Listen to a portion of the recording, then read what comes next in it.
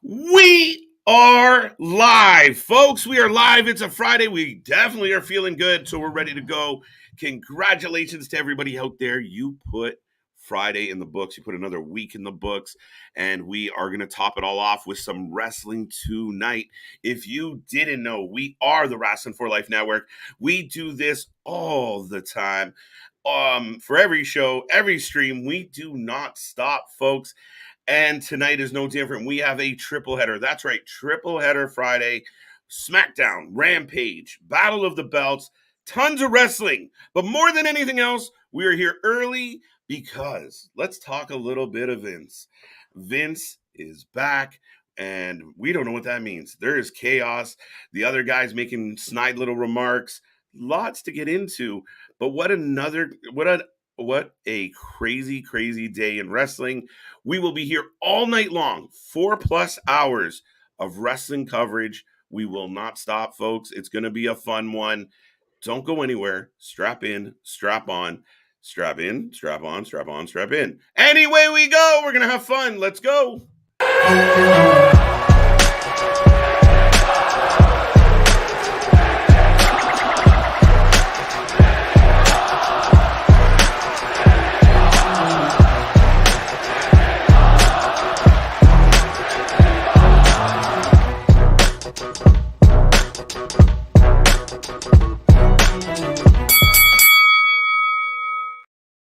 Ding, ding, ding. We're back at it, folks, and we are ready to go. Like I said, we are the Wrasslin for Life Network, and now that my tongue seems to be waking up a little, we are going to have a whole lot of fun tonight. Yes, it's a crazy day in wrestling.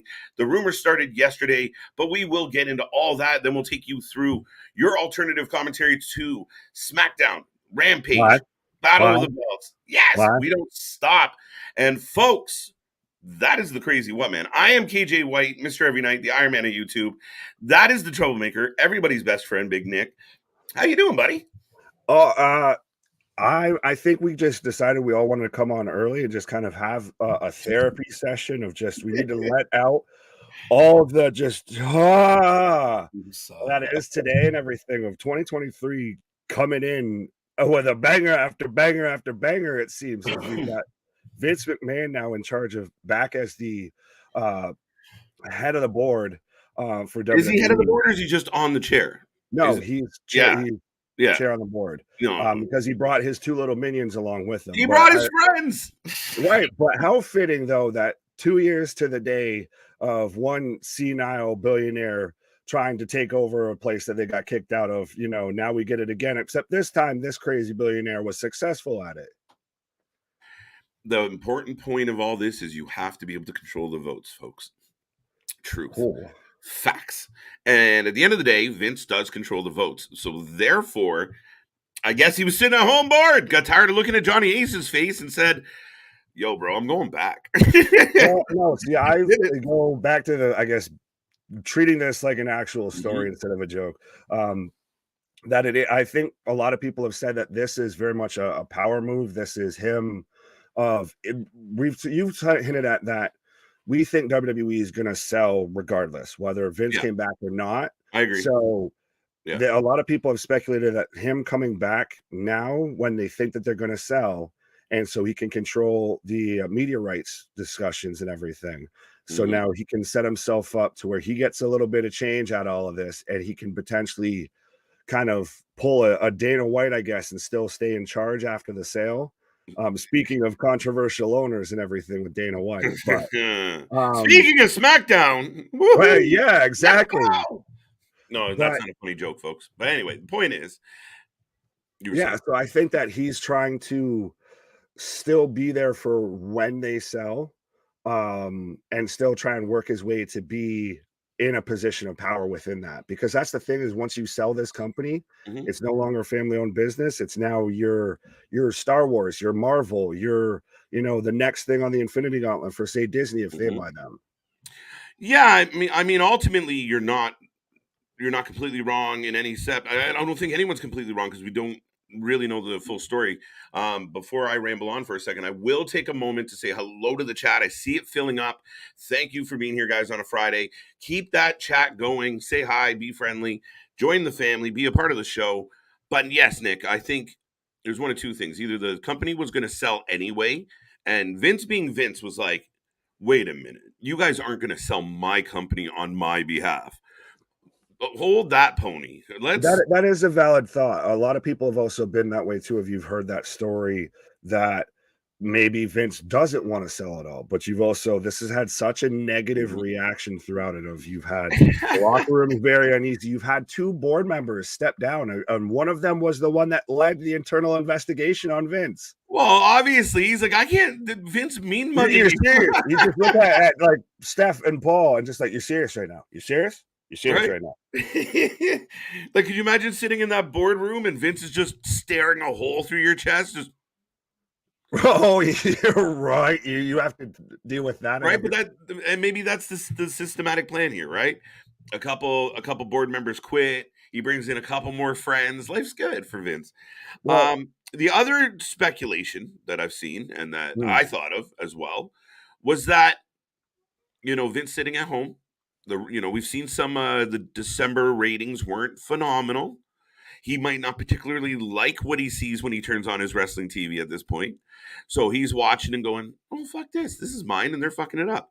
So some people thought out of spite, he said, oh, I'm going to come back and force. If I can't play ball, I'm going to sell everything. You guys are going to kick me out. I'm gonna get rid of it. You think he's just gonna sell out of spite? I don't think that's a Vince that move at all. What we perceive as Vince, if we thought before this man was gonna pass away at gorilla position. That's what I mean, though. They kicked him out. Like, he's sitting at home bitter. His wife is in Florida. But he's not going to sell now just because out of spite. If he was going to do that, he'd come back and take it over. But that's the differential here. And I will say hi to JoJo, Nathan, Hagen, Josh, Ronnie, everybody, Damien, Wimmy, Swami, Swanson, Samson. Right, but he's just head of the board right now. He's not head of creative. Hunter is still head of creative, and this is either going to be a civil situation and Vince wants to get his little payout, what have you. Maybe he's got some other, skeletons in the closet we don't know about. But I think that we will find out. I guarantee that he's going to kick off SmackDown tonight, which after they already had to have a meeting backstage about all of this. Dude, it's going to be the funny. I hope he just comes out and goes, hi, everybody, and walks back out and leave us all with our jaw on the floor. Fuck him. And just dumps the mic. Walks out, smiles, looks around, puts the mic down, and leaves. He does the Abe Simpson of just takes his hat off and then puts it back on and walks right the fuck back up. Man, this is the craziest shit. We just finished doing a couple year-end review, and we obviously coming to the end of 2022, Nick, we talked a lot about, what an insane year 2022 was. We had so much, and it's almost at this point, the stuff outside of the ring is the most compelling shit in wrestling. It's so funny to see where it's become. And now we're starting 2023, and the last thing we all thought was Vince is going to just push himself back in. And the funniest part of this is we did get in a screaming match with CJ live, and he was like, he was the one that did it, and he was just doing it for the sake of argument. It turns out he was right all along. Who knew that fucker was going to be correct? Even a blind squirrel finds it out every now and then. CJ. But back to my point. I mean, literally, we're starting 23 off. We get one of the biggest or I think it's reported now, like the biggest Wrestle Kingdom ever as far as numbers go. Sasha Banks is in Japan. Vince is coming back. We're not even 7 days into this. Shit's just constantly happening. TK's on Twitter bragging. I was gonna say, for those people who like Game of Thrones and all of that shit, this is 100% everything that's been happening in WWE. This is Marvel Phase 2 right now. If we're gonna get WWE Civil War, we're gonna get Vince and the gang, Draco Malfoy and his two lackeys there, versus the Avengers of Steph, Hunter, and Nick Khan. Is that how we're gonna look at this? It's so funny. It could very much. This is either going to be a smooth situation, just weird, or this is going to be an all-out drag-out fight and everything. Listen, I'm telling you, it would be fucking genius if he comes out tonight and he starts cutting a promo about, you know, I love that I'm back, and I told you I was going to be back, and this is my company. And then all of a sudden, that fucking Triple H music hits, and it's all about the game and how you play. This is the nostalgia, right? Like we bring back the '90s. The McMahons are in the ring fighting again. This is the invasion angle we all wanted, but we didn't know we needed. Right? Like, and that's listen. I've contested for a long time. If I was in any way, shape, or form in a wrestling involved in a wrestling company, this is the shit I would be doing. Is I would just be now. I'll get to why this is bullshit and my theory is just fantasy, but I would be using the dirt sheets. I'd be using the Meltzers and the Sean Ross apps to really kind of guide all this around the business bullshit to bring eyes into the intrigue, because we see every time this shit happens, the ratings spike. Not only the ratings, Christ, the stock rose 20% because of all that's just that's greedy motherfuckers getting ready for that thing to be sold. Exactly. They're waiting for a sell, baby, sell. But I saw some people like if we're going to keep it, kayfabe and all of that. If Vince never left, he worked you thought he left. That's it. It was me, Austin. It was me, Hunter. It was me all along. Yeah, and I think what makes the funny part about all that is like because it's a publicly traded company, and the same thing, like where I talk about this being a work. Well, you're not going to work with the Wall Street. And listen, if they have a side deal with Wall Street Journal to print some bullshit just to help a storyline would be amazing. But Vance got people in high places if he's got that going. Hey, fucking money talks, buddy. Money talks. And they all got way too much of it. This is what happens when you have stupid amount of money. When you have too much money, you just make bad decisions. But for me, I really would find it compelling to find out what this man might say. Now, a lot of people have said there's no proof that he's anywhere near this show tonight.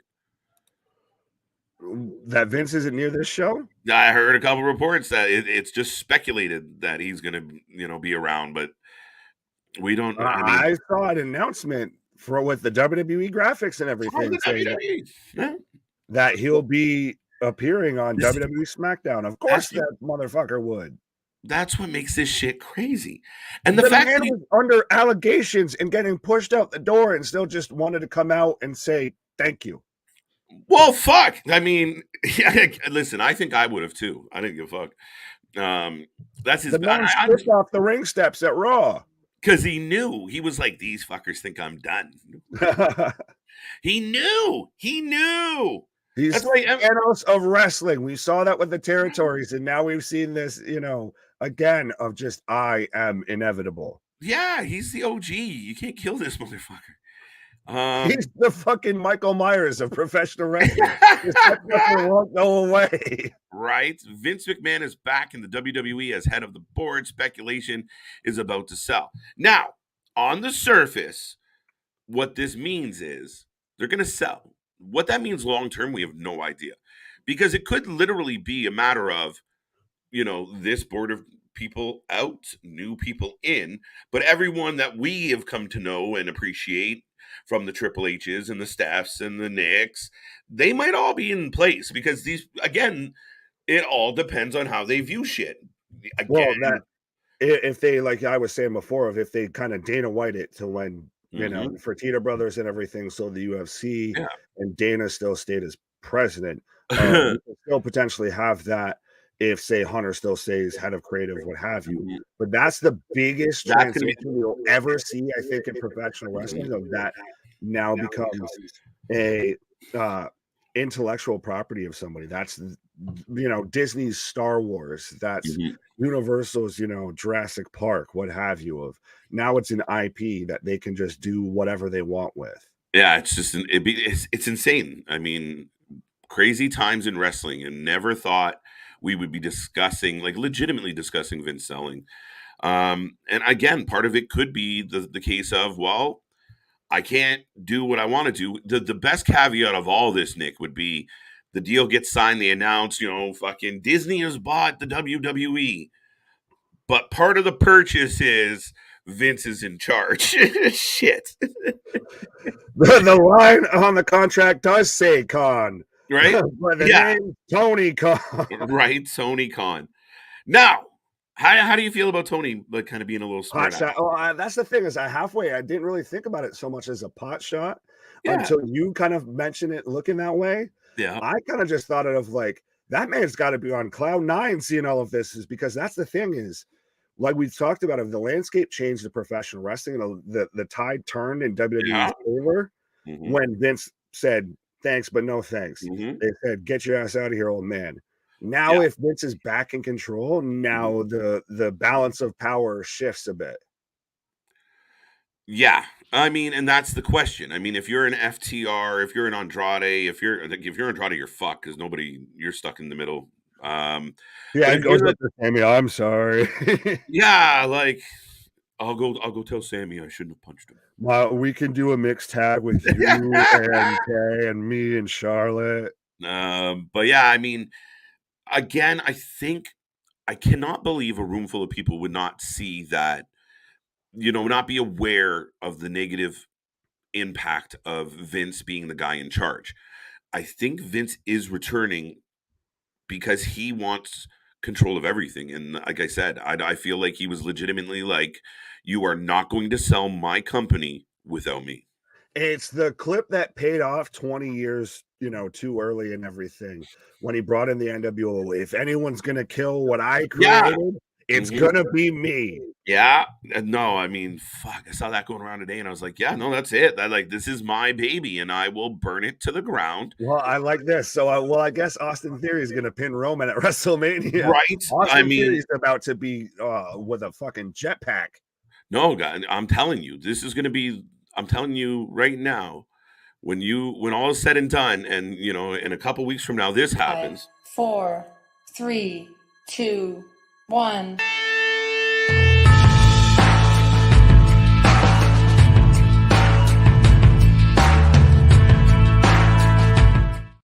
Come and get it. Well, no, I was gonna say, well, then that get followed up by here comes the money. Anything's possible. I really want to see a Vince McMahon Civil War. I want them to pretend. But so wait, is he Iron Man or is he Cap? Fuck. To get nerdy with it, if you're going to talk about Civil War here. Oh, I mean, I think you'd have to lean Iron Man just based on the overall attitude and arrogance. That's the only man missing right now in this. That's the wild card, is Eric Bischoff. I'm back. You mean Hawkeye? That's Vince walking in right now to WWE headquarters. I'm back. Yeah, and Vince is his aura is such that, he's walking through. Strutting the whole way through. Proud, head up. But at least he's not in charge of creative right now. So thankfully, what we've already had, at least for tonight, at least. We'll see how tonight goes. Tonight's the test guinea pig, I guess. I don't think they're going to fuck with it. I really don't. I think we can say whatever we want about Vince. He's not dumb. He might be old. He might be senile. He might be senile. He is not dumb. And I don't think it's a shoo-in that he just comes in and just wrecks everything. That'd be fucking appalling. And I think everyone's aware of what that impact would be. Vince isn't stupid. And the board, people are aware of what people have said. Like, people know what reporters are reporting about wrestling, reporting about what WWE is saying in the sense of, oh my God, Triple H is so much better. We're so much happier. He might not always get it right, but he's fucking trying. These shows are getting better. The thing is, though, where you lose me, though, with that whole situation is Vince McMahon has FU money. Vince McMahon has always, at this point, for the longest time, the man got special haircuts and everything like that. The man throws a fit if someone sneezes by him. This man is living in a different world than the rest of us. So him at the helm right now, you may say, oh, he's not dumb. Oh, well, he's made all these great business moves and everything, but he's also a fucking lunatic. Let's be honest. So this could go absolute chaos. This could be literally all the kayfabe McMahon stories that we've had of even WrestleMania, of a McMahon in every corner. We could get that of a McMahon with every, on every seat of the board. Yeah. Do you know what? Both companies right now have like the reintroduction to mainstream popularity storylines in their cusp. And one of these companies have to pull it off. On one side, you got the Punk, Young Bucks situation with all that nonsense. And if they can pull it into a work, it's money. It's interesting, and you will get more viewers than you've ever gotten. When you're sitting there looking at almost 2 million viewers on a Dynamite, you're going to feel a lot happier because we all know it hasn't been that for a while. And then on the other hand, you have the McMahon Civil War, which I think we all right. We start bringing back, bring in girls that were like, this is one of his NDAs, and this is one of his NDAs. Oh my god! You're gonna know that's Attitude Era. If you're gonna do some shit like that, go fucking no. Full out. Ladies and gentlemen, the thoughts and opinions of Mr. KJ White are his and his alone when it comes to that. But no, I think it's going to be so weird because it's like you talked about. If this is still a publicly traded company, can you do a storyline that involves working the stock market essentially? Yeah, now that is where my shit. Now, if all that's happened is true, and then you work in a new storyline, you're good to go. However, yes, putting out press releases and shit like that, and watching the stock fluctuate, I believe that would be considered that's this thing called tampering. I think you can ask probably like Martha, or insider trading. You can probably ask Martha Stewart about that. Yeah, I don't know how that qualifies, but I don't know what the answer is either. So what the fuck do I know? That's us. There we go. Victor, how you doing, buddy? Looking forward to Usos versus Drew McIntyre, Sheamus. It should be good. Should be good. Any chance that the Usos lose? Not yet. Hell no. To the no. Well, it's like what I thought with Vince coming back. Hell no. To the no. Now that is one thing. I, others out there were like dead set. There is no fucking way that this man is coming back, especially when you still have allegations. Not all of this has been answered. But I mean, I guess you walk in a room and give the fucking death stare to the investigator, and he's like, I don't care what he did. Bye. Fuck this shit out. You managed to turn around and mute yourself there real quick. Well, but I didn't say anything while I was muted. So there we go. Well, I will say, shout out Bobby, Heather, Steve, Jacko, Juice. We're going to go this way, Nick. Bobby. Oh, right. Yeah. Hi. Yes, I am. Accusations. Scott, House of Glory has a new commissioner. And who might that be? Interesting. I didn't know that. Is it Vince McMahon? That's the only thing that's been talked about in professional wrestling today is Vince McMahon. If you can sit there, and I know I even sent it out pretty much in our group chat of just a timeline of like literally this is happening right now. They just announced this. Holy shit, they just announced this. All right, Steph's leading a fucking meeting backstage at SmackDown. Ever since yesterday when it came out that he was going to put forward this this release and sent in a letter saying like, this is what's about to happen. Bend over, here I come. Legit. And literally ever since that, it was just a snowball. It just snowballed, Nick, and it didn't stop. And it got to the point where every step of the way, like we said, in our group chat, we're sharing back and forth. And literally it's like, oh, fuck. No way. Yes, way. No, legit. And then by the end of the day, you're like, wait, he might show up? How did we get here? We went from Vince was talking about returning to Vince McMahon will be on SmackDown very, very quickly. I want to, dude, it's going to be the funniest shit. I want to, are they going to, it's so funny. Well, no, so then I guess I will address Vince's comment here of, I love Vince, pause, and I'm okay with him coming back, but agree he should keep Triple H head of creative. Yeah, I mean, I don't disagree with that at all. I mean, to the point of if he's back, like, I mean, dude, the rules are the rules. If the greatest heel in professional wrestling stays true to his word. Yeah, no kidding. Yeah, I'll believe that. But I mean, at the same time, dude, if he just stays the fuck away from any decisions involving the TV show, I'm pretty good with it. Like, I don't care if he sits in his big office in his big chair and yells at people. As long as you think he's either just there just to feel useful, he's just there to be there, or is he there to try and help facilitate the media rights deal, whether that's what it selling is. the company or if that's That truly changing is at least what channel they're on? Well, again, and like you said, he's strongholded. So listen, obviously the potential sale of the WWE has to be a legitimate factor. And why that is 100% true, if you follow the evidence, it's simple. Vince says, I will not participate in a sale at all if you don't bring me back. Within 24 hours, he's back in his chair. So this is something that feels extremely imminent. So you think what? So Vince might, and I'll. Sorry, Scott. We'll get to your comment here real quick. Yes. Thank you very much for the super chat. But you think maybe Vince comes out there and the first announcement of we've sold to Disney? No, and just throws the mic. That'd be amazing, but no, I think not that quick. Things, but at the same time, I do believe that there's some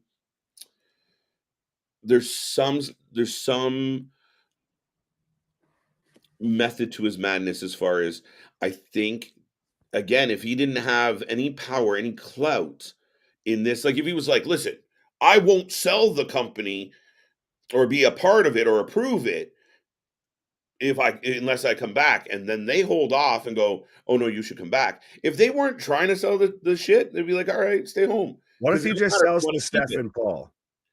What's that? What if he just sells to Steph and Paul? I don't. They would have to pull off the Bischoff, right? They'd have to go find. Did someone say 3 minutes?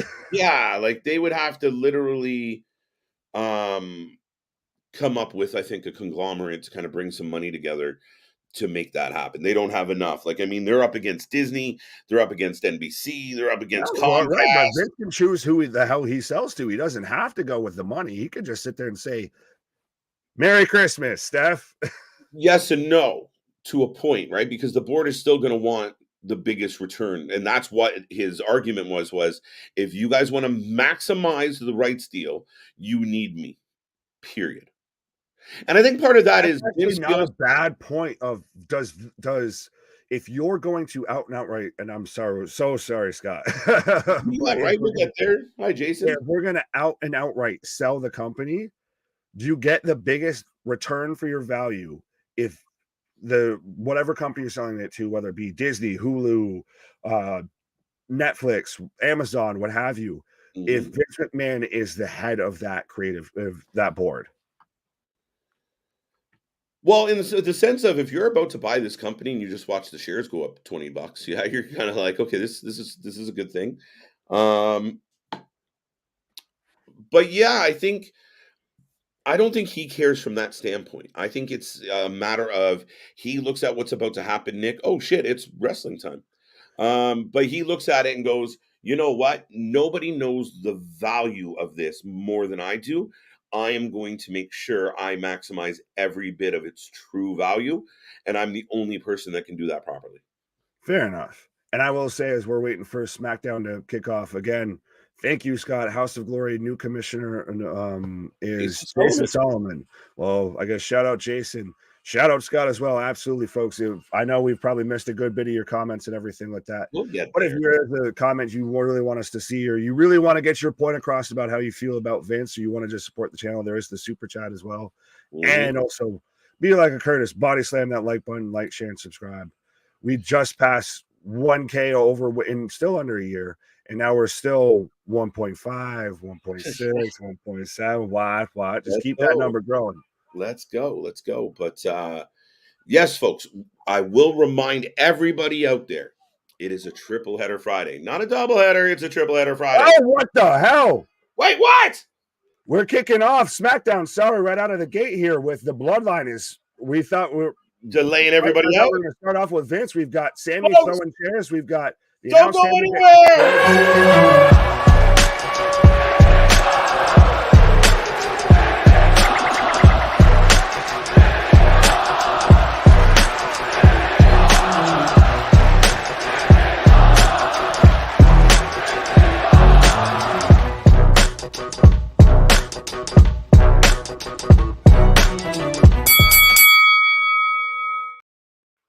Ding, ding, ding. We are still live and everything is already burst. This is the third time I think we've seen this recently, Nick, where they waste no time and the show is kicked off. I will remind everyone as that chaos is going on, I am KJ, that is Big Nick. Thank you for being here on a Friday. If you're just tuning in, don't forget, like, subscribe. We do this all the goddamn time, folks. We are your alternative commentary. Nick, what is happening? Right now, I've got the tribal chief, and you should acknowledge us just like you acknowledge the tribal chief of like, share, and subscribe. And absolutely, let's keep that chat going. But right now, I have Roman Reigns coming out right now after we've got the Bloodline. We literally just kicked it off with chairs flying, with Solo taking the top off the announce table, the Usos throwing around the steps. So I thought we were going to be starting off with Vince. So apparently we're going to get to Vince at some point here, but we just right now got all of the Bloodline standing on top of the commentary table, around the commentary table, acknowledging the tribal chief as he's coming out right now. So it's going to be interesting because the last time, obviously, to end 2022, Roman and Sammy took that L to John Cena and KO. So maybe he's going to address that, or it's fitting that on a night that they know everybody's going to be tuning into SmackDown because of the Vince headlines, because of this, because of that. Christ, even we're still getting Charlotte Flair coming out tonight as well.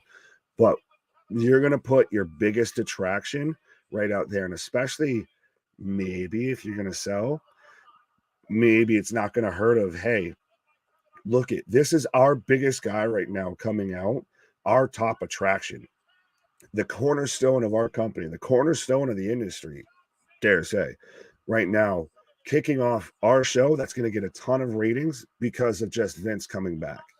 I dig it. Vince is out of the board. He's not going to be on TV.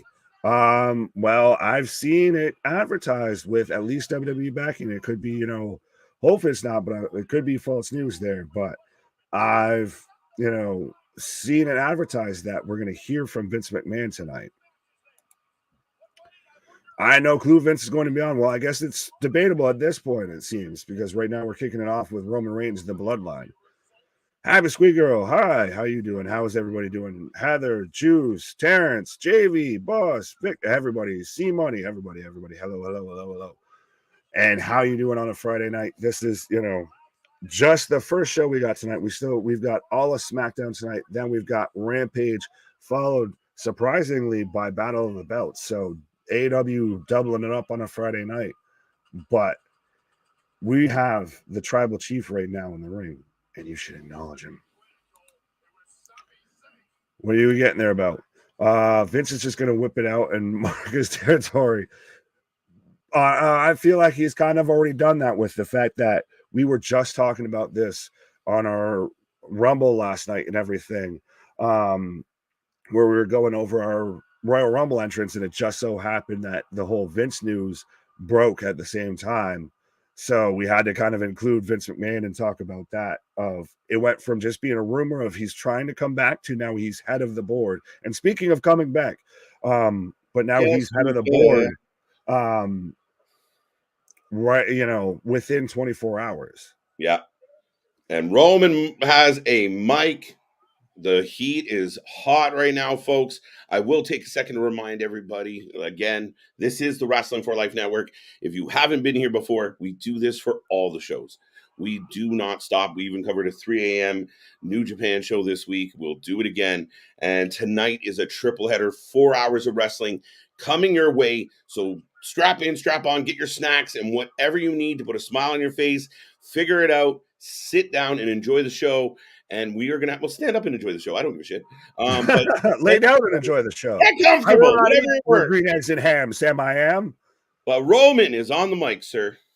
Absolutely. Well, I mean, it's amazing now how it's become a thing of he's gotten over like a baby face of, so-and-so. Acknowledge me. It's like the Mick Foley cheap pop of there's no place I'd rather be than right here with the Wrasslin for Life Network. Right. Oh, he's got Sammy chuckling already. Listen to the crowds chanting for Sammy. He's in trouble. Someone just asked, Vance, 50-50. No, it might be 90-10. Rumble. He is in the Shark Tank and he don't know it. And I'm still, could you just end it with at WrestleMania, after Sammy's won the Rumble, Sami Zayn leaves WrestleMania as at least a world champion. It would be insane. It really does have potential to be like a very, very marquee, legendary, holy shit moment. I'm all for it, man. If they find a good way to do it and how they're going to pull it out. Now, is it interesting though too of how much, like how over the whole Bloodline faction is, of how this is, you know, the dominant faction in professional wrestling. We've compared them to the NWO, etc. Yeah, no, they should be. Look at the run they've had and look at the talent in the ring. Yeah, and I mean that's the part of it. People can say whatever they want. Oh, the Bloodline's born, blah blah blah blah blah. Listen, the Usos are one of the best tag teams we've ever seen. You can't be mad at them for the era they happen to be in. But if they were back in the day when the tag team division was Murderer's Row of teams, they would just be one of those teams that stood out and did well. Period. They are talented, and Roman figured it out. Like, look, even here. Like the way he pauses, the faces he makes at the camera, there's no nervousness in his promos anymore. Now, what do you think happened? Figured out. He this is The Rock. This is just GQ Rock right now. I could see Sammy winning the Rumble. Yeah, a lot of kind of. I'm converting to the Church of Sammy. Right, let's go. How awesome was all 18 hours of Wrestling Kingdom 17? I even loved the commentary. Gino Gambino. He was almost. It wasn't 18 hours. It wasn't even a long night. Raw felt longer than fucking Wrestling Kingdom. Right. Well, and I do agree with Boss here saying Wrestle Kingdom 17 was legendary. It was a good one. It really was a banger. Oh, Roman's now saying, I didn't lose. He lost. Yeah, he lost. Sammy. Anyway, moving on.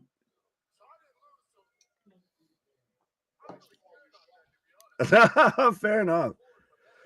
RJ, what up? James, what up? For real, who would have thought the Shield would take over wrestling? Who thought up until, I guess, Daddy Mac, Vinnie Mac showed up, that DX would have been running professional wrestling? Yeah, no kidding.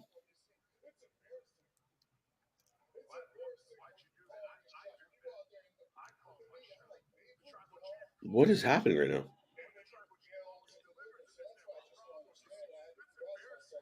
He's snapping on Sammy right now. I told you this is what was going to happen.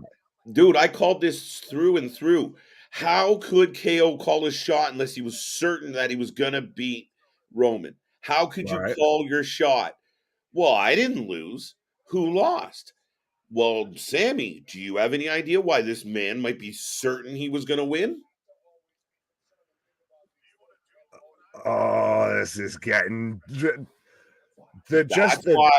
juicy drama right now in professional wrestling, in the ring, outside of the ring. It's just just give me all of it. And Jay's back to mean mugging Sammy, so we're good. I knew I could have never trusted you, motherfucker. Pretty motherfucker. Wow, he is screaming at him. Do you want to be me?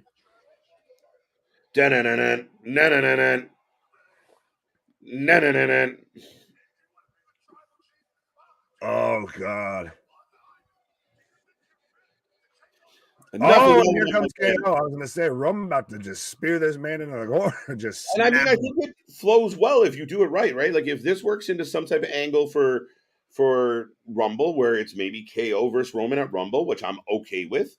I think KO got shagged royally in the last time he saw Roman, and we all know how that's just because of a botched handcuff. That's not what made me mad. What made me mad was the Elimination Chamber that happened right after, like a few weeks later. And he was like the first one out. It was like, well, you still had hope that he was in the picture. And they were like, no, his time has passed. No, you had that. And I was and obviously, I'm a KO guy. I was pissed off that he was gone. Well, folks, don't adjust your screens or anything. Even though you see KO on your TV screen and you see KJ on your YouTube screen, don't adjust your television. It's not the same person. Very close. We've had accusations of doppelgangers, but very close, but not the same person. Solo is the last person that's going to turn on the bloodline. Solo's going to be the breakout star of the bloodline. Eventually, yes. Absolutely. But he's going to be that loyal enforcer. Now, what do you think? Well, KO's out here talking about how he's the cause. He's getting his match, dude. You have a KO problem. You've been saying it. What are you going to do about your problem?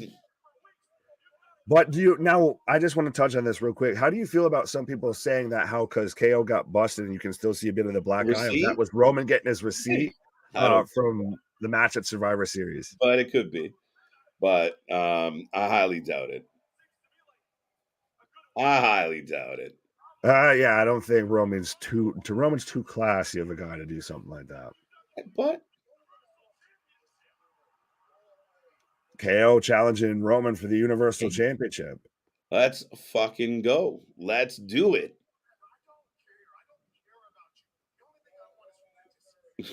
The only thing I want is for you to disappear. I don't care about you. How is Sammy IRS of the NWO? What? No. And who's Virgil? You don't know who Virgil is, or no? Who's Virgil in? Oh, got you. Okay, I was like, wait. I was like, do you not know? You know, Mr. Fucking Olive Garden? Yeah, I know. Yeah.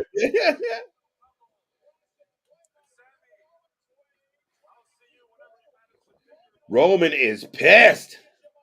And Sammy, I'll see you whenever you manage to find your balls.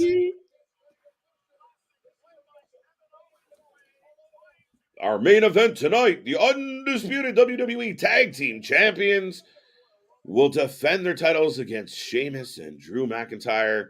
Folks, it should be a banger. KO lost the title? Who's it? No. Oh, could you? No. Oh, could you imagine? That's spicy. Woo! Heat from House left there.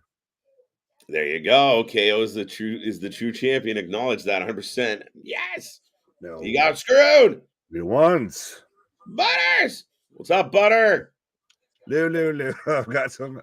It's all I can think of once you just yelled out Butters.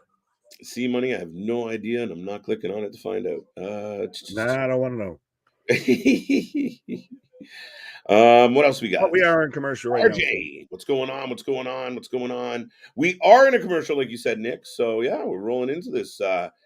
First 15 minutes or so has been kind of fun and exciting, and lots to talk about. Well, and I guess I kind of teased a little bit while you were on your little pause there of what a way to kick off SmackDown when you know everyone's going to be tuning in because of the whole Vince issue, because of all of that, what have you. And you kick it off with boom, instantly we're hot out of the gate. We've got chairs flying and all of that. And then boom, here comes Roman, your top guy, the pillar of your company, your top attraction. It is kind of funny, though, that we've started off several shows now with instantly the Usos are coming out with Sammy and Solo and just destroying a bunch of stuff and people. And not one sign of Adam Pearce saying stop. But he'll fire Bobby Lashley hella quick. Right? Oh, it's too funny. Ooh. Oh, sorry. Vince McMahon hasn't returned to the WWE. Vince McMahon never left the WWE, so a couple people have said that now. Yes, he never technically left, but he did go home for a while. And I think that was sit your ass out on the sidelines. The future is now, old man. Right? Well, it's just the thing, dude. He went home and he was like, this is going to blow over. And then like a couple months later, he was like, this shit's not blowing over. That man got sick of doing crosswords and shit and just kind of staring out at the fucking squirrels just real quick and just said, I need to be doing something. And then there was rumors that he was still going to Titan Tower and working out every day. So who knows? Like, get up, get dressed, pretend to go to work out, do lunch with Johnny Ace and go home. That 100% sounds fully like a Vince McMahon type of story. That man literally got sent his ass packing and he just didn't know how to not McMahon. Showing up.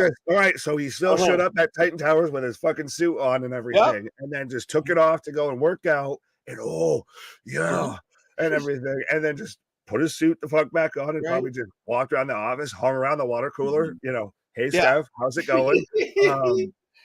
And then just went back home. Just go home, like just like whatever. Walk by, hold my call. So like we were like, what do you mean? You don't have any, sir. You don't work here anymore. You don't work here. There's just a picture like fucking, you're on the fucking treadmill or some shit and be like, morning. What the fuck? Right. When the fuck? On your left. Did they take your keys? Oh no, you own all of this still for the most part. Yeah. Right? All right. Football doubleheader. Yeah, Vince is mainly at the table, office, etc. Yes, he is head of the board. Oh, Yeah. so now you're getting there. I'm getting the advertisement right now for football, which I guess quick update if I can of Damar Hamlin is now off a breathing tube. He's now, up talking, even FaceTime the team and everything. So very much amazing news with that whole situation. And let's go Buffalo. Yes, T's and P's. Charlotte Flair is rolling up in a Beamer, and Charlotte looking good. Charlotte looking good. She's getting close with the limousine ride and jet fly. That's the persona. And listen, I listen to a rant by JD, and I usually don't call out people or really fuck with people. We're just the new kids on the block and such. But he went off about how fucking bullshit it is that this happened with Charlotte Flair, and you wouldn't take Sasha Banks over Charlotte Flair. I wouldn't take 10 fucking Sasha Banks over one Charlotte Flair. Sasha Banks is overrated. And when she is in the main card picture, she is not a draw the way other women have been as far as what people expect to see. Now, some people are going to say, oh, but this New Japan thing proves you wrong, KJ. No. People love a trend. People love a hashtag. People love hype. And when she did have her moment, it was a flat moment. She botched a fucking move.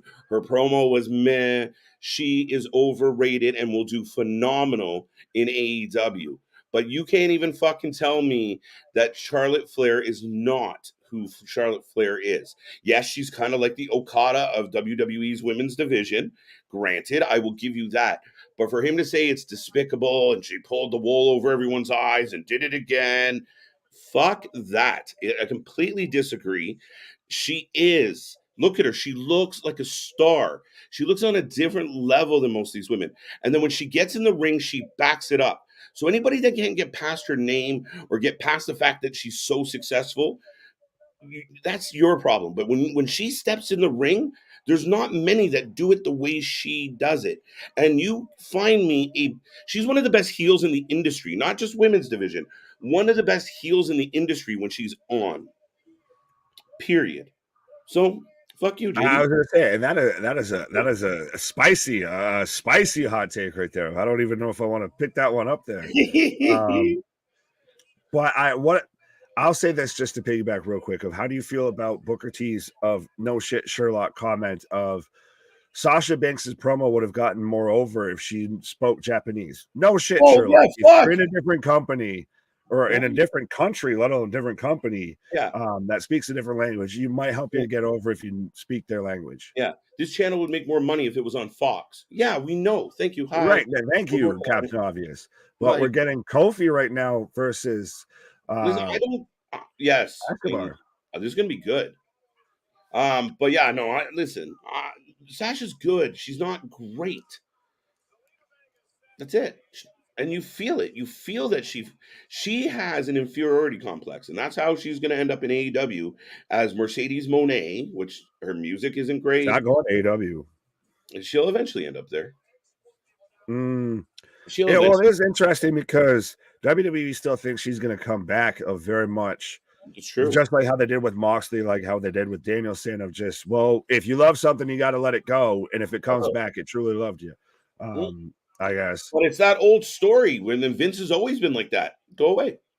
Fired, quit, doesn't matter.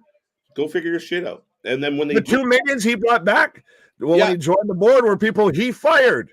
Yeah, no kidding.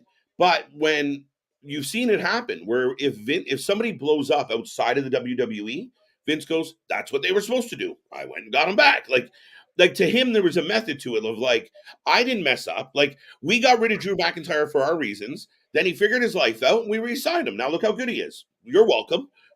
That's the ego. It's such a fucking out there thought. You But can't you're win. 100% You right. cannot You're fucking win. 100% right with that. But it's so out there to think that way.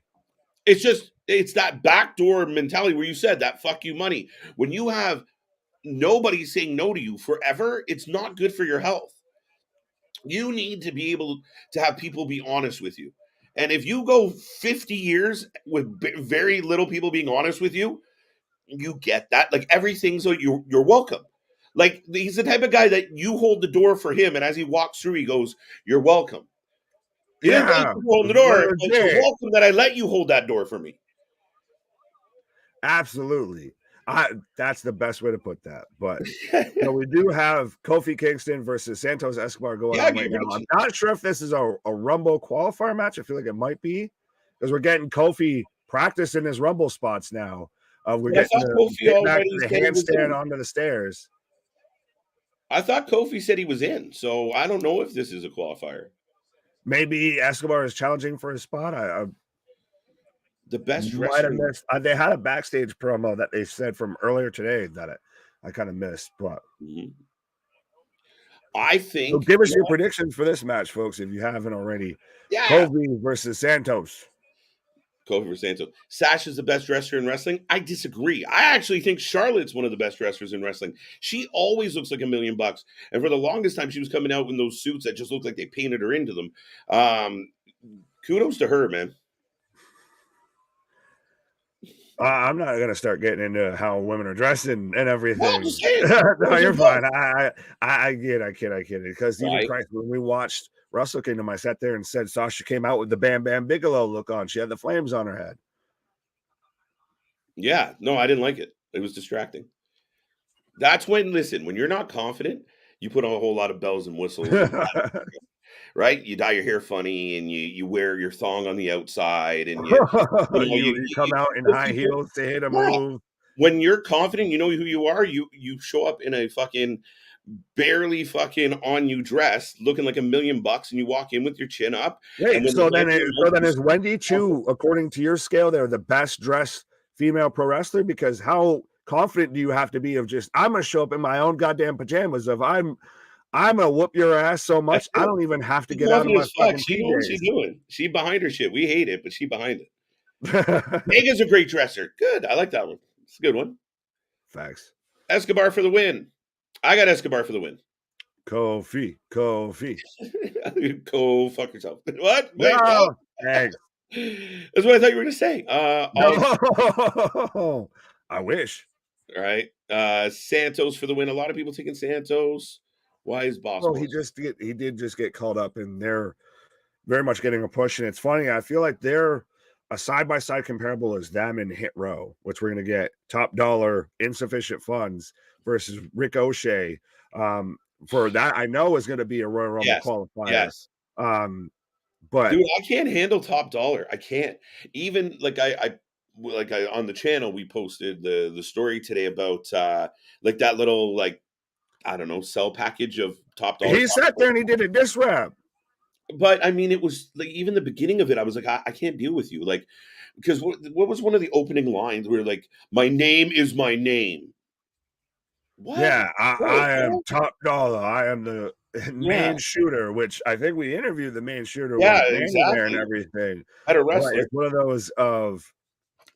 It's just so funny, and it's that side by side of Escobar and everybody came in, and instantly they've gotten over. They're starting to get a bit of a push behind them. They seem credible, etc. Versus Hit Row came in, and you thought they were originally the more overact out of the two when they were both in the company the first time, and now Hit Row is getting called Skid Row, Shit Row. You're not good. Your only hope with Skid Row, I'm a Hit Row. See what you did?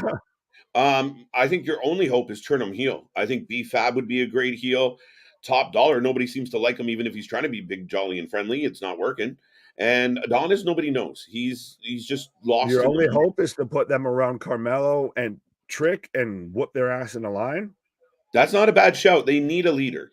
AJ's not a leader. They've become a tag team with a manager, and it doesn't work. Like I thought B-Fab was kind of a wrestler, maybe. No. But her and Scarlett are about on the same qualifying level, I feel. Right? But for me, I think we're at that point where, you know what? You don't always hit a home run, and Hunter, you definitely fucking, at minimum, you fouled this one off into the bleachers. So Right. you might want to reconsider your approach. An example, like Simon even says here, of meanwhile Swerve, who was the leader at one point of this, is getting over in AEW, even still with bad creative and a bad faction around him. Swerve's good. And I feel so bad for Swerve. And if he's sitting around thinking, "Oh man, this is really good," I don't know. Maybe he does, but this faction with the Juggalos is just fucking brutal. Brutal. And so Xavier just tooted Escobar off the top step is, I guess, the best way I can put that. Pause, because he used his trombone. I thought he was about to hit the New Day Rocks. Right, exactly. B-Fab needs to be with Jade. That's your hit. Oh, there you go. There you go, Steve. Make her a baddie. Is she a baddie? Is she a baddie? Skid Row is a 90s band. Yes, they are. Yes, they are. A big fan of Chris Jericho, Skid Row is.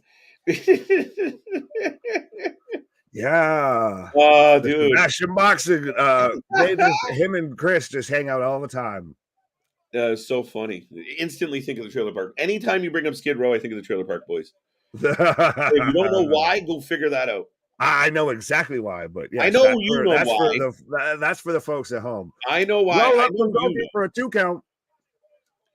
Someone else, some American personality the other day on something I was listening to mentioned Trailer Park Boys, and my jaw dropped. Like, people know this shit. Yes, we do. We get your shit too. Yeah, it's so funny, but it's one of the best things we've ever done, and it's a shit show. You have Netflix to thank for that, sir. Netflix is good for that. Yeah, I'll give you that. B-Fab needs to be with Jade. I got that one. More like skid marks. Ooh, rough. Yes, Big Nick, thank you for understanding me. I should have said, despite bad creative, guy is truly talented. Absolutely. And I guess, you know, when you're mumble mouth over here, you become, the interpreters of mumble mouth and everything. So listen, we got to make it through some funny comments.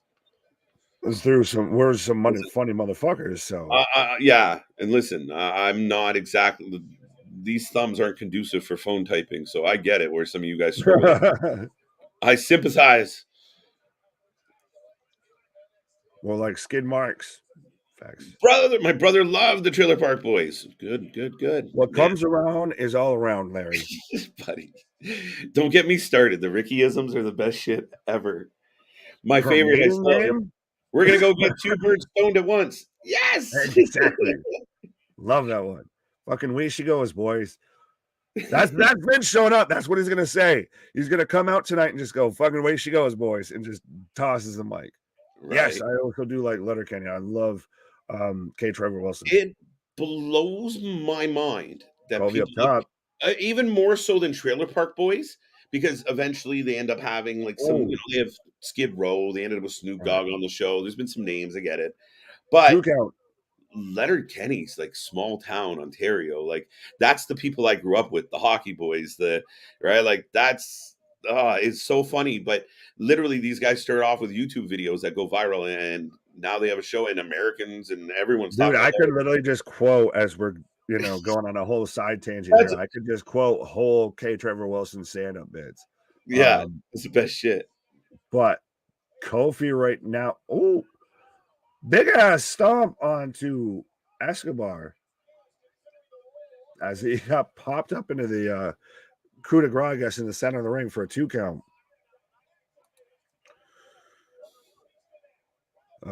Poses aside, names aside, talent for talent, Charlotte or Blanchard. Charlotte. Yeah, easy. Tully's Tully. Oh my god, Tully's great, by the way. Yes, put Tully with a wig on. That's kind of what it is. Oh, shots fired. What's she gonna do? Spit my face? Rock. Kofi hulking up right now. Oh! Joaquin Wild grabbing Kofi's leg. I know where you at. Super kick. 1, 2, 3. Oh. Those are some large fake news. 1, 2, 3. And Santos Escobar picks up the win. So I'm already 0-1. I already taken out. J-Rock, if it could happen to me, it could happen to you. Happen to you. There you go. We have oh God, there's too many Vince comparables there. now there's a Rickyism for you. Comparisons. Nicky is in fucking hell. We've already got the what chance. We've already got everything else. I'm the man of 1,000 sayings. Talent for talent. Oh, we got that one. Yep. Charlotte. Yeah. Thank you. They announced it. There we go. It's official, folks. Mr. Kevin Owens will challenge Roman Reigns. Royal Rumble. And Roman's gonna win. And Roman's gonna win. Absolutely. But it's gonna be a hell of a match. But it's gonna lead to Romy and Sammy. Romy and Sammy. Romy. Romy the Strowman. No. It's gonna. I still think, and I know I pitched it, and there's been roundabout ways and everything. Is now Sammy's trying to talk to Paul if he's got to talk to Roman. But yeah. I think at WrestleMania 4, we get to a KO and Sammy together storyline, and then we get to a KO and Sammy split, and they get their WrestleMania dream moment of those two have a match at Mania 40, I believe. Yeah, as the Usos are just getting, dapped up, and you can come in the club, and Sammy Hannah's the ultimate bouncer right now. You can piss off, pal. Right? Make like a tree and fuck off. Yes. And Dan, I feel like we're the only two people who get that reference. This is my favorite. Only the best one. We'll get to. I'll say it later, but there's a couple bangers. Only reason Charlotte Flair is really good because her name is Charlotte Flair, and she's Ric Flair's daughter, and she was gifted professional wrestling. That's no. Here's the thing: there's been a lot of professional wrestlers that have had kids. Their kids don't automatically become superstars. Actually, a lot of them shit the bed because if that was the case, David Flair would have been a superstar. But he would have been. David Flair. Listen, guys, we were even talking before. It's so funny you brought this up because we were talking even before we went live about Scott Hall's son, Cody Hall. Yeah, Cody Hall. Where's the, I know he's in MLW. People tell me he's good. The British Bulldogs. I mean, the list goes on. Just because she was Flair's daughter, it opens doors. 100%. She got opportunities that some of us will never get because she was a Flair. But that goes for anybody that has ties. The problem that I feel that we run into is people overlook the fact that once your name gets you those opportunities, you have to deliver. And other than Roman Reigns, when Charlotte Flair would walk out, nobody got the heat, the boos, the hatred that Charlotte got. Literally in this company, nobody was at that level. And that, to me, was her being over as a heel. And again, I feel like when she got in the ring, she's amazing. And maybe part of that is because she's a Flair. But yes, did she have doors open to her because of her name? Absolutely. But it's like any opportunity. People say, oh, that person got lucky. It's what do you do with the luck? What do you do with the advantage? What do you do with your name? If you have all the advantages in the world, what do you do with it? Do you shit the bed or do you make it count? And I think that lady's turned out a Hall of Fame career. Runs in the genes. Makes sense. David Flair should have taken on Gladiator gimmick that Jim Herd pitched Rick. I don't know if it would have mattered, C-Money. I don't know. What's up, BW Gamer, BDW Gamer? I am on a commercial break. My buddy Nick is on a pause for the cause. He will be back. We are just passing 1 hour live, so we still got much more wrestling to go. Much more. I like that. But yes, folks, if you did not know, tonight we got 2 hours of SmackDown. Then we will be jumping directly into Rampage. Then we're not going home. We're sticking around. We got more for you. We will have AEW Battle of the Belts, 3 matches, and we're going to see what's going to happen. I mean, we get Cora Jade versus Jade. Go figure. Or is Corey Jade? Sky Blue. See what I did? I always do that with them too. But yeah, we get Jade. We get that match. We got Orange Cassidy. Who the hell is Orange Cassidy fighting again, guys? And of course, we got the tag match, the Acclaimed, Jay Lethal and Jeff Jarrett. No holds barred. Some out there might say lazy booking, and they would probably be accurate on this one. This rivalry should not be happening. This rivalry should not be taking place. Jeff Jarrett and Jay Lethal should not be in the title picture right now. They're not interesting, not compelling. They're old. It's TNA. We don't need it. We don't want it. And yeah, I don't have any time for it. The way the last match ended was stupid. The Acclaim should dust two old guys. They're the best tag team in the world at the peak of their career, and they can't beat Jeff Jarrett and Jay Lethal pretty clean? What the fuck? Anyway, that being said, we get no holds barred tonight for the tag titles. Before that, we do have some Rampage. Moxley and Danielson are going to team up, so that'll be interesting. There you go. You knew what I was. You get me. You get me. What? I don't understand why Double J, Jay Lethal. So 1 second. Sorry, I interrupted as we come back from commercial. I have Liv Morgan on my screen. Blue and red tonight, not so black anymore.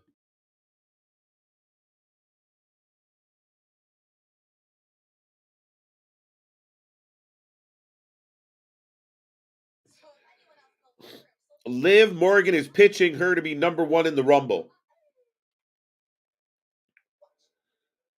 I like this. I know a lot of people kind of bag on Liv. She, one of the more compelling, one of the most beautiful women in wrestling. I don't really. 30 women Royal Rumble match. Winner earns a main event match at WrestleMania. Doesn't even say it. Oh, WrestleMania championship match. So they're very specific. Cassidy and Kip Sabian. Thank you. Can never remember Kip, but can you blame me? Can you blame me? Even though I've been supporting Kip. The new look, since he's taken the box off his head, he looks like a snarky little heel. He sounds like a snarky little heel. He's got kind of the pinup girl that makes him even more of a snarky little heel. We'll see what he does in the ring tonight with Cassidy. I'm kind of over Cassidy, and I feel like a lot of people are over Cassidy. Even the people in the beginning who were like, we love Orange Cassidy, are kind of like, kind of like him. Maybe I'm wrong. Let me know if you still got love for Orange Cassidy out there. Sky Blue equals dreamy. Liv, yeah. Ric Flair and Jay Lethal TNA segment was one of, yes, absolutely. And that's what I mean. Don't get me wrong. Guys, I like Jeff Jarrett at times in his career. When he became kind of the heel and shaved his head. By the way, we just got the Bray Wyatt replay where he takes the Sister Abigail from Uncle Howdy or whoever, and LA Knight is in the back. Pause. Walking through Memphis. He's good. Yeah. LA Knight's going to turn himself babyface by accident. Oh, never mind.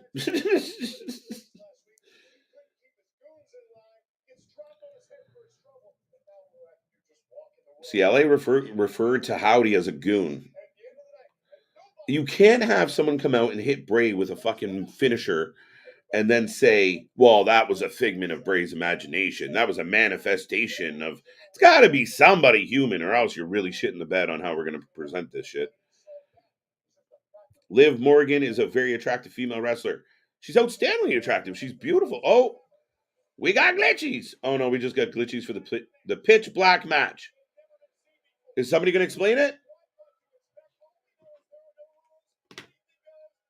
We don't know what to expect. It's just anything goes. No rules. I need a Jim Cornette button. Lazy booking. What is a pitch black match?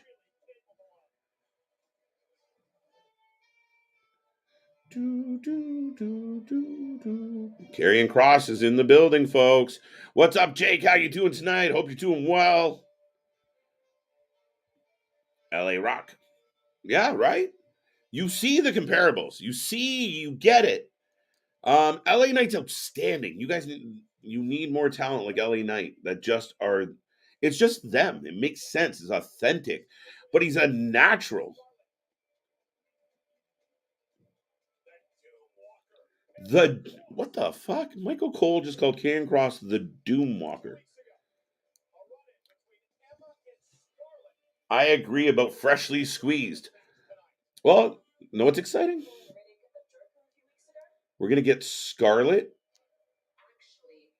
Oh, does this mean Madcap shows up? I see what they're doing. I see what they're doing. There you go. Larry agrees with me. Good choice. Good choice. Kip has to put the box back on. Fair enough. Why not? The guy stayed relevant with a box on his head for a fucking year. Steve G, I have to agree. Triple H and his creative have totally effed Wyatt storyline. I don't know if it's totally effed. I hate to say it's totally effed, Steve, but they definitely listen. We got to be fair.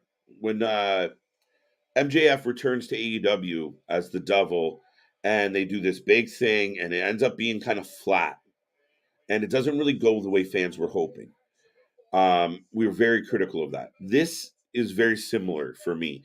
We were all anticipating Bray Wyatt coming back. The White Rabbit shit was outstanding. One of the most compelling things in wrestling in 2022 by far.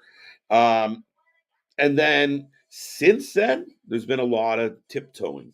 I've talked to people who love it. Like everything Bray does, they're like, it's so good. It's so good. I'm too critical for that. I love Bray Wyatt. I hope this story goes better. But right now, we didn't get any Bray. All we got was LA Knight looking like a star again.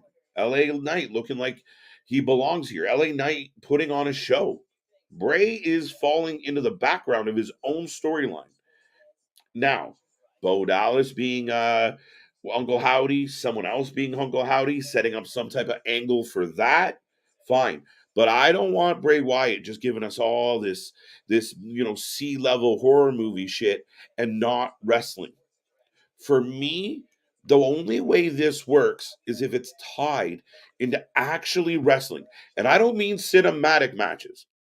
I mean get in the ring and have a match. Do what you did to Jinder Mahal. Beat him in 7 minutes. Get in the ring and have matches. And that's how everybody ever got over. All right? Mankind didn't give us months of promos. The first time we saw Mankind, he came out, put an absolute beating on his opponent, and then showed up and did it to The Undertaker. You don't fuck around. You don't waste time. You show somebody you mean business. Him beating up random cameraman, and again, we have this big discrepancy. Bray Wyatt beats up cameraman, no one cares. Bobby Lashley throws a temper tantrum and gets fired. We got to get the consistency of the storytelling, but I hope they don't lose this plot. I really don't, folks. Nobody knows what it means, but it's provocative. It gets people going. Nobody knows what it means. Yeah, you know what? It is very provocative, but we're like we said, pull some of these strings together, make it make sense, dial it all back in. Madcap, Moss, Emma versus Scarlett and Karrion. Feels like it. WWE becoming like, the wifey wife entertainment. Like everybody in the company is going to be in a couple. We talk about Nick Aldis and Mickey maybe coming back, Matt Cardona and Chelsea. We already have Ford and Belair. We have Scarlett and Karrion. We got Moss and Emma. Holy shit. Money who blacks out drinking Mountain Dew. That's pretty much what it is, right? Like they have a Mountain Dew drinking competition. Who survives? KJ, who do you got? Madcap and Emma or Karrion Kross and Scarlett? Kross and Scarlett. Kross needs a harder push right now. He had a big comeback. It was great to see. We need a little more out of Kross. But again, everything's kind of in a holding pattern right now as they're bringing. Now, is there a pause on signing new talent? Does Vince trying, coming back and the possible sell of the company? Wait, hold. Freeze the assets. Don't buy any other, don't bring back anyone. Don't sign any more contracts. Is that a possibility? Will that hinder a plan that Triple H might have had? If you were planning to bring in somebody like FTR, What if that gets put on hold? Nope, can't do that right now. We're negotiating the sale of the company. Things to think about.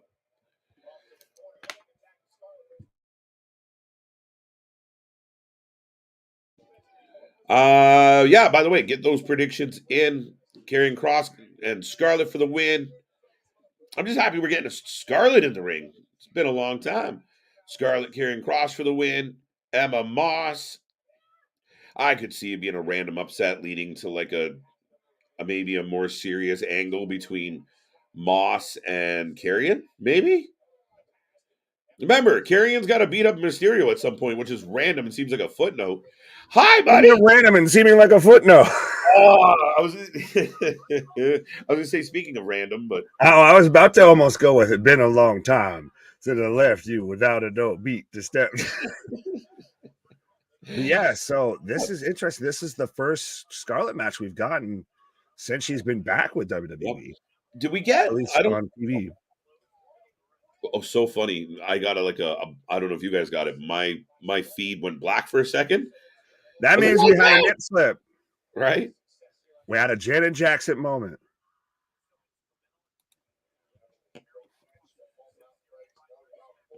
Listen, easy, Larry. Act like you've seen one before. Act like you've been here before. We're all adults here. Yeah. No, I mean, yeah. Listen, all fairness, that's not really I mean, if that was to happen and everything, someone's like, "Oh my god!" But I mean, if it happened the other way, everybody would like freak out too. Like, it's tip. Oh god. Let's be fair. It's right now, I have Karrion Kross just standing there menacingly over Emma. Yo, and Kross has been visiting his artist quite a bit by the looks of it. Who's what? Madcap. Kross needs a haircut. What's with the flowing locks, my guy? Yeah, I'm not quite sure what's happening here. Oh. I think part of Moss's problem right now is, other than not getting a much love on TV, is just the fact that I think right now he's very generic. Ooh. Little bit. He does very much look like one of the guys that would be like a creator wrestler on 2K22. Is Scarlett trips up Madcap as Kross gets the clothesline, and then now she trips Emma into the turnbuckle and dumps her over the commentary table. And Karrion says, "I've had enough of this shit." The crowd is dead right now. Nobody cares. There's no heat for this whole thing. None. Kata Hajime, the Coquina clutch from Karrion Kross on to Riddick Moss. I'm going to keep calling Riddick Moss for distance. He's out. Who's out? Yeah, no. Madcap is done, folks. We get a winner. And that's exactly what should happen. We need Karrion Kross to be dominant. Well, but he's going into a feud with Ron Mysterio. Oh, look. It's message being sent. Yeah, but that's not is that a step up or is that a lateral step? It's lateral at this point. And I mean, again, it's one of these side note things. And people are saying, well, KJ, don't be so simple. Just follow along. But here's Karrion Kross randomly trying to beat up Ray. And Dom's stalking his father. And now Dom's in jail and mad at his dad. We still need to get to a Dom versus Mysterio storyline at WrestleMania, supposedly, allegedly. Well, if it leads to Rumble or whatever, Karrion Kross versus Mysterio, one, who cares? Two, and it takes him potentially out of the Rumble. Yeah, and then you look at okay, so what? Ray loses to Kross because if Ray goes over Kross, that makes no fucking sense. So if Ray loses to Kross, it doesn't set up well for a big family feud coming up. You want the guy to kind of go in feeling good about himself. Absolutely, it's just. Look at this. I'm now questioning of where they should have gone with Kross. That's the thing. It's because you had some people that initially maybe he's tied with Bray when we still had the White Rabbit and everything. Mm-hmm. But so if it wasn't Ray, he can't go after Roman. He can't go after Bray. Where do you say? I thought we should have done longer with the whole him and Drew thing. Him and Drew could have gone longer. Really could have. And I think, Drew kind of getting hurt. Then Drew kind of got pulled into the Brawling Brutes. But I think there was options. I mean, you got a guy like Ricochet kicking around. Well, that would be good if this big, bully, mean, dark-spirited mofo just keeps showing up and smacking him around. Like, and Ricochet's got to keep battling from under. We got that. It's called Gunther. Yeah, I know, but that's how you write Ricochet. Ricochet to me gets the Shawn Michaels treatment, where Shawn Michaels wasn't in control of a lot of matches. Oh, you think that Ricochet just gets thrown around and then just manages to, No, I think that's what they could do. You could really build his babyface stature. I think the guy's really talented. I think they have built it with Ricochet right now. If we're talking about that, as I'm getting a replay of Raquel and Ronda from last week. Yeah. Did we talk about my take on this, where Ronda put it out there with a picture of that moment and was like, most people can't do what I do. And I'm like, wait a minute. Raquel did all of that. You just held on. Yeah, a little bit. You just held on. Well, I do like the idea of, it's been talked about, and I guess it's been percolated about, and I know we've talked about it, of we get Shayna and Ronda in the tag division versus Ronda keeps going for the singles title. Maybe I kind of like it. A badass tag title. I kind of like it because you bring legitimacy a little bit with the name value to that tag team division. You have some good female tag teams out there. Maybe there should only be one title and then dissolve the NXT one again. But I think for me, it's not a bad show. And it allows Ronda to be minimized, right? Shayna can do most of the work. Right. Oh, and I'm just getting a replay of that big-ass boot from Charlotte for a 3 count. Well, that was a 2 count. Absolutely. Well, KJ's taking a nice little pause for the cause here. I'm getting Charlotte winning her 14th women's championship. Have crossface Jeff Hardy again. No, Jeff Hardy does not need to be anywhere near a professional wrestling ring anytime soon. Cross versus Nakamura could have helped both. Absolutely. That I agree with you on that, JB. Cole just said one of the reasons last week's SmackDown was one of the most watched SmackDowns was because of Ronda Rousey versus Raquel Rodriguez match. That's a bull-faced lie. That's honestly because Charlotte came back in return and won the title. That's what made that one of the highest viewed. Not to mention it was New Year's. Everybody's home. Ain't nobody got shit to do that day. But absolutely, folks, I will take this time as we're getting a tease for Charlotte returning. And much like Charlotte will return, KJ will return as well. But absolutely, folks, we are the Wrestling for Life Network. We are the alternative commentary when it comes to anything, when it comes to professional wrestling, whether it be WWE, what, AEW, what, NWA, what, GCW, what, XPW, what, Wrestling Revolver, what, Christ, we've even sat there and done some UFC. Christ, I've been sneaking in some Bills games and everything, which we were actually live for the whole thing. But yeah, absolutely. We are here all the time. We are your home for professional wrestling content. We are your alternative commentary for all the wrestling shows. We are the wrestling buddies you can't get in real life. So absolutely, if you haven't done so already, be a friend, tell a friend, like, share, and subscribe. I see about 36 people kicking it around. I want to see that jump to like 60 something at this point, because you should all at least have one friend that isn't me or KJ. You should be letting them know to tune into this right now. Whether they were a wrestling fan, are a wrestling fan. Christ, if they just heard about Vince McMahon coming back, because I still think we might hear from the man. The man was under allegations, and he still came out and cut not one but 2 promos. He was on both shows. So I still think we could hear from him, or at least have an addressing of this situation, because we already had a meeting backstage before the show kicked off. So it's going to be very interesting of still how the rest of SmackDown plays out. This is, regardless, even if it doesn't come out, he's head of the board right now. So this is the first professional wrestling show of 2023 that has been run technically by Vince McMahon. Damon says the only person I think could beat Charlotte Flair is Naomi, and she's not on the roster right now. Yes, but I do think that she's very likely to come back. I know, obviously, Mercedes Moné made her debut in New Japan, and Naomi and Bayley went there for support and everything. But I do think Naomi's going to come back. It makes more sense if you pair her with the Bloodline, and 100% that makes sense. Of, could you imagine right now?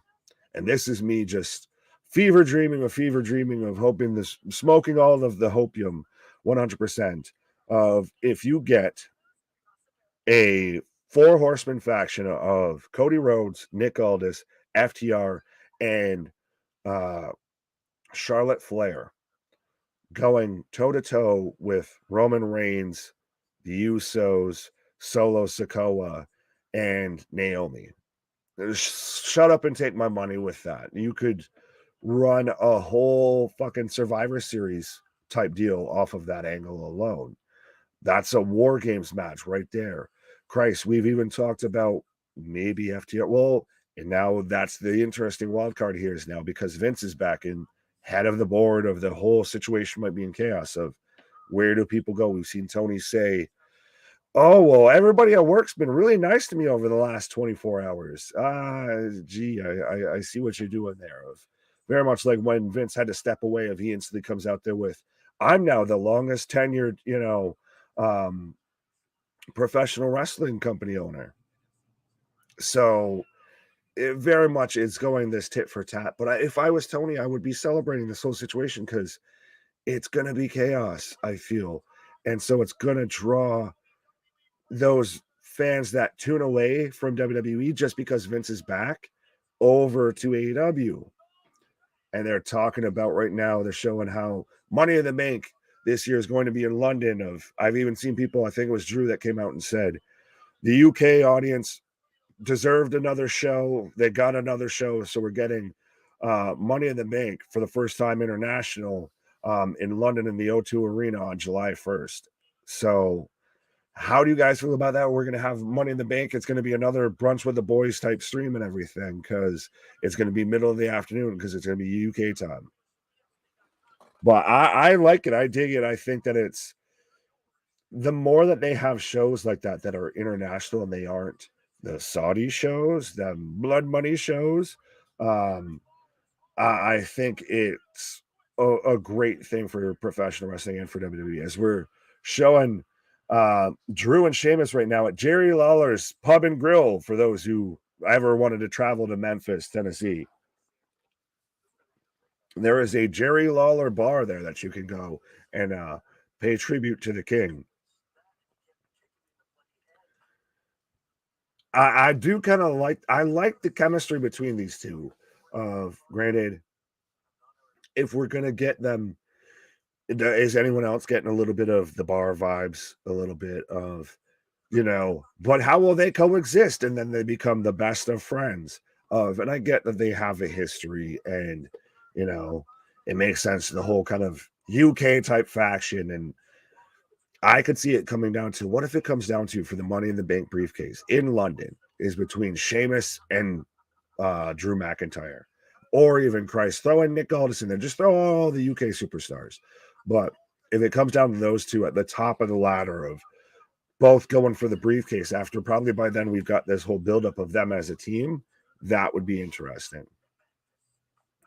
But both these men right now are firing each other up of just all of the back slaps and, chest pats in this pub that is barely wide enough for the two of them to stand side by side. Kayla, what up? As the bar now is chanting banger after banger after banger. Yes, see, banger after banger. That's what we do even here at the Wrestling 4 Live Network. Banger after banger stream. Pause. NWA been around longer. I'll get there. Vitamins, folks. I blame the vitamins. Has been around longer than the WWF. That is true, but it's also had multiple iterations. It's had multiple controversies, multiple issues. And I think that's still a little bit comparing apples to oranges because NWA was really in its prime and its heyday during the territories, which Vince killed off. So it's almost two generations against each other. As I've got the Queen, Charlotte Flair, coming out right now. And goddamn, does she look good. A on SmackDown, B with that belt. And it's good to have her back. And I know I've been critical of her before. Of even KJ was even talking about it before. Of she kind of is the Okada, what have you, of WWE. Of it's just lull, Charlotte wins. But that moment really, it kind of fit and it kind of almost called for it. Of there was no one else, it seemed, on the SmackDown roster that seemed like a fully valid threat to take the title off of Ronda outside of Shayna.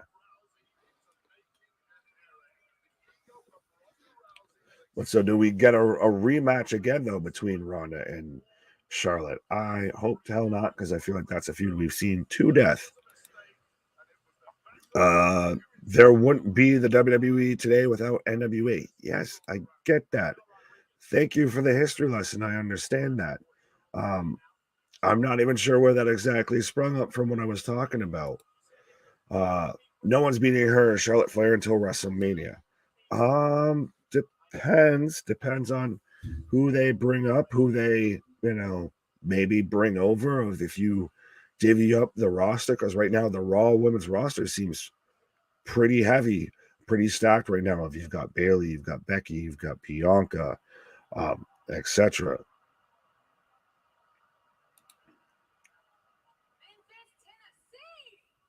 And that's again this whole thing of everybody that was, oh my God, I can't believe that they did this.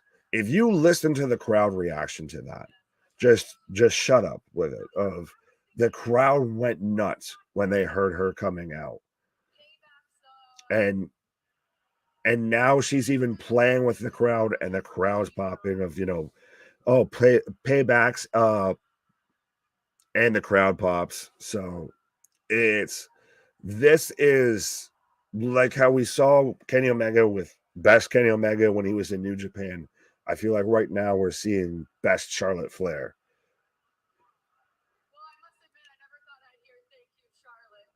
I know she's even getting emotional over hearing "Thank you, Charlotte," because she even said, "I'm going to be honest. I never thought I'd hear that.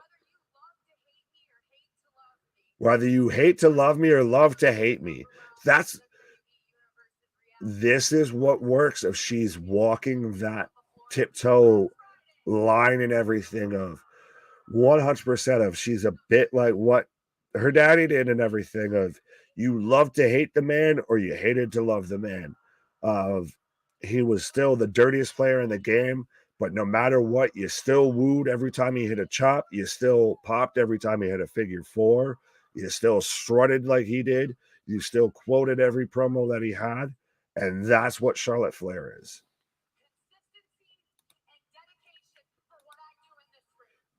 Absolutely. She's talking about consistency and dedication. Charlotte as champion, though, we have seen that movie before. Yes, but we've also seen that same thing with Ronda as well. Thank you, Charlotte, indeed. Yes, I guess KJ's emotional, passionate speech there about Charlotte and just seeing this promo and seeing her, like I said, embrace that. I know you're going to fucking either hate me or love me.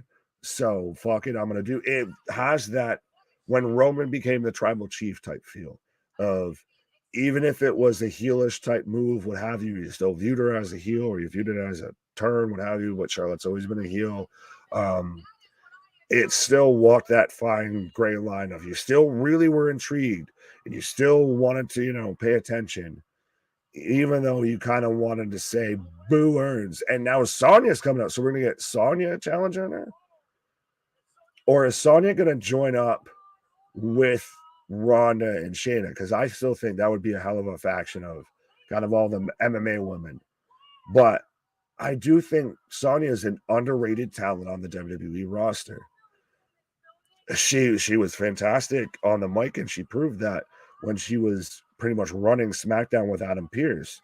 And she can go in the ring. She may not be the box office superstar attraction that, say a Charlotte or a Ronda or even a Liv is right now, but she absolutely can go in the ring.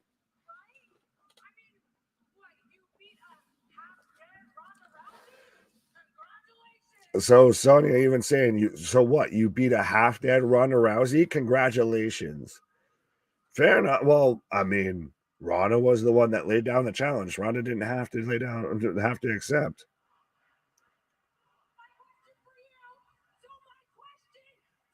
What is the crowd chanting right now?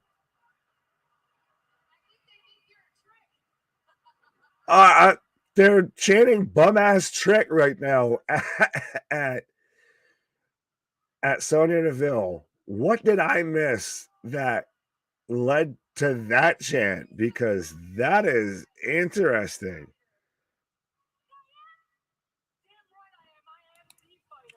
Sonya's saying, I am the fighter. We'll probably getting Sonya Deville, Charlotte Flair. I wouldn't mind that at all. I agree with that, Damien. Sonya, the lesser of two evils here for me. Fair enough, Larry. Oh, whoop that trick. Okay, thank you, JV. I got to, try and get it at a decent volume to where I can hear it, but also that, no offense, but none of y'all can hear it because, copyright. What? Challenge accepted. Trick. This to me is best Charlotte. I have been critical of Charlotte. She has been the Cena, the original, the big dog Roman Reigns. She has been the overpushed, overhyped daddy's girl 100%. But this is her playing and walking that gray area territory, and I dig it. You're on, Trick. So we've got Sonya Deville versus Charlotte Flair right now. So give me your predictions for this match. I think it's pretty obvious Charlotte's going to win, but big ass boot. But it would be a hell of a shocking upset if Sonya wins. I'm not sure if it's fully for the title, but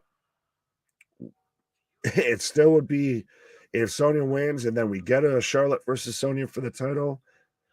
It would be interesting, but I do still think Charlotte just returned. She just went over Ronda. She's got to prove a point. This has got to be a pretty decisive win here. As we are in commercial break right now. But I see Mike's taking the Queen. Memphis is home to the 3-6 Mafia who wrote the song Whoop That Trick for Hustle and Flow movie. Thank you, C-Money. Thank you. I know of, obviously, 3-6 Mafia, got to stay fly. But thank you for the hip-hop knowledge and I guess the wrestling fandom and the Memphis knowledge. Thank you as well, sir. Dana's taking Charlotte. Dale's taking Charlotte. Larry, I don't want her to win, but Charlotte wins. Everybody's taking Charlotte. Yeah, I think at this point right now, it's kind of a foregone conclusion that Charlotte's going to win, whether it's for the title or not. She's going to win here. She just returned. She just got a pop. And am I, or I guess because even KJ was even harder on that and, had his feelings on Sasha and everything. But I guess I'll ask you guys at least thumbs up, thumbs down, or what do you guys feel about this new Charlotte Flair of she comes out and that was very much a Roman Reigns tribal chief type promo of she's even playing to the crowd. She's taking, the whole trick line and everything and using it in a promo of she just seemed 100% comfortable with it. Curtis, bold move, sir. Bold strategy. Bold strategy, Cotton. Let's see how it plays out for him there with Curtis taking Sonya for the win. When can we buy Whoop That Trick t-shirts, Charlotte Flair on them? That I bet you right now Jerry Lawler's in the back of his little bar there with Drew and Sheamus there just pressing them all up. Just, I'm going to make $1 million. Puppies. I like it. And the man who comes back on puppies. Pause. Puppies! I have returned. Puppy power. But yes, no, we are in a commercial. But listen, I love that Charlotte promo. She's still sarcastic, she's still snooty, but she's pandering to the crowd a bit. She's playing the baby face well. Sonya Deville's a good heel to come out and pick a fight where I think Charlotte gets a match. But there you go, fighting champion, and this is going to be a good match. And that's the one thing I know Larry's not thrilled about Charlotte, but again, Charlotte's babyface runs never last long. But people were happy to see her for the most part. Not everybody, but she addressed that. Some people cheer me, some people boo me, but you can't argue with what I do in this ring. And that's my argument every time someone shits on Charlotte Flair is you find me another woman wrestler that's more interesting, more compelling, and more athletic, all in that one package. And we'll have a nice debate about it. But fair enough. Now that's my goal. That's my mission here. But I even now, while you were away, you missed my whole, I guess, we got the whole Whoop That Trick chant and everything. Yeah. And now I've gotten my update on Memphis rap history. I saw that. And now we're getting an update on as far as trademark law and everything. I love that. Shout out Dirty Heels of talking about you can't put that on a shirt because I guess that's already trademarked probably by 3-6 Mafia. Yep. But yeah, no, absolutely. I mean, and I love that movie. I didn't get it. I'm a bad nerd, I guess. Well, that movie's wicked, man. Oh no, I've seen the movie. I'm just saying I didn't catch it then. There you go. But folks, if you haven't made a prediction yet, get your prediction in. If you're just tuning in for the first time, make sure you like, subscribe, and share. Join us here at the Wrasslin for Life Network. We got so much planned for 2023, so much more coming your way. And as it goes, we're still going to continue to be the kings of the live stream, where we do not stop. We are here more than anybody else, and we grind at a different level, folks. So if you haven't been here before, jump in the chat, say hi, give us a thumbs up, and enjoy the show. But we are the alternative commentary to all your wrestling. We take predictions for every match, and if you stay to the end, we will take a rating out of 10. So be here, because we want the fans' opinion on all the wrestling, and we'll share ours along the way. That being said, we do have Charlotte Flair defending her title, I believe, against Sonya Deville.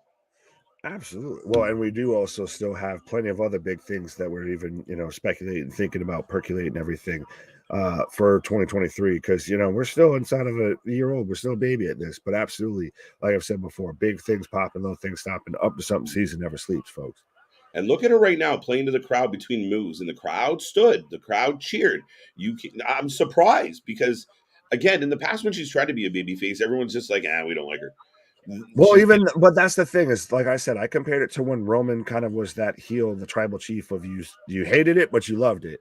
She's very much, taking a cut out of her daddy's playbook there of even when you're on trick, like that's, you can tell that's improv, because that she wouldn't think of that. Yeah. But it's the attitude and the swag. Like, I mean, like I said earlier, like listening to a guy scream, just because you scream into the microphone doesn't mean you're accurate. And I guess that's the approach of certain podcasters. Even though we get loud, if I talk louder, that means right? I'm righter. Yeah, like what the fuck?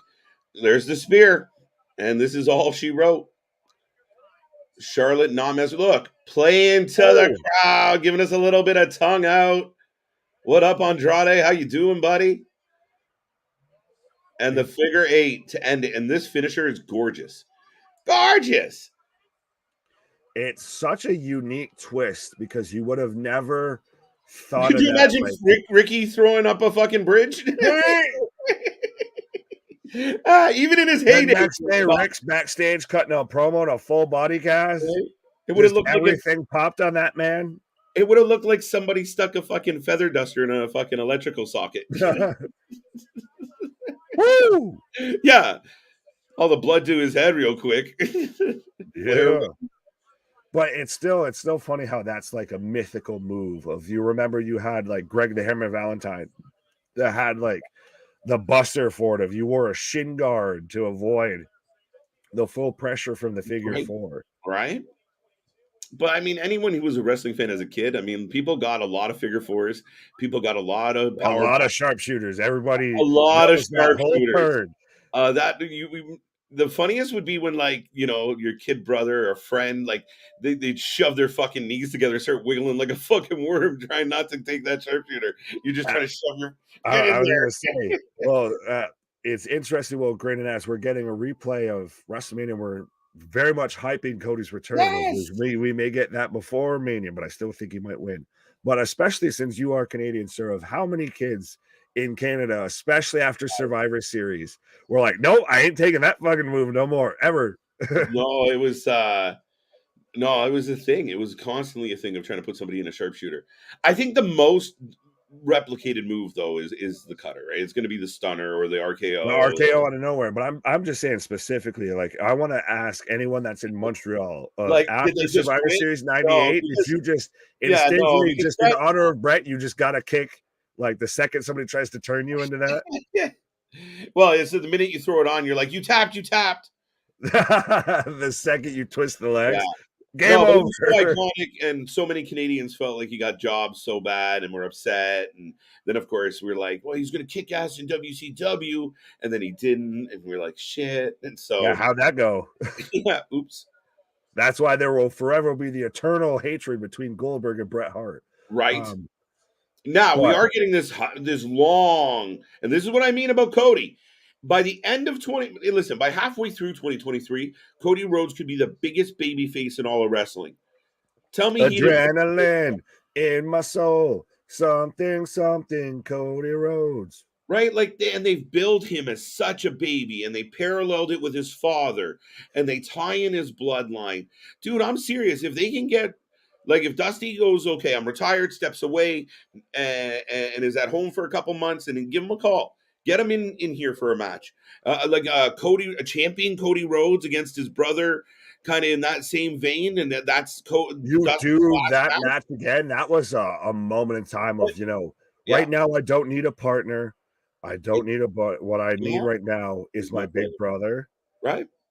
But that's what you have. You have, and even if Dustin comes out with a little more of a heel chip of this was, I worked harder than you, and you had, you're the natural, you're the real natural, blah, blah, blah, blah, blah. And it comes to an end. He puts an end to his brother's career. And it's that match we never got in the WWE.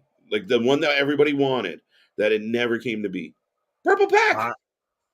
Yeah, you're getting your favorite replay here of the Purple Pack, and it's got the to be continued. I still every time with that shitty necktie. Why? Where is because it's the American dream, Dusty Rhodes, baby. You got to keep them hanging on every word right now, baby. So as we've got Ricochet coming out at the Rumble. Are we going to get this? 5, 4, 3, 2, 1.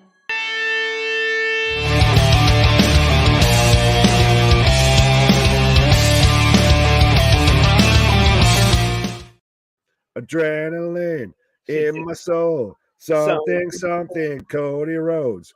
For a fact, I was doing that while the video was playing to myself, even. But I think absolutely, if I'm going to book it, if I want to have it go the way I want to go, which to me it's the most unpredictable Royal Rumble I've ever had as a fan. But either Sammy wins or Cody wins. Yeah. End of discussion. No, Cody's been my pick since he hurt his pec. The minute he hurt his pec, and they were like, he's out 9 months. I did some math, and I was like, that feels like a Rumble win. Shit. And remember, I wasn't the biggest oh my God, yay, Cody. I was like, oh, this is cool. But I was still kind of shocked about how it all came to be. And then I was still like, well, let's see if Cody can live up to the hype. Cody, I never saw Cody as a main event go up against Roman Reigns type wrestler. So to me, this is his real proving ground. And again, some people argue he was, but maybe some of that got lost in some of the bullshit of AEW. Dashing Cody Rhodes wasn't going to go up against Roman Reigns, but I think when Cody was in AEW, it was going to happen. And I'm surprised that they didn't do the Cena return, like how you're talking about, of timing up when he would have recovered from his injury, what have you, if we're going to do all of that. Yeah. If you don't build up all of this, you don't talk about Cody Rhodes until the Rumble, and then say you have, even if it's now you can't have Seth because say he's hurt. Even you have that type of moment that you had at the Royal Rumble to where you had Triple H even sitting there stopping and looking as Cena's music hits and he comes out the entrance ramp. You just hear wrestling has more than one royal family. And now, everybody in the ring just stops and looks at the fucking ramp. Tell me that's not a fucking holy shit moment. Well, yeah, I think it's going to be, it would have been, the surprise would have been huge. I get that. Now, is part of their thought process or part of their approach to this of, they don't know when he's going to come out, first, 30th. They don't know. So when that countdown hits and we get that quote, they're going to go crazy anyway. It doesn't matter if they didn't expect it or not. Fair enough. Well, I think it's also, there's going to be a bunch of others that are going to pop, that are going to be those surprise entrants. Of we did our whole Rumble on Thursday, which if you haven't checked that out, go ahead and check that out. We ran through a bunch of supposed and even still missed some, some potential. I was surprised at some of the real quality possibilities that the chat threw out there, Nick, last night. And I know we are in commercial break right now. If you were just tuning in, folks, we are watching SmackDown. We will have a live Rampage followed by a live battle for the belts tonight. So we're not even close to done here yet on a Feel Good Friday night. Just get warmed up. Just getting warmed like up. Vince, just Vince coming back to WWE. I just gotta get comfortable. Ladies and gentlemen, this channel is nothing like Vince in any way, shape, or form. No, because we run this shit, motherfucker. I am not like Vince. I can't afford NDAs. But this man just went with all of the accusations. Right? Oops. But C-Money's saying, Big Nick got popped every time Greg Valentine turned the shin guard around and slapped the figure four, and upset when Ronnie Garvin had his own hammer jammer. Legendary angle. Oh my God. Right. Well, no, there's one of my channel that I watch that's another, they do video reviews. They do a whole different thing than what we do and everything. But OSW, they have that whole thing to where that's where I saw that whole moment of, the hammer jammer and rubbish Ronnie Garvin who's sitting there at fucking Greg the Hammer Valentine and all of that. Right? No, Valentine was great.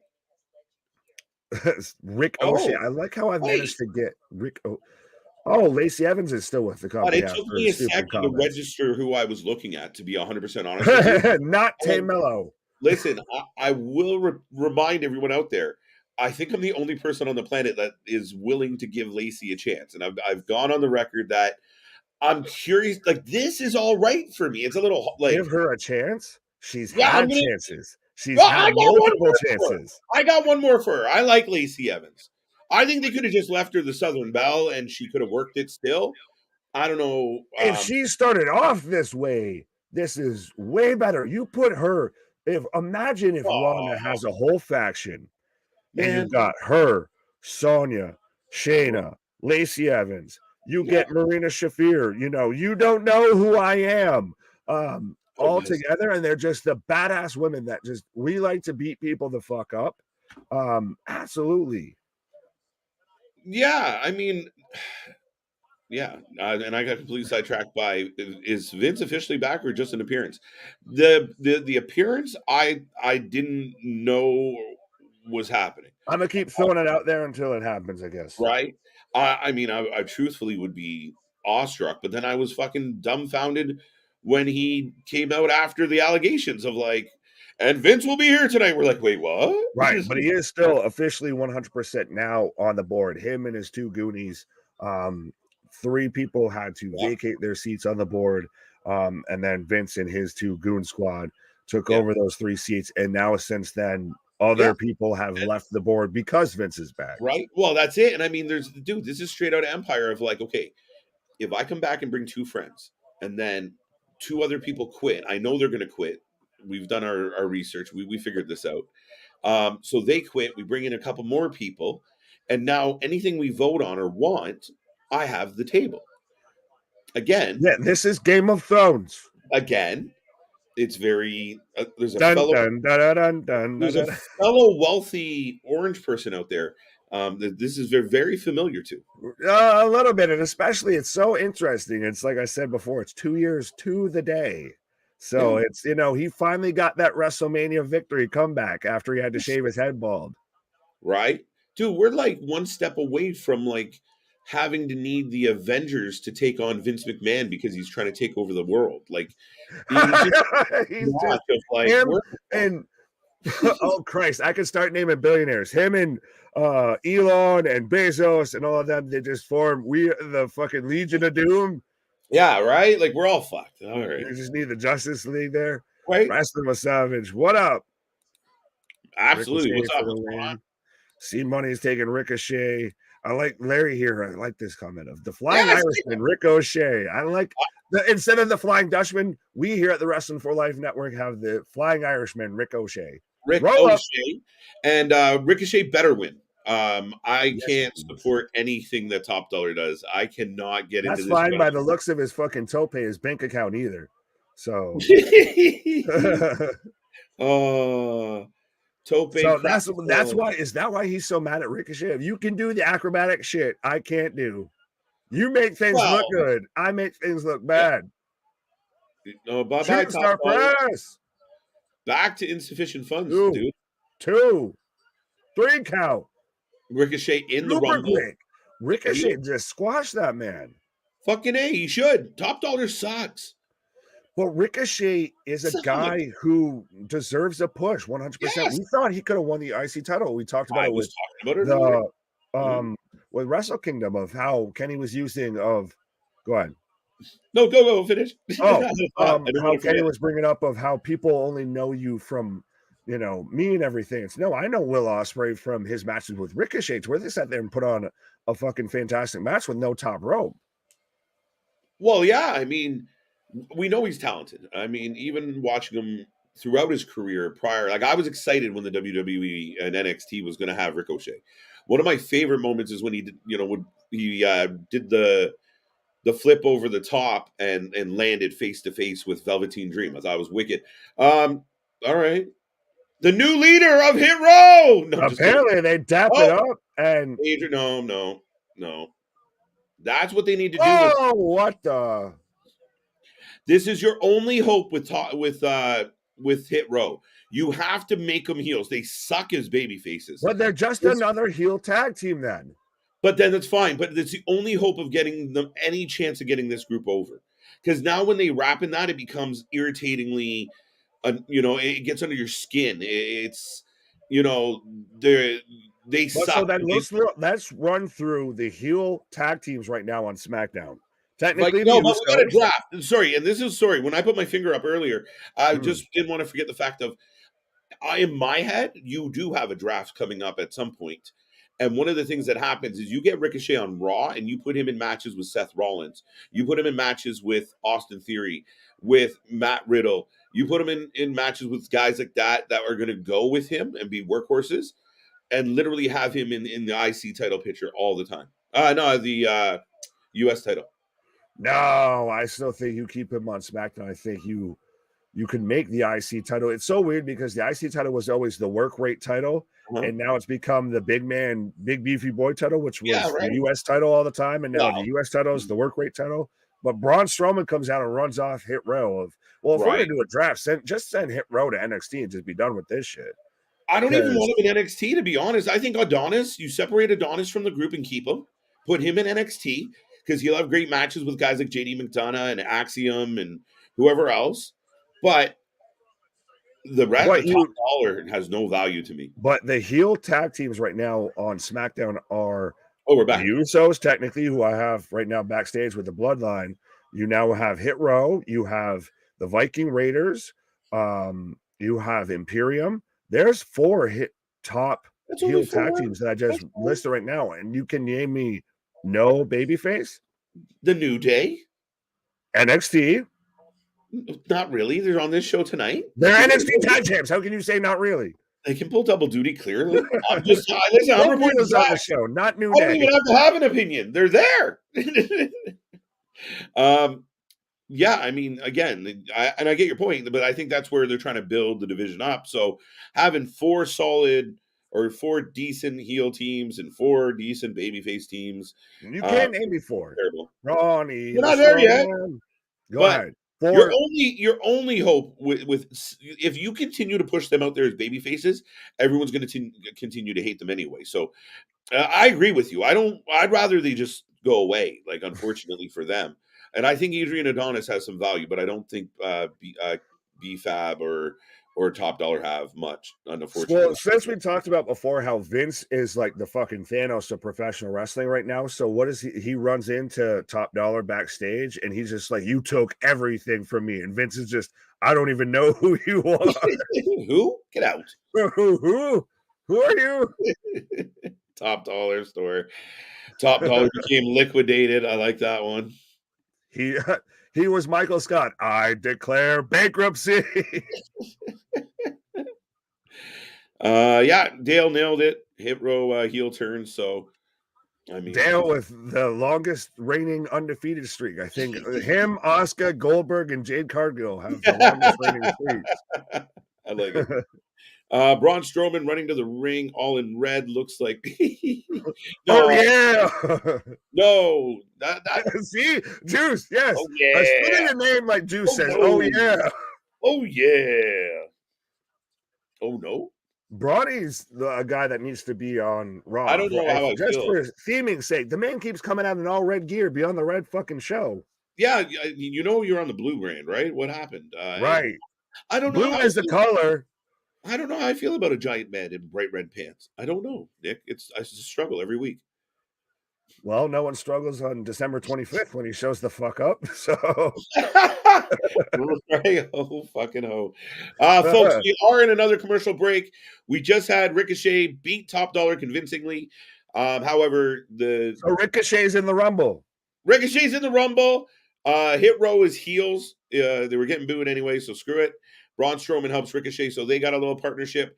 I mean, maybe at some point we get Braun and Ricochet in a turn. I could see them being tag teams. Christ, Braun won the tag team titles basically by himself with Nicholas. So, yeah, you give him Ricochet, he should be a shoo-in to take the W. Exactly. Braun should just instantly just be able to walk in and just, those are mine now. Has there ever been maybe the only exception might be Andre, that the guy who's beat the most tag teams or fucked up the tag team division more than Braun Strowman? Be interesting between him and Big Show, I think. Big Show's had some good ones, yeah. Fair enough. Los Lotharios, Los Lobos. Los Lotharios, they haven't been on TV in a hot minute, though. That's the thing, is I'm talking about teams that Send them to NXT. Why are they not in NXT causing problems? But is NXT at this point salvageable, watchable? Listen, you don't want any tag team stuff. What's going on? Well, no, I know. I'm not even just saying about them. Salvageable? Yeah, I'm just saying NXT as a whole right now is a dumpster fire. Yeah, you know what, dude? NXT's got a lot of problems, and the biggest problem is I really think they should sit down and go, okay, you know, all that fucking that pre. Vince, you want to be back? Make yourself useful. Run NXT. It might be good. We got the fucking rainbow shit. We still got it hanging around. So go ahead, do that. You can't send him to NXT. You'd have to put a padlock on a zipper. What the fuck? It's true. Am I wrong? I'm not. Folks, am I wrong? Give me a thumbs up. Poll there, Mr. Grinch. Right? You can't send him to NXT, that old dirty bastard. No. Anyways, moving on as fast as humanly possible from that whole statement. It's true, folks. Not my problem. Kane won the tag team ladder match by himself. Well, Kane is also a monster. So the biggest wrestling mark answer to that question possible. That was beautiful. That was a thing of beauty. Well, right. We walked that fine line as we're getting in the IC title match coming up next between Braun Strowman and Gunther. But no, I was a huge Kane mark as a kid and everything. Yeah, I dressed up as Kane for Halloween. Yeah. Were you really? That's awesome. Yes. Like, went to school, everything, dressed as Kane, 100%. That's amazing. And we've got Sammy right now trying to apologize to Roman. Why does this man have so many water bottles behind him? Who is that thirsty? He's the big dog. You got to keep him hydrated. Got to keep him hydrated. You got to keep that bowl full. He's got to use it to water down his hair, so he comes out constantly with that like greasy. Yeah, no kidding. Keep that Sammy only gets a half a bottle. Sammy only gets a half a bottle on that ginger. Come on, give Sammy a full bottle. This is by the way, we're in the back. Roman Reigns, Sammy, Paul. Paul's amazing. Paul adds so much to the scene by just sitting there. It's all mannerisms. It's amazing. It's on point. And they are building this whole dissension between Sammy and Roman and the lack of trust. And Sammy is like basically saying, Roman, I'm really sorry that I'm more over than you. I apologize. I'm not trying to overthrow you. They just like me better. Yeah. So I'm sorry they like me more. It's so funny you just said sorry because I was like, of course that would be the fucking Sammy shit. Right. Bring back the conquistadors. No. You need to bring back Carlito. I spit in the face of people who don't want to be cool. Bring back the brothers. Actually, bring Shining Stars. Yeah, bring them back. Why not? Primo and Epico. I mean, I got to watch. Over the last little bit here, we're talking about Primo and Epico right now over Roman Reigns putting a promo. I blame this. I blame C Money. Right. Like Roman blaming Sammy. It's not my fault. It's your fault. Figure it out.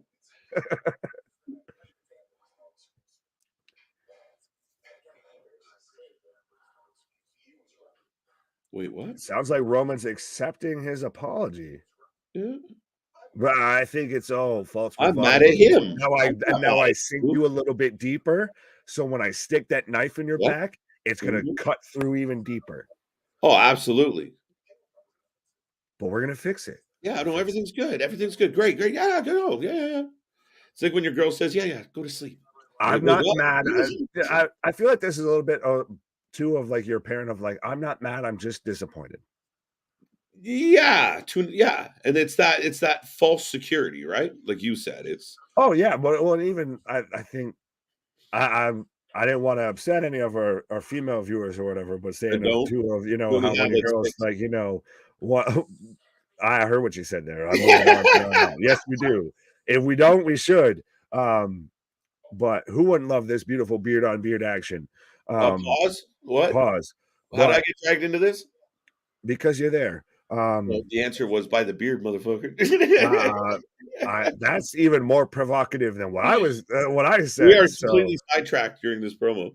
Right. The music hits and Sammy's like, I'm late. I'm late. I got to be the hype man. Oh, and Roman saying, no, you sit here.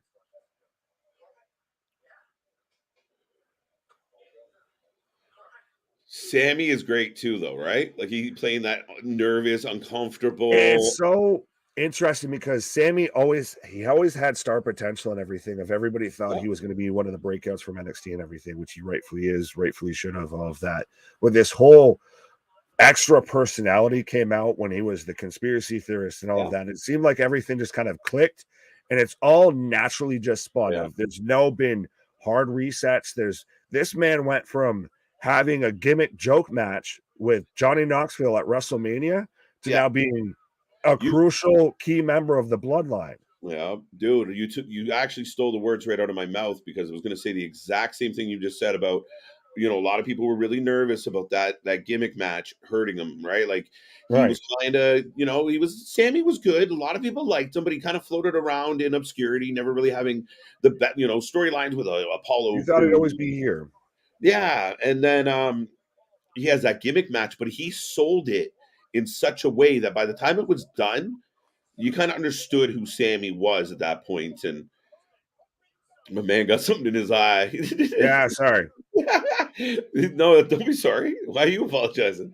But Mike here saying, how are we getting this match for free? That's a valid. Well, I think we need to get back to that wrestling era to where you would have maybe not.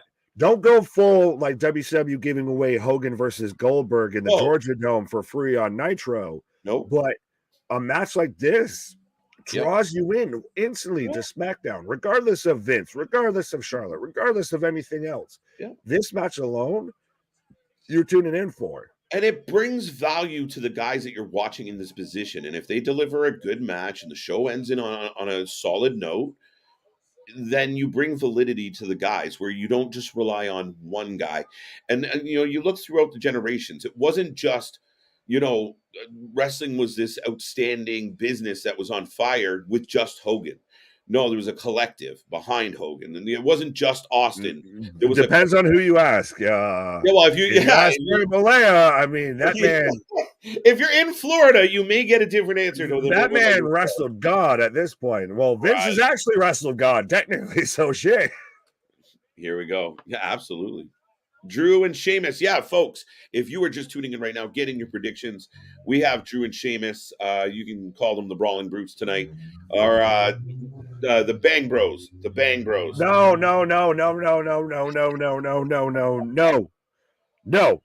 What? No. Not having it. No, not at all. Not today. Not today, Satan. With Vince returning as the head of this company, you cannot call these guys the fucking Bang Bros. It feels like a very Vince move, actually. That doesn't mean it needs to happen. Right? We got great balls of fire and everything else. My first act.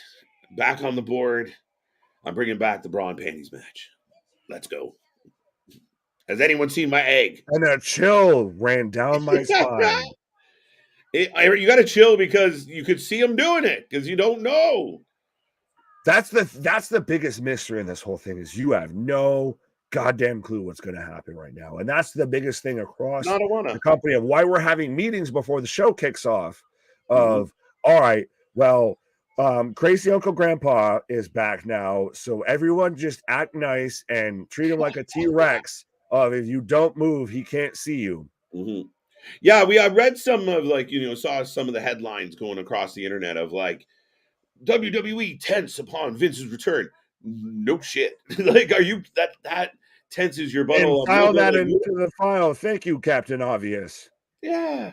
But if I was them, I would have kept Vince as far away from the actual talent as possible. Like, I mean, they had all hands on deck. Going back to him being like head of creative and just having complete and total control. I mean, he does on one hand, this is the overarching move, but on a day-to-day basis, it's still Hunter at the helm. Well, that's it. And if they are true to their word and they are still trying to business as usual until otherwise noted, you do want to run things accordingly. And I think it's very important because you know how the wrestling community is nowadays. The most important people to understand your message or your plan is the people who work for you, because they're going to tell the people that don't work for you what's really going on. It's not the dirt sheets. It's not the reporters. It's not us knuckleheads. It's the guys in the locker room when they get that speech and they say, listen, Hunter's still going to do his thing. This is what we're trying to do. This is what it means for you guys. That word is going to spread. So if you have got, wrestlers out there that are considering coming over or leaving, it will have an impact on that. So I know a lot of AEW fans right now are like cha-chinging, but if the message is, listen, I have nothing to do with wrestling. I'm doing this. I'm here for the business, the corporate, as CJ would say, and I'm literally going to push it forward this way with the way it is right now. Triple H is in charge. Nothing changes. Then you still have that. You don't. It's not an instant slam dunk W for AEW. Touche. I do think it does shift it because that's the thing is. Yes, I saw that. I was about to shout that out. I'm saying that's the one I would go agree with more of. Bangers and Mash. I like Haggis and Sheamus, I guess. Poor Drew gets to be Haggis. Fuck it. But I think the whole instability of the situation is really what would make more people skeptical of whether Vince has a hand in creative or not. Of you don't know if you sign with them. And then in 2 months or even a month, what have you, now all of a sudden, instead of your shows, your premium live events airing on Peacock, your SmackDown's airing on Fox, your Raw is airing on USA, it's all airing on Netflix or Disney Plus. Or I think that's less of a concern, though, to be honest, like with the wrestlers, as far as like they don't give a shit where their stuff gets aired as long as somebody's watching it. I know, but I'm saying to where how much, if they do sell the company, how much do then Hunter, Steph, etc., still able to maintain control? Well, that's being involvement. That's what I'm more getting at. That's the valuable point. Absolutely, you're spot on as always, Nick. Where the uncertainty of like, okay, yeah, today Triple H is doing it, but what about next week? What if Vince McMahon has a cold sweat dream and wakes up and decides I need to take over everything, and you can't stop him because it's him and his buddies on the board again. Right, but back to wrestling right now, folks. Well, ding, ding. In-ring action. We've got Sheamus versus Drew McIntyre. Bang Bros, allegedly. Bangers and Mash. Haggis and Sheamus. The international icons, I don't know.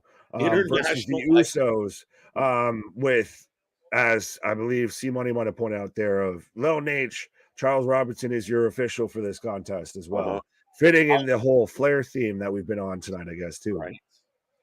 Right. Juice has Usos. Bobby has Drew. I know I joked about Drew, but it's 100% the Usos going to win. But I thought it would just be like KO somehow causes the Usos to lose, and maybe they win them back at Rumble or something. But why interrupt the run? Ends in a disqualification. Ends in a no contest.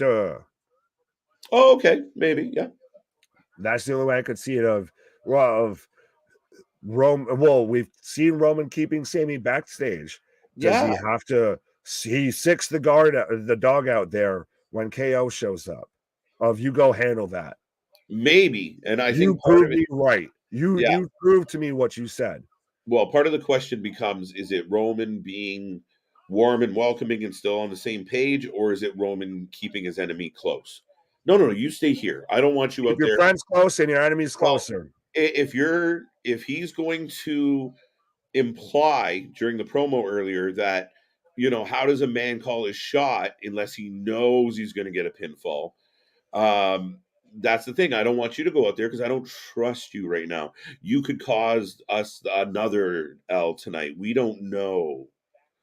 Oh, it's that devil's advocate of it. Like I said, it's Game of Thrones, it's fucking Real Housewives, it's whatever reality drama you're into. Of I'm gonna just keep you as close to me as I can. So when I Mhm. stab you in the Yeah. back, it just goes that much Yeah. deeper.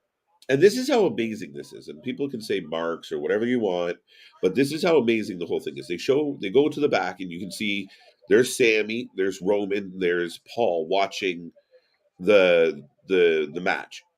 It's the Roman. difference between, and I'm sorry if I cut you off there, but it's the difference between like when we watched Wrestle Kingdom of that was fully 100% in-ring action. Yep. This is storytelling, and Well, yes, the in-ring action is secondary. It's not lesser than yeah. per se, No, not at but all. this No. is fully storyline focus versus in-ring first. Sheamus just accidentally pulled off the tag rope, yanked it right out. Oh fuck! Fuck. But no, what I was going to say is, if you guys want to know how Roman feels about Sammy right now, when they clip to the back, just look at Paul Heyman's face. That the way he's looking at Sammy tells you the vibe in that room. That's how intricate and awesome this shit is.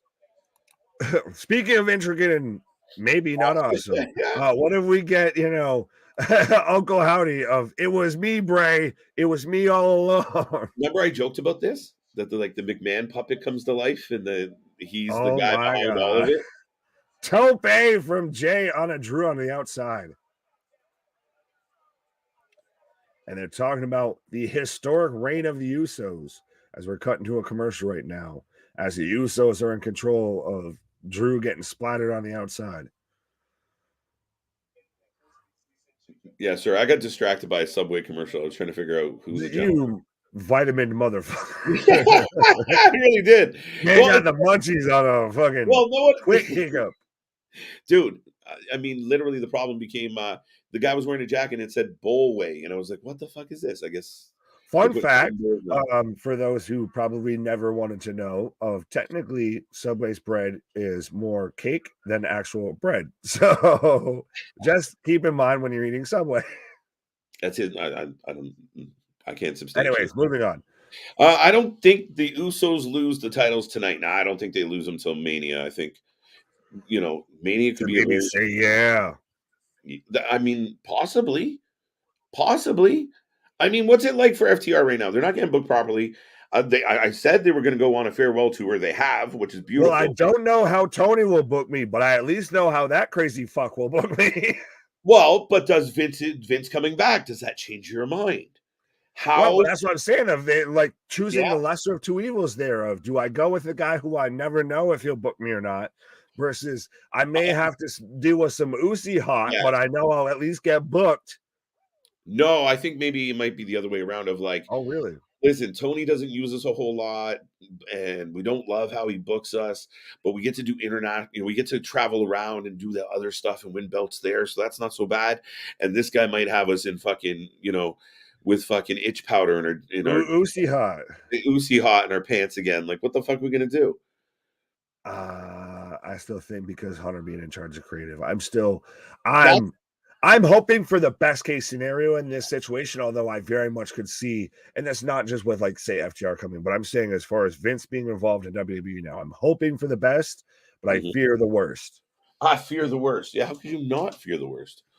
I mean, it's just really, it's really in flux, and I mean that's going to be the job of the internal personnel of like a William Regal, of Triple H, where they're going to have those conversations with the current roster and potential roster of this is how things are, and they got to mean it, and it's got to matter. And again, they're going to have to offer assurances for. Well, that's an interesting take with William Regal being there now. Yeah, just with that voice, and it I helps. guess it could just be the charming British accent, what have you, of with someone like a William Regal there to talk to the talent and explain what's going on or how we're going to handle this and what's going to move forward and everything may honestly help the situation, as Sheamus is dumping Jay onto the outside right now as we're back from commercial. Oh, we're gonna get the beats of the Bowery. Yeah, right out of the gate, not wasting any time. 1, 2, 3, 4, 5, 6, 7, 8, 9, 10, 11, 12, 13, 14, 15. Pounding the hell. Sammy got popcorn now. And this is fucking Stone Cold and dorky Kurt Angle of just Sammy's not reading this fucking room right now of like, no, you're in there with fucking Tony Soprano, and he's like, I'm gonna fucking end this motherfucker. And he's like, Roman, funny. You want some popcorn? Right? You want some popcorn? Ice cream, Lieutenant Dan. Ice cream. He's Screech, buddy. He's Screech. Splash from Jimmy Uso on a Sheamus for 2 count. No, it's dorky Kurt Angle. Always missing the mini cowboy hat. Yeah. And it's 100% of literally, like I said, the second he's offering Roman popcorn out of his bucket, I'm like, you're fucking kidding me right now. Wait, you left the room and got popcorn and came back? What the fuck? Where's the popcorn machine in this room? Is Roman's fucking locker room that big? It's got that many water bottles and a popcorn machine. He's got his own concession guy. It's a big table, buddy. It's a big table. No, he's just got his own concession guy that just runs and, acknowledge me with some popcorn. Acknowledge me with a soft pretzel. Oh, we got the bangers and mash. We're gonna get a double superplex, it looks like. No, we're gonna get a double white noise stereo. Double air raid crash. Air raid crash, nice call. And they both, anything you can do, I can do better. Double white noise. Yeah, you see this match happening and you're going, you know what? You don't really have much going on. These guys are kind of good as a team. They're big, they're strong, they're entertaining. The fans like them. It very much is not. To me, it's the same vibe of we're not the bar, or we don't just set the bar. We are the bar. That's it. You swap out Drew and Cesaro, or you swap out Sheamus. Like that's an upgrade. It's the same shit. I feel like it's an upgrade, though, if nothing else.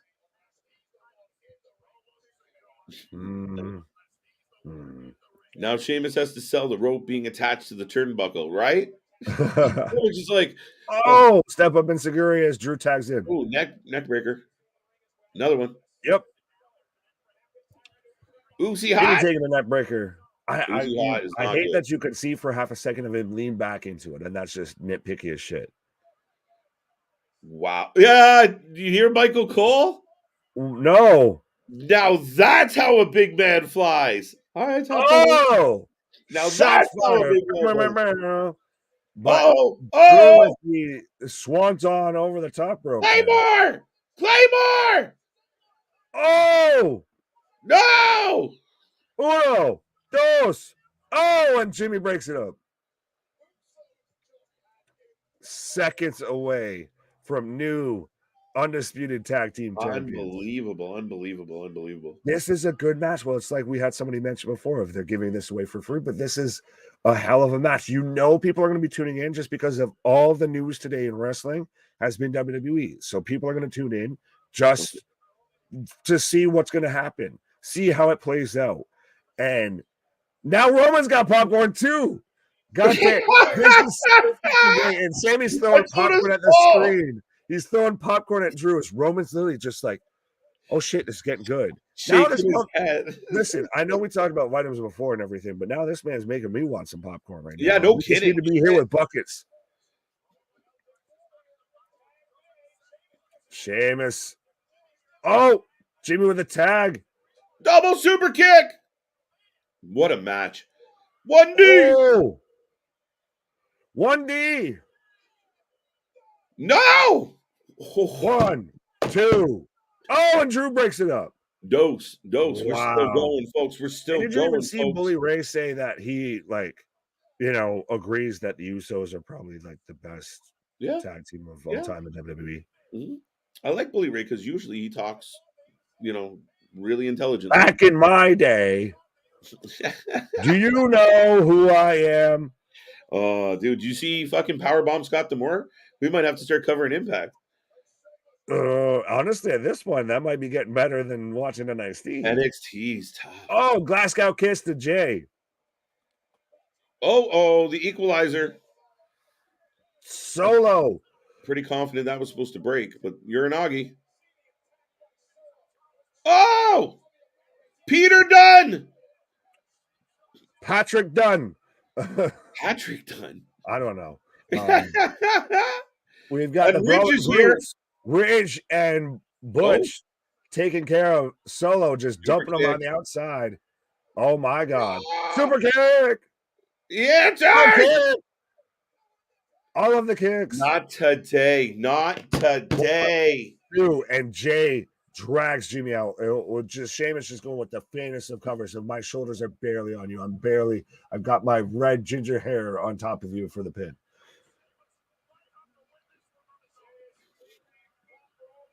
Sheamus going up top. Sheamus down. Oh, went for the top rope. Nothing. That looked a little soft. Oh, kick to Jay. There you go. Jimmy with the most devastating move, and I like the callback. I like the callback because that's how they initially won the title. Oh, pause. Yeah, all of Sammy making a mess. And look at Roman though, just like how uncouth of the it's just making a mess with all of that popcorn. And so next week we're getting KO versus Sami Zayn. Strap on and strap the fuck in, folks. But I do like the callback of that's how the Usos won the belts initially, of that little cheeky, Jay slides in and, helps make sure Jay's got the pressure for the pin. Mm-hmm. So that's how they still solidify and hold on. Yes, I agree. Absolutely. But folks, get your ratings out of 10 in the chat right now. Let us know. And we are going to transition to AEW Rampage. It's a live Rampage tonight. It's going to be a good one. Don't go anywhere. Don't forget to give us your ratings, your thoughts on SmackDown. But we got more. We got a couple hours of AEW wrestling ahead. Let's go, Nick.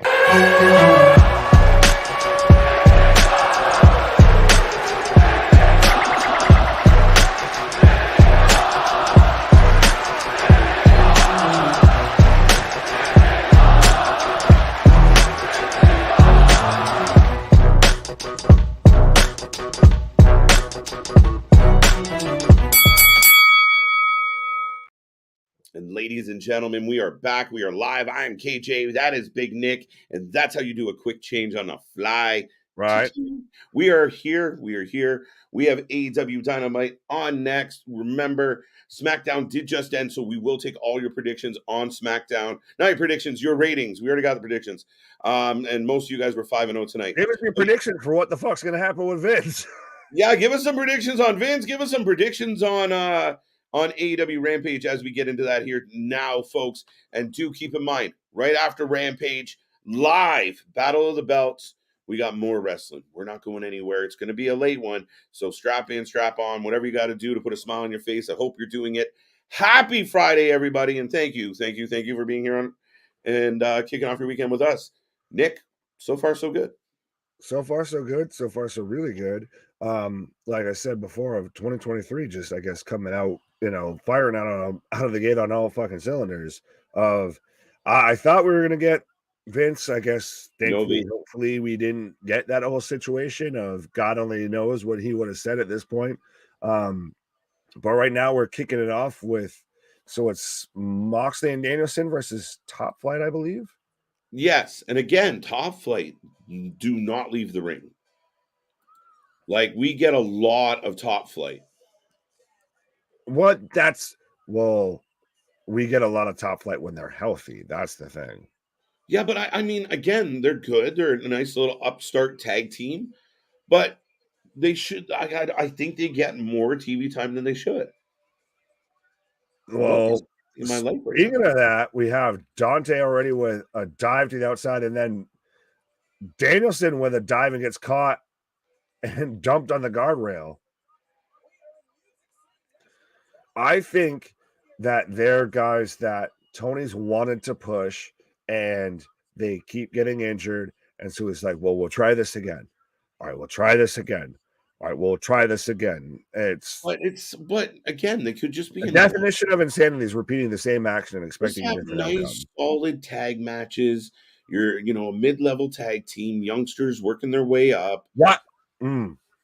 Real quick, why are we not having, say, Top Flight versus the Acclaimed instead of instead of the Acclaimed versus fucking 100%. TNA 2007?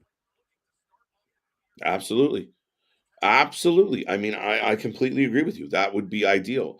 And there are other possible tag teams out there that could be utilized for a steady, short 8 to 10 minute, maybe 8 to 10 minute, champion, Rampage kind of match. There's no problem with that for me. The problem is, like, Top Flight's going to go 15 to 20 minutes with Danielson. Well, you've got Danielson and Moxley, so of course it's going to get some time. Yeah, they're going to go for a while, and it doesn't make any sense. The guys of the caliber of Moxley and Danielson should end this match in under 5 minutes, period. Fair enough, and that does kind of then job out. But that's why they should be in this. If you had Top Flight on Battle of the Belts versus the Acclaimed, and say if you want to stick there and put Jeff Jarrett with fucking Jay Lethal, and you put Moxley and Danielson, and you just have them kill it off, or you have them go for fucking however long, fine, you can have that. Absolutely.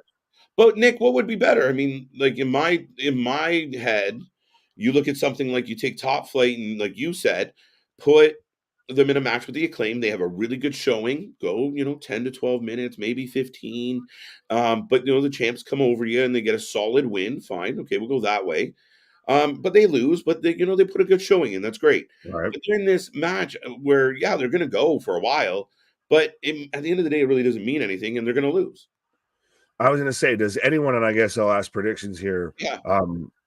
For anybody joining us so Dante just did the exact same Ricochet spot of flips out of the Hurricane Rana, lands on his feet, and doesn't look back, except it was nowhere near as cool as when Ricochet did it, because, monkey see, monkey do, copy that shit. But so give us your predictions, whether it's Top Flight or Blackpool Combat Club. And if you're choosing Top Flight, please explain why. Yeah, please help. Right. Help me, Obi-Wan. You're my only hope. Right. This match is one hell of a match. So that's SmackDown. So we're back in SmackDown real quick. We'll get some of the ratings. Some of the guys went 5-0 tonight. Congrats. I want proof. Right. I mean, tonight wasn't not a whole lot of big, like, oh my God, shockers. So again, very straightforward. But again, it's. Oh, and we're getting your favorite spot right now of all four men just all throwing shots in the center of the ring. And again, does that really. Darius in the corner, Dante and Moxley just throwing each other on the outside of the ring. That's where I mean, like, in this moment, you see Darius and you see Dante, and they really don't look like the guys that should be standing in the middle of the ring going toe-to-toe with a Moxley and a Daniel, right? Like, I really don't think it's. They look like the Primo and Epico, like we were fucking talking about earlier. 7 out of 10 from Dale on SmackDown, 7.5 from Larry. Glad AEW is 2 hours today because this WWE show is bad. Yeah, I mean, I didn't think I liked it. I liked it, actually. Big portions of it were good. Again, straightforward.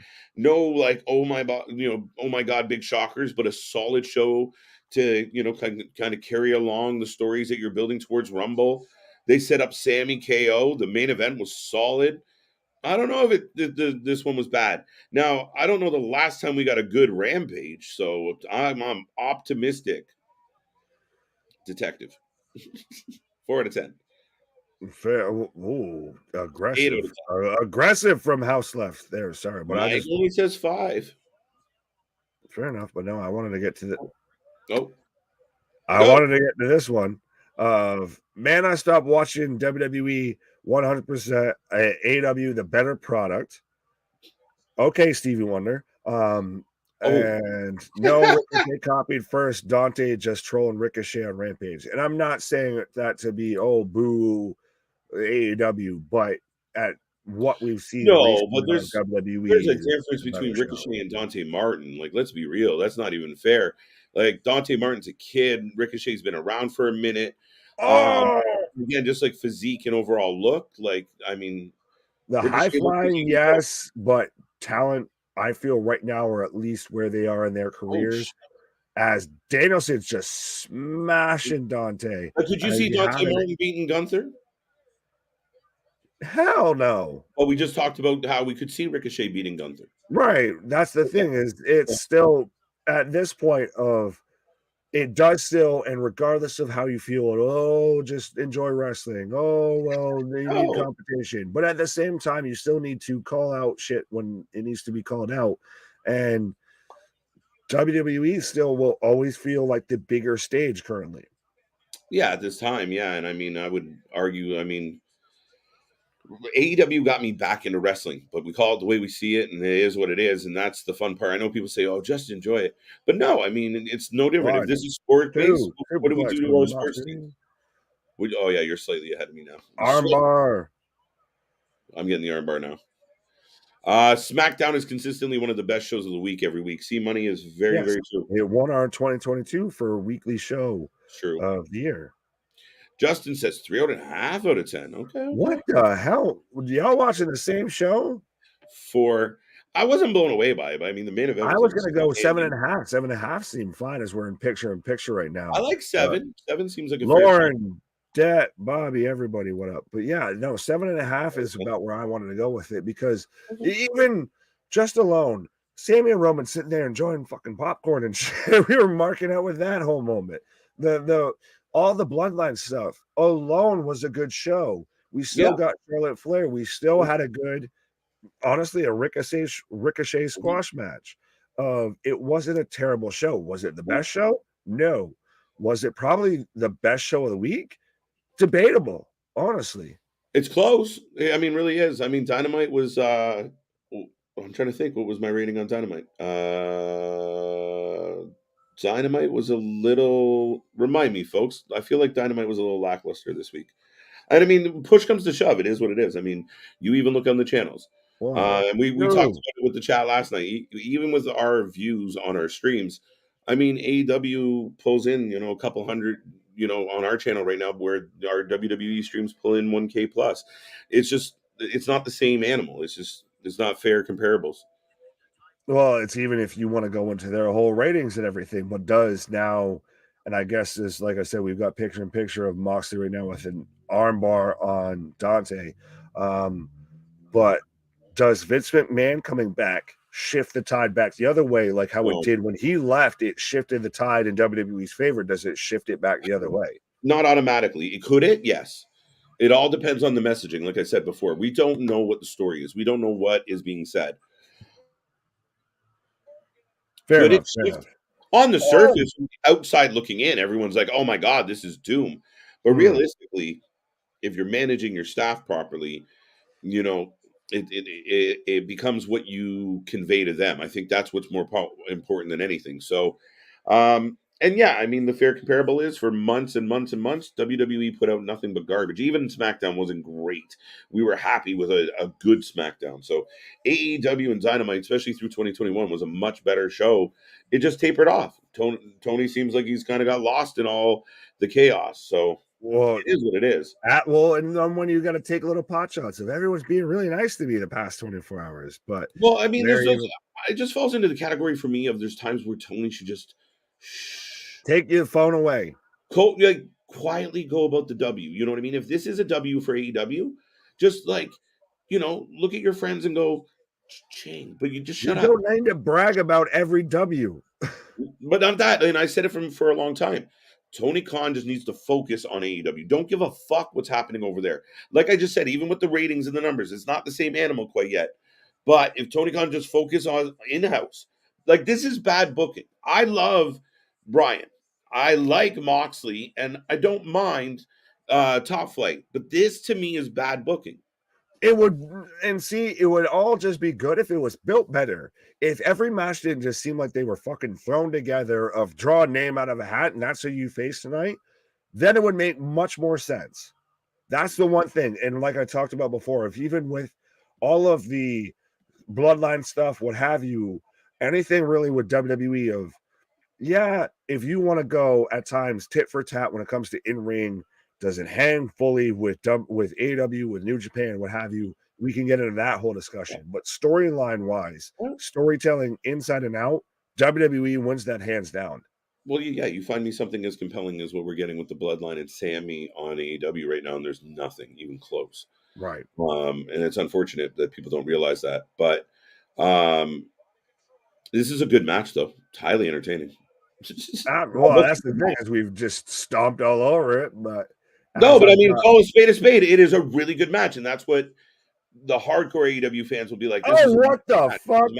What? So Darius just popped Dante up over shit. Yeah, I got it. To get behind Moxley, and then Dante just hit some twisting DDT shit as then Dante. I know I'm saying all the D's names, pause. Yeah, right. But Dante then turns around, hits a fucking rolling out splash, frog splash. Now Moxley's got a fucking Kimura. That whole transition right there of, I know we talk about spots, what have you, and everything, but goddamn, was that slicker than Colorado Gold Tooth, to quote Jim Cornette. Listen, I know what I said about this booking, but this I agree with King here. Finally, good wrestling on Rampage. We've had a lot of fucking really lackluster rampages. This is outstanding. And you know what one of the biggest differences is, Nick? Live. A live, fresh crowd. Right. Live, so you got to put on a show. You're not just mailing it as Moxley turn that man inside out with a clothesline. This is, see, and again, we were talking about this of, if you're going to do something to get these guys over, of show they can hang with these guys. Thank you, gamer. Yeah, I mean, again, a great match. On the whole scheme of things, if you're trying to plan a show, it's not supposed to be happening like this. And that's me being hypercritical. It shouldn't be on a Rampage. It should be on a fucking Dynamite. Not even that, dude, because I just don't think this matchup should be happening. It doesn't fit into it. All of the kicks, the enziguris, the super kicks, the topes even now. Jarrett and Danielson right now, the legal man. Running knee. A high knee. No, there's that. Okay. I do like this transition of you go from one compelling time match and you switch right into another compelling time match. I'm super impressed. And you know what? Dear John Moxley, when you stay in the ring, you're not bad. You're pretty good at this. When you don't bleed 2 minutes in. Stay in the ring more. You don't need to stomp around the fucking stands every fucking match. You don't need to bleed every match, like you said, Nick. He's good. He undersells himself because he dumbs himself down. Fair enough. And that's going to go well in the sense as Moxley's just flipping off the camera. And we're getting the stomps right now from Danielson onto Darius. And the crowd's just going, they're losing their mind. I think it's because we're getting Danielson versus MJF. We know Danielson's going to be into that MJF feud. As Darius tap out and blackout, and that man blacked out. So we've got a winner here of Blackpool Combat Club picks up the win. Should the ref not just call the match when he passes out after being kicked in the face a bunch of times? Am I being picky here? Are we getting into UFC? He's out. Of, fight back, defend yourself, fight back. What is the point of choking him? He's dead. He's already dead. That's to confirm the kill. Ricochet and Will Ospreay face off in Rumble. I'm down. Let's go. Don't tempt me with that. Don't do that. Don't give me hope. Don't do that. Don't give me hope. I will say, This might be the loudest crowd reaction for a young babyface loss I've seen in a long time. Because it's live instead of they've watched already they already watched a Dark Elevation taping, a Dark taping, and then Dynamite, and then now you get Rampage. Did we know this was happening? Darby Allin versus Mike Bennett? That was announced late to the show here. But I did see that we're going to get Darby Allin versus Mike Bennett. So we're going to get OGK versus Darby Allin. I felt like something else was supposed to be happening. Did something change? No, it got added. It just got added live. Remember, that's the thing, is they're not having to do this in post. This isn't recorded. We don't have a can. We can't turn up the studio audience. This is live. So no, yeah, I think they added that last minute, because right now what I've got advertised we already had Top Flight versus BCC.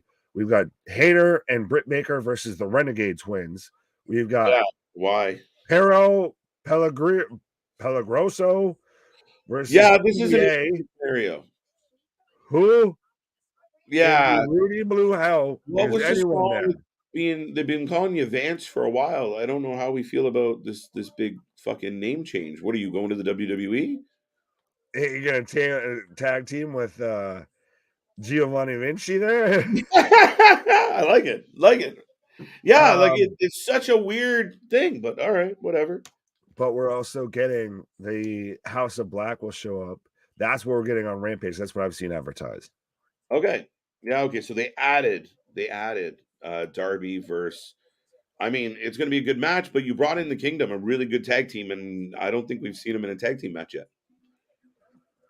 Oh, well, they got the whole anti-pop when they showed up. If you ever wanted the cleanest recording, if you're going to go back to where you had to record shit on cassette tapes and everything, the cleanest recording of OGK's entrance music in AEW, go back to when they debuted, because no one gave a fuck when they showed up. Exactly. So, haven't heard that in a while. I love it. Good start.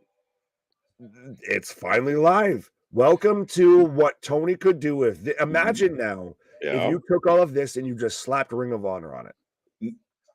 100%. Perfect. Right. Perfect. Thank you. Perfect. Been saying that, Tony. You know how to reach me. Have your people talk to my people. We can work out a deal here. No, honestly, why would you not do that? Like, honestly, it's the thing we've been saying. I don't know where to put all these wrestlers. Create another show. Create a funnel system. Figure it out. You start on Dark. You move to Elevation. Then you move on to this thing called developmental. Yeah. Put them in the ring. Train them. Develop them. Don't just book them. Be more than a booker. You got to be a company with a vision, with a plan. Exactly. Plan long term instead of what gets your rocks off as a fucking fan of professional wrestling. That was always Vince's forte. Well, it's all right. Slow and steady. I don't care. We'll get there. Right. And then you watch company after company just burn themselves out. We're gonna take them down. Right? How you doing, Eric Bischoff? Steph and Triple H can't even take them out.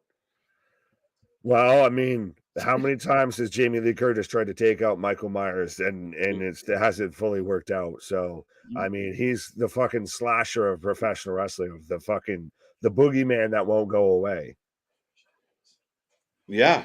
No, I mean, you really don't know. Top Flight needs jobbers.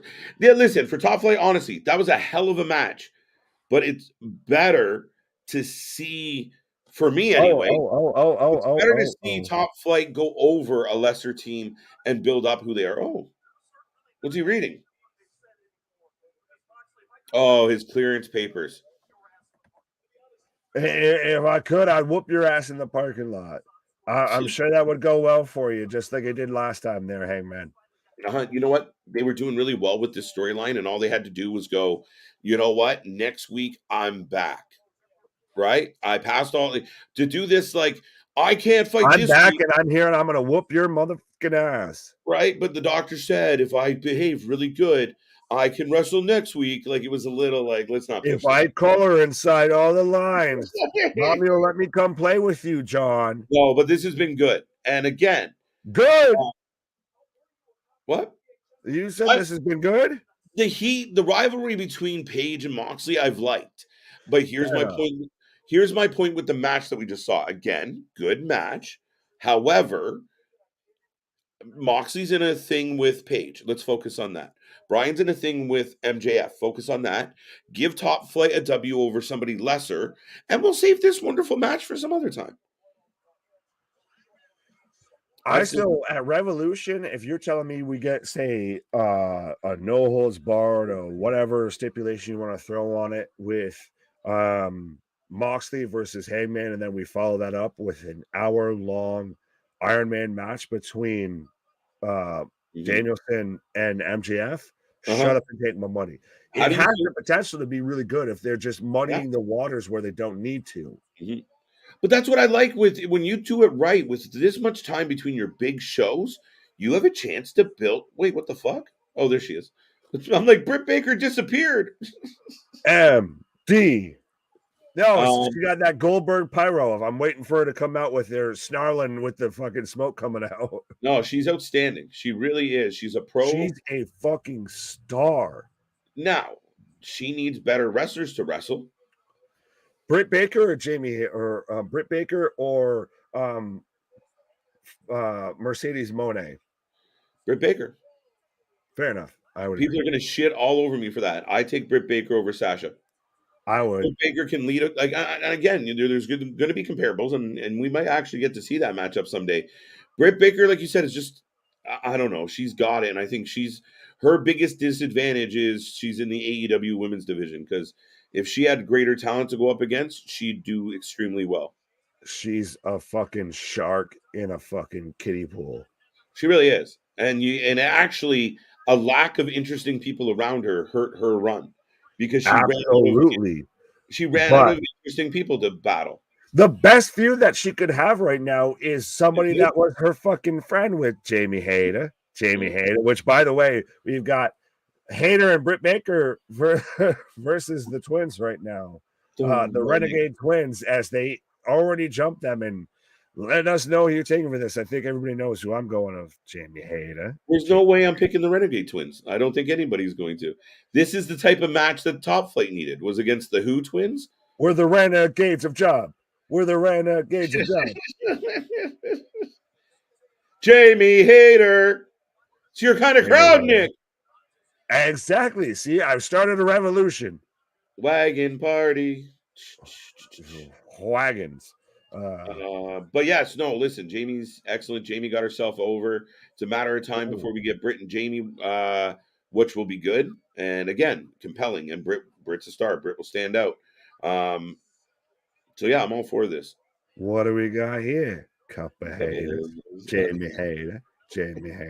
That should be the tag team name, Cup of Haters. That's what it should. Or Hayter. Oh, goddamn you. Up. Hayter Baker. Right. Oh, Christ. Baker Hayter.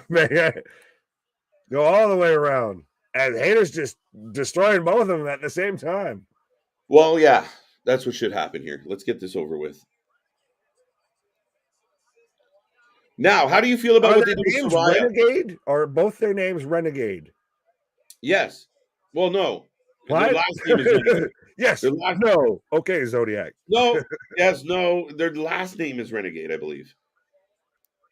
They just keep saying Renegade and the Renegade. Because they don't know who the fuck they are either. Who is who? Twin Magic. Is that how they name Twin Magic?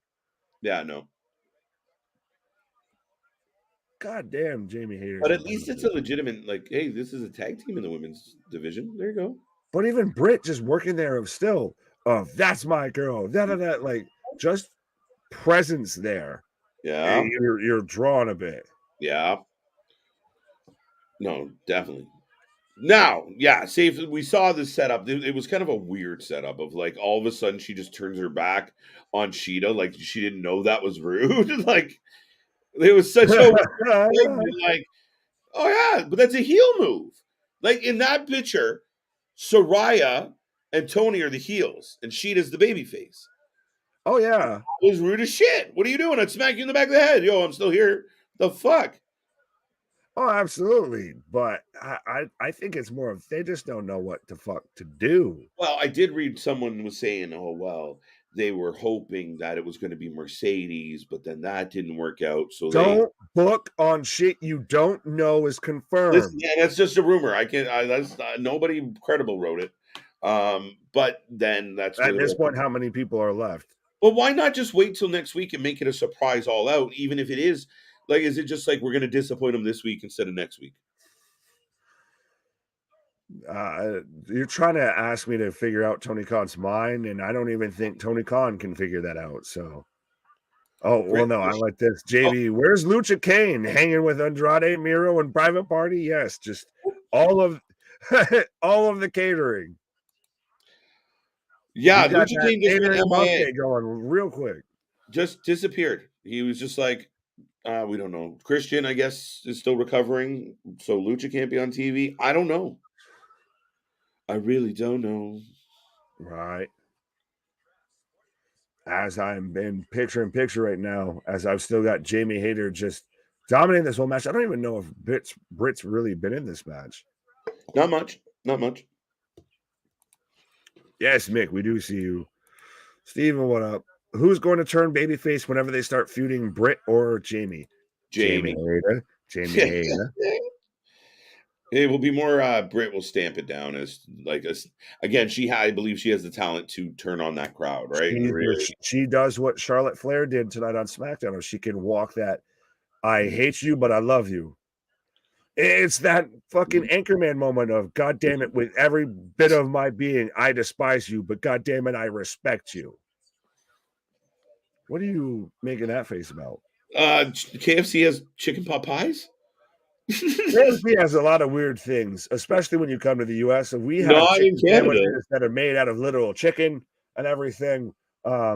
We have like the double down to where the bread is chicken. So we have a bunch did of get weird that shit for when it comes limited to time. Canadians will yeah. only limited time expose themselves to kind of certain things. Yeah, we get a lot of weird shit when it comes to KFC when it comes to US. So that's neither here nor there. That's so funny. There's no food commercial I feel that in Canada would surprise an American. Maybe not. What always blows me away about you guys is it's like you can get like a triple burger with bacon, fries, a milkshake, a small child, all for $8. You're like, what? You're making me hungry right now. Vitamins are helping out. You're making me hungry right now. Yeah, no, this is where the vitamin talk kicks in, folks. But yes, right now we are in picture in picture. If you're just tuning in, you haven't been here before, we are the Wrasslin for Life Network. I'm KJ, that's Big Nick, and we do this for all the shows. We do not stop. It's not just us. We got a little team that works with us, and our boys Cliff and CJ, big shout out. But yes, we're here for all the wrestling. If you like GCW and New Japan, if you like AEW, WWE, we welcome it all. We watch it all. We're here for things like GCW, Wrestler Revolver, Battle Club, Game Changer. I said that already. Battleground Wrestling we cover. Yeah. So yes, folks, like, subscribe, join. We got more coming your way. We got more original content. We got more interviews. We will have an interview, I believe, next week, if all goes well.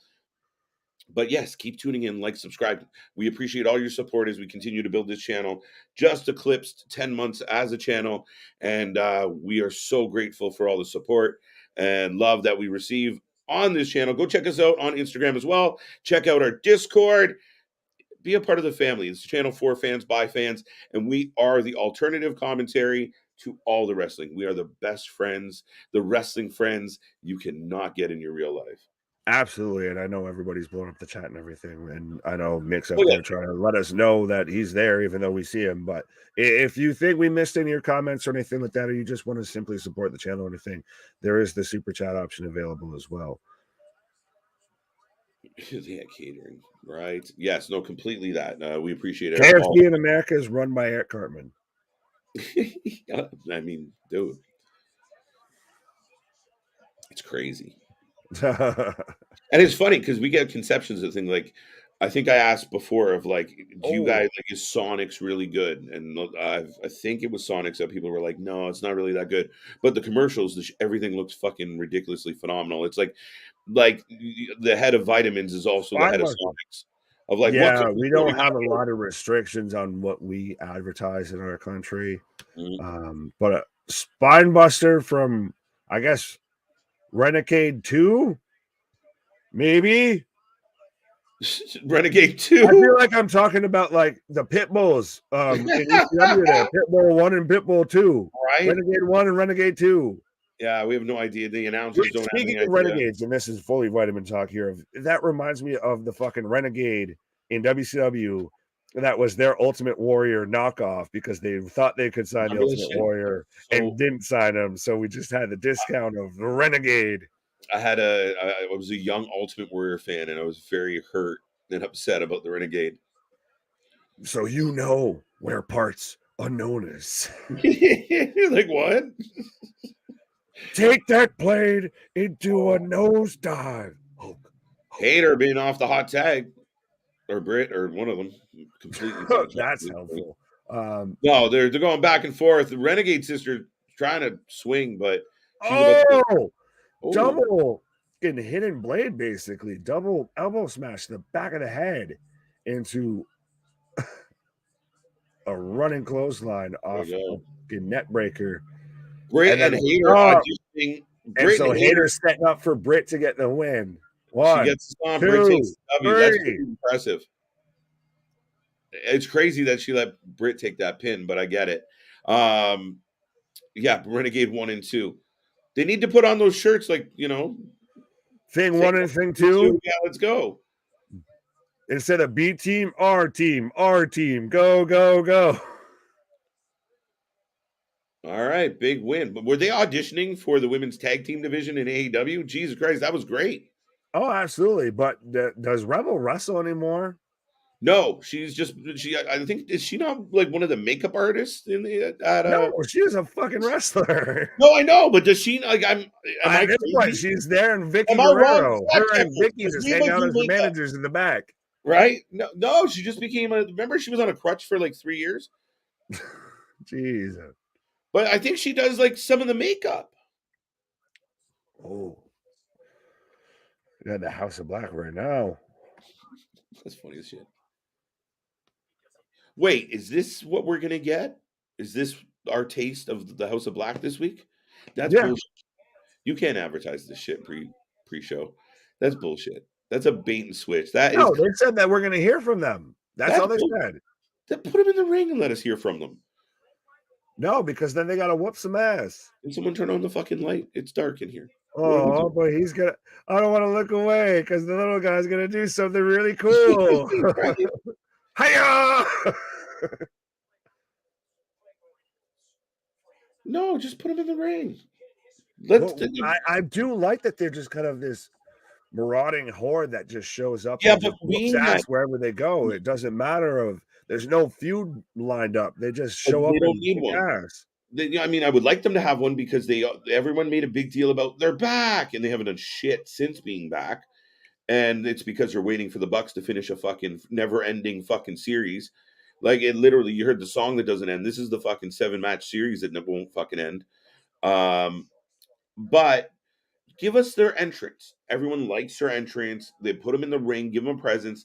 Let Malachi and the boys and Julie cut a fucking promo and leave. And everyone's happy. Right? But you get these fucking recordings. And is he mad at Eddie? I feel like that's what we're going to set up to. And again, just shut up and take my money if we're going to get Eddie Kingston versus Malachi Black. Yeah. I don't know who I want to win that match. I know kind of who I want to win that match. But versus who should win that match and everything. But so what do you feel about, sorry, go ahead. I was really confused by this man's graphics. Preston Vance. Then his other name pops up. So is he Preston Vance? What the fuck are we doing? Right. Why does he have another name in quotations of wrestling his first match as a member of this faction? Who the fuck ever kept track of that? Oh, Sonico. The dangerous dog. He's got a blue tongue. Run. He ate the one chip challenge and survived. Run. That man can survive anything.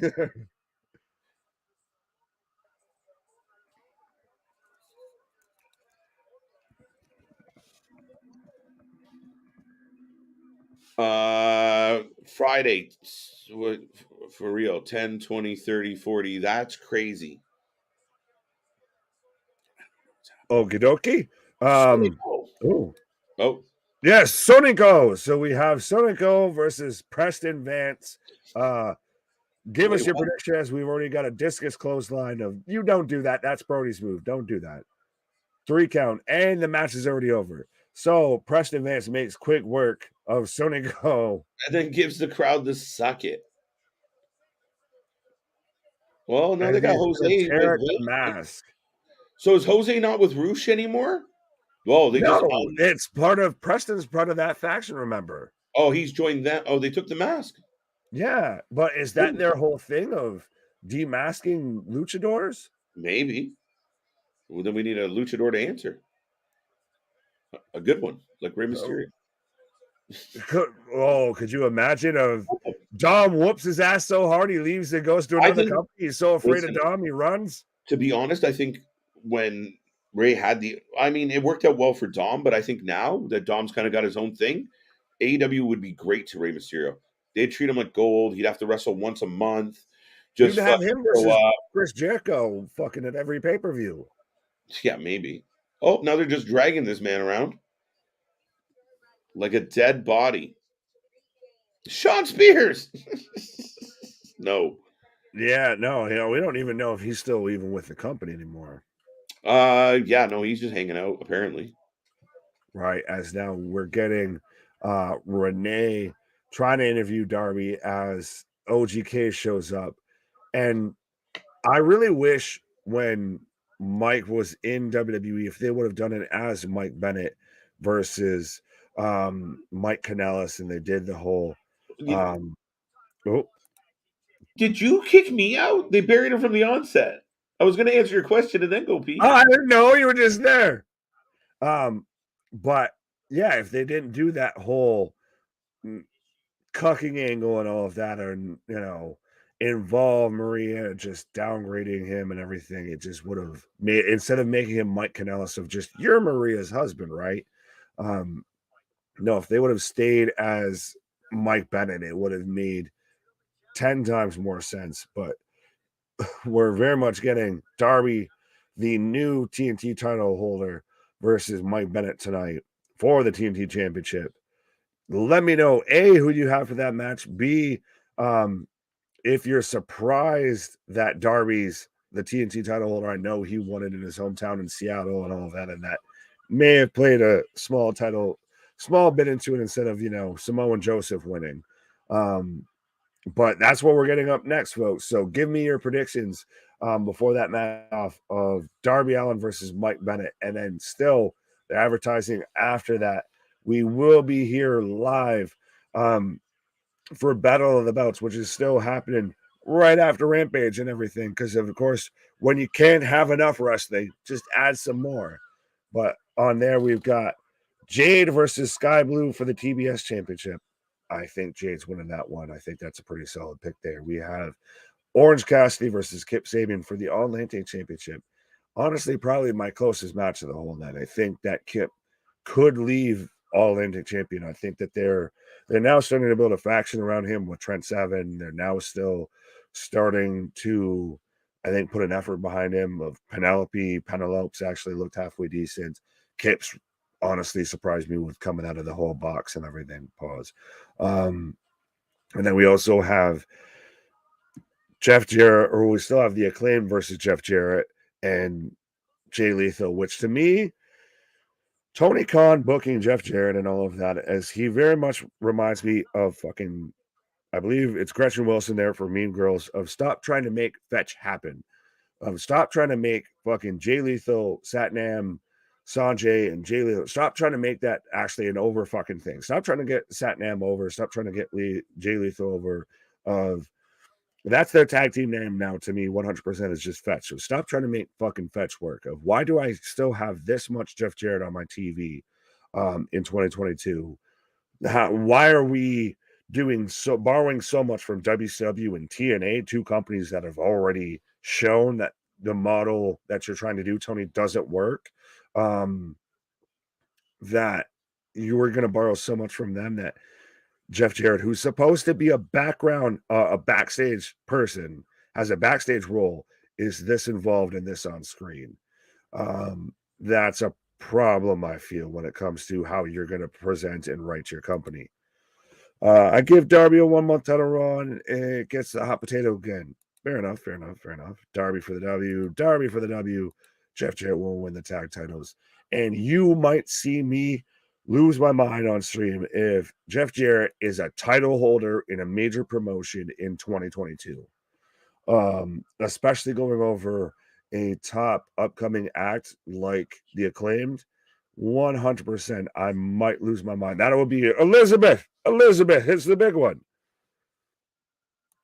Darby for the win. Can Abyss still wrestle? Could he be in White 6? That's not a bad shout, honestly. A lot of people forget that Abyss, aka Joseph Parks, is a backstage agent right now for WWE. Could you imagine the one-upmanship there? And I know people said on our Rumble stream yesterday and everything, if we were robbing the cupboards from Impact. But if you had Abyss, imagine you have Abyss show up in the Rumble just as a surprise spot. Christ, he works for the fucking company. And people would lose the goddamn mind. I feel a little bit of it. Just be, for those who know, it would be a holy shit. And for those who don't know, cool, he probably won't be in there super long. He'll get 1 or 2 black hole slams and you toss his ass out. But if you did something that wouldn't be a bad shout. As KJ's missing his favorite moment right now with Mark Henry hyping up the match between Mike Bennett and Darby Allin. So if you haven't given me your predictions already, folks, speak of the devil and he shall appear. But absolutely. I'm not missing shit. No, I'm kidding. No, that's why I said, speak of the devil and he shall appear. Right? Back at it, folks. So, and I heard what you said about the Rumble, and I mean, that would be a cool spot. I mean, I think one of the arguments would be, well, would the current WWE fans pop for Abyss? No, enough of us would, though, I think. Then it'd be kind of fun and noteworthy, and it'd be a cool moment for him. Right. Absolutely. Like I said, he still comes out, he hits a couple black hole slams of I'm still waiting for the day of we could even see it maybe at some Legends Night or something. We get a fucking Abyss versus Kane stare down. Right, that'd be interesting. I mean, it would have been way more interesting 10 years ago. I know. Well, it's like how people still want a fucking Sting versus Taker match. It's like, no, which one's going to come out in a wheelchair first? Right? What's going on, Thomas? Hope you're doing well. Thank you for joining us here tonight. And folks, if you are tuning in, throw anything you want in that chat. Keep it friendly. Keep the gloves above the waist at all times. But other than that, let it fly. But absolutely, I strongly suggest you throw that super chat in there. But remember, folks, they are reminding us right now, after this main event, which Rampage has been good, but we have Battle of the Belts up next. The Acclaimed will defend their belts against Jeff Jarrett, and I'm in agreement with Nick and Jay Lethal about the fact of, I don't want to be seeing this. I don't think it should be booked. I don't think it should be happening. Stop trying to make fetch work. Danielson versus Takeshita. Takeshita, yes. I think that. And look, they're calling it Jungle Hook, and I feel like we coined that. You can have that. That ain't even what I'm mad at. But we're going to get the finality of the best of 7 series. Game 7 between the Elite and Death Triangle for the AEW Trios titles next week as well. Is there any way that they shock the world and Lucha Bros go over? Well, Death Triangle.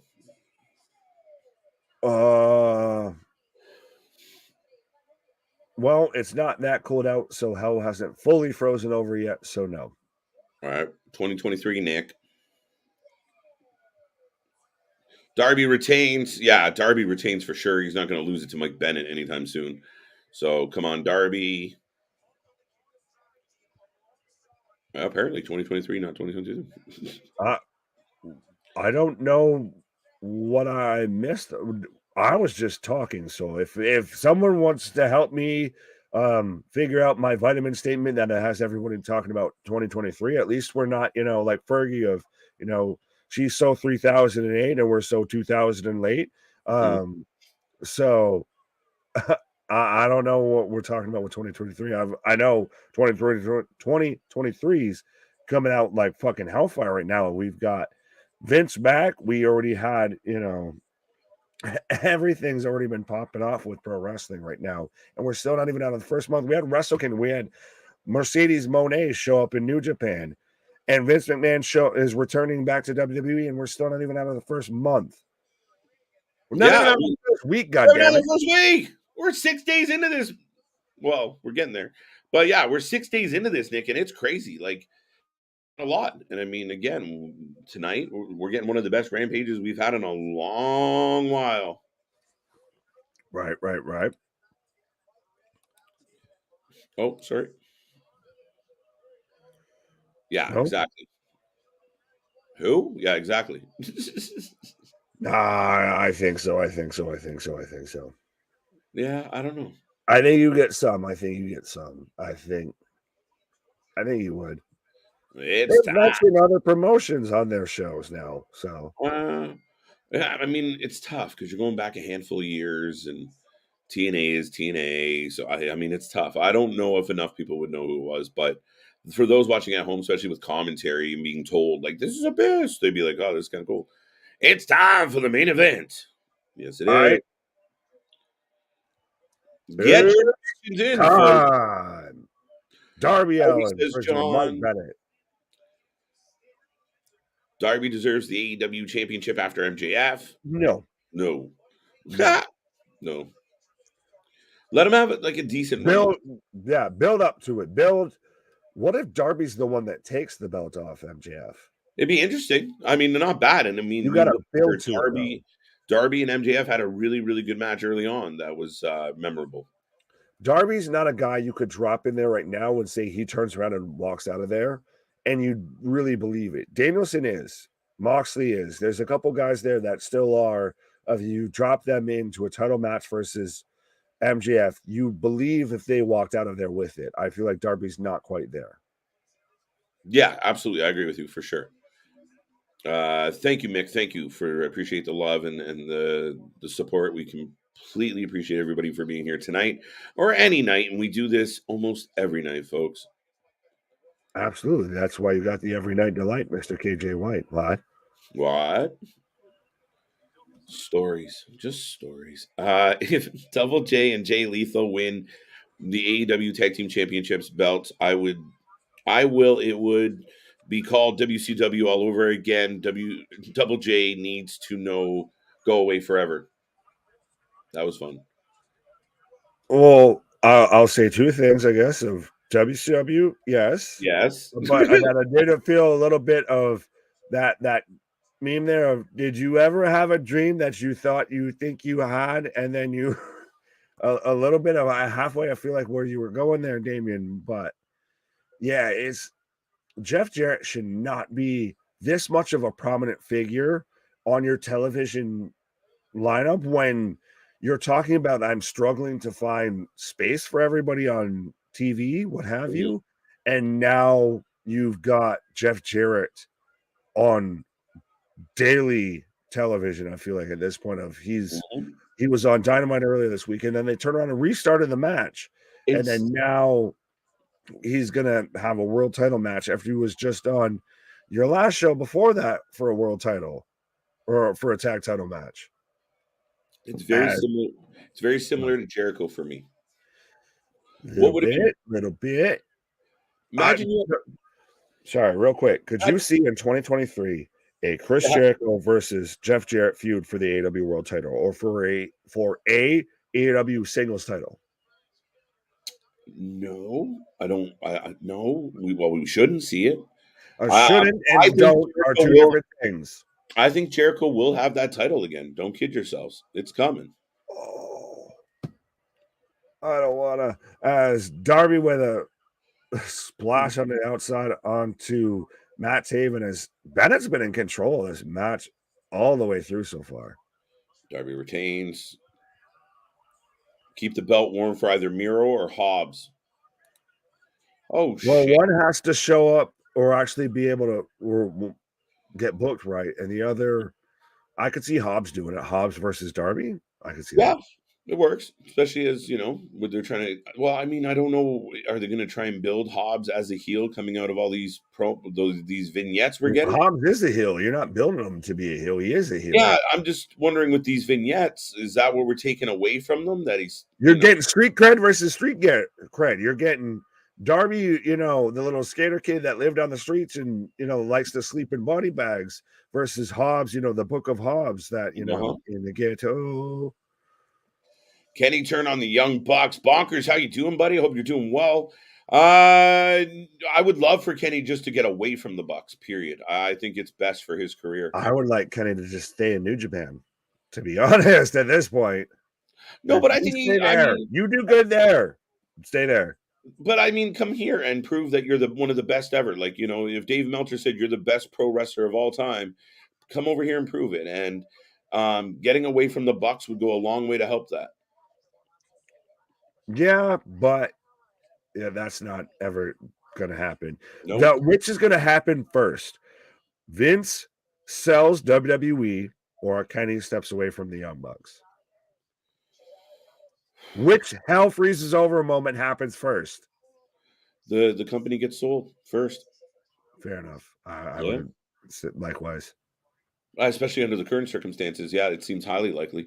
KJ Nick, what if Foley showed up? Yeah, you get a huge pop. Right here with the Wrestling for Life Network. Right? Absolutely. Christ. Mick Foley's gotten a pop on this stream and he didn't even show the fuck up. He just showed up at my wife's work and got a huge fucking pop on this stream. So fucking wherever Mick Foley shows up, he's getting a huge pop. Right. Where's Steve Chambers? Okay. Wasn't my turn to watch him. Exactly. I'm ready for Sky Blue, even though she should get dusted. Oh, yeah. It's one of those blink and you miss it. Yeah. This is just padding the stats. Right. This is where she gets to like that 100, like 150 and 0. Yeah. What did we rate the Omega Osprey match? Do we go our usual 5? I don't want to steal someone else's star gimmick. So, to me, it was pretty much close to a perfect match. Like it was a 4. The only thing I didn't like about it was Osprey lost. Yeah, but that's not fair. Just because you didn't get to be fair, fucking Meltzer's rating ain't fair. Well, fuck. You don't want to put in that. Don't go in that field. 7 stars in the Tokyo Dome. God damn it. What do you give this one? You give it like 6.5 stars. Or 6.25, I think. That's when you have to go past your own parameters, your system's broken. 6.25? What the fuck? How do you even surmise? What's the difference between a 6.25 match and a 6.5 match? What is the variable difference between a 6 and 3/8 match? Like, what in the fuck are we doing here? Mm-hmm. How about we just say it's a goddamn good match? Right. We are getting picture-in-picture right now, folks. The main event is going along. Darby and Bennett are just Darby's smacking himself free. Battle of the Belts is up next. We get 3 title matches live, AEW. So that should be fun. Rampage has been good. We will take ratings out of 10 at the end of Rampage as we transition into Battle of the Belts tonight. Does that show, though, of how much you don't care about Rampage, of that you've already got a running clock for Battle of the Belts in the top corner there of that show starts in 5:10, 5:15, 5:14. Nah. Just you don't need to watch this. Come back in 5 minutes and you can have that. If you got a lead-in program, you gotta do it. So this is the pre-show. This is the pre-show for Battle of the Belts. Technically, yes. And it's Rampage, and Battle of the Belts is supposed to be special, so there's nothing wrong with that. It would be special if you didn't run one once a fucking should month. And could are 2 different things. Right now, they think it's been a big logic against me. It's been a heaping pile of shite, but for was this the 5th one? Yes. Will Battle of the Belts be worse than Rampage? Because so far, Rampage, like we've talked about, has been really fucking good. That was wicked. What happens when you do the shit live instead of taping it fucking after 7 hours of wrestling, like 205 live? Yeah, no kidding, man. And dude, the energy in the building is amazing. Quick question, Nick. What do you think of the new graphics, the new look, the new vibe for Rampage, for Dynamite, the new stage? Some people It's very cracked off that it had, WWE. there you go. It's very WWE of that very much. You right now of I almost wonder if they're halfway doing it in the extent of like Impact used to do, like WCW even did a little bit at the point of you're flicking through the fucking channels and you see something and it looks close enough to WWE of you click around, you stay there for a hot minute until you realize of that says AEW in the corner, because that fucking entrance ramp, that Titantron, that everything, that the Christ, even I'm calling it a Titantron, that all looks like the Raw setup from either like a year or two ago. Mhm. It looks like very much a I thought WWE it, style setup, and I know they didn't trademark that whole setup, but it's so much of screens on screens on screens on screens. I like Tony. He's gonna do something. Well, no shit, Tony. Oh, Wow, that can't feel good, man. was wow. Shotgun drop kick from the top to the floor. Bennett sat in a chair. Holy shit, but dude, that can't feel good. Well, to Darby's kind of their Jeff Hardy of that man's just car crash wrestling. But even the whole crowd's just, this is awesome. This is awesome. Yeah. I like this shout by Bonkers. Then see if we're gonna do the WCW comparisons, then that's going back to the old WCW, or even I think it might have been the WWF days of Clash of the it was WCW, Clash of the Champions and everything. Yeah. You ran that like a special show, like even Bonkers has mentioned there of 2 hours. Oh, wait. Taven with the Enziguri as Maria, sat there and covered up Bennett so Darby wouldn't go for the coffin splash. Two count on a pile driver. That's a clever way to do that. When will Cargill go? When Cargill gonna lose? When I'm sorry, I can't read apparently. Lose when she's going for the AEW championship, women's championship. They're gonna keep her away from it and for as long as possible. She kind of owns the TBS thing. I think they should just dissolve both belts, have one belt, and she should be the champ. She'll just retire with that belt, just like how R-Truth should have retired with the 24/7 title. It still would have been greater than Nikki missing the trash bin if she just tosses it and lands in R-Truth's lap. Or even if he's in the trash bin and he comes out like fucking Oscar the Grouch holding the title and just he and then goes back down 100%. Fuck it. That's funny. A holy chit chant. On Rampage, yeah. I mean, dude, we've had a lot of bad Rampages. This is excellent. Darby set up for the coffin drop. Bobby and Adam Page should go back with hits the coffin drop. Uno, dos, tres. And still your TNT title holder. Darby. And still, yeah, very much. Darby Allin picks up the win, folks, and that is your main event. Big win, big battle, holy shit chance. Crowd was into it.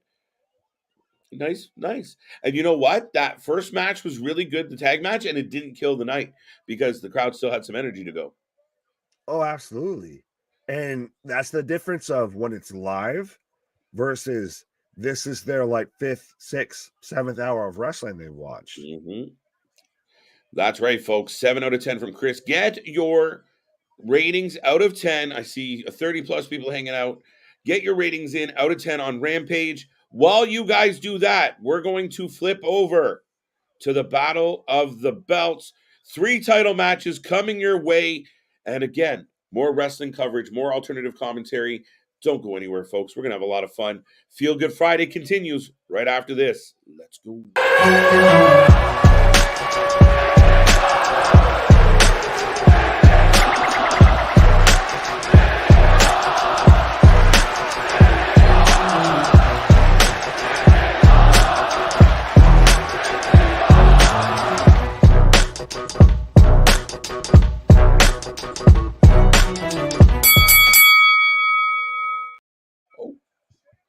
Ding, ding, ding. And we are still going. We are still at it. We are still doing it, folks. And yes, we're at the bright and colorful Battle of the Belts. Jericho, JR, Tony, and Excalibur. Why is Jericho on fucking commentary? I don't know. It's 4-man booth is too much. Champion Orange Cassidy going up against Kip tonight. Jade going up against Sky Blue. And and then we got the title match, as you can see on the screen here.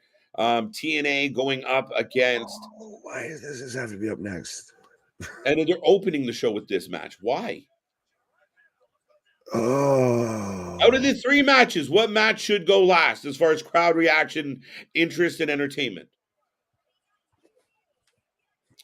How do you open the show with a no-holds-barred match? And there's probably why is Jeff Jarrett on fucking my TV screen in 2022? You ain't got the answer, Sway. That's how I feel with this whole situation of just what the fuck is happening right now. There you go. Dasha is Diamond Dallas Page's stepdaughter. Let's go. Get your ratings in for Rampage. Get your predictions in for the opening bout tonight. Oh, I guess Kip and Orange Cassidy should not be the main event. It should go Kip and Orange Cassidy, then it should go Jade, then it should go these guys. Right? The only way you have Kip go as the main event is if you're having Kip win. It's a live Friday night show. It's kind of like interesting. I mean, is this your way of like people like, oh, Jeff Jarrett, and they stay? No, they turn the fuck away. Thanks. You turn away from a fucking dumpster fire. You turn away from a fucking turd on a fucking front porch that's lit on fire that you gotta stomp out. This is what this is. He's literally wearing basically his fucking TNA gear. Like, it blows my goddamn mind. Like, is Dixie Carter on it? We're talking about WWE's creative fucking board. Is Dixie Carter, Vince Russo, and fucking God knows who else? That's Bruce Pritchard, who else? Fucking Johnny Ace, everybody else that's had a terrible shit idea that somehow managed to make it in fucking professional wrestling involved in this creative team? Because what the fuck are we doing here? Oh, Jesus. Jeff Jarrett's worse than Vince McMahon. Oh, I want to see a comparison and see or get a vibe of how people feel of Max Caster versus Basic Thugonomics, John Cena. The thing with Basic Thugonomics was it was clever, but it was like very like, all right, we know what's coming. I think Caster's gotten better with time. Like, I think when he first started doing it, it was a bit like clunky and choppy, but I think he's gotten better with time, and I think his punchlines are great. Like the chewing on the pencil and Sanjay's pencil was funny. You're worse than Vince was funny. He's good, and he caused the whole. When you can cause controversy by just doing a line, there you go. Great job. No, you will woke the Kraken that is Karen Angle. Yeah, you let that sleeping beast woke the Karen.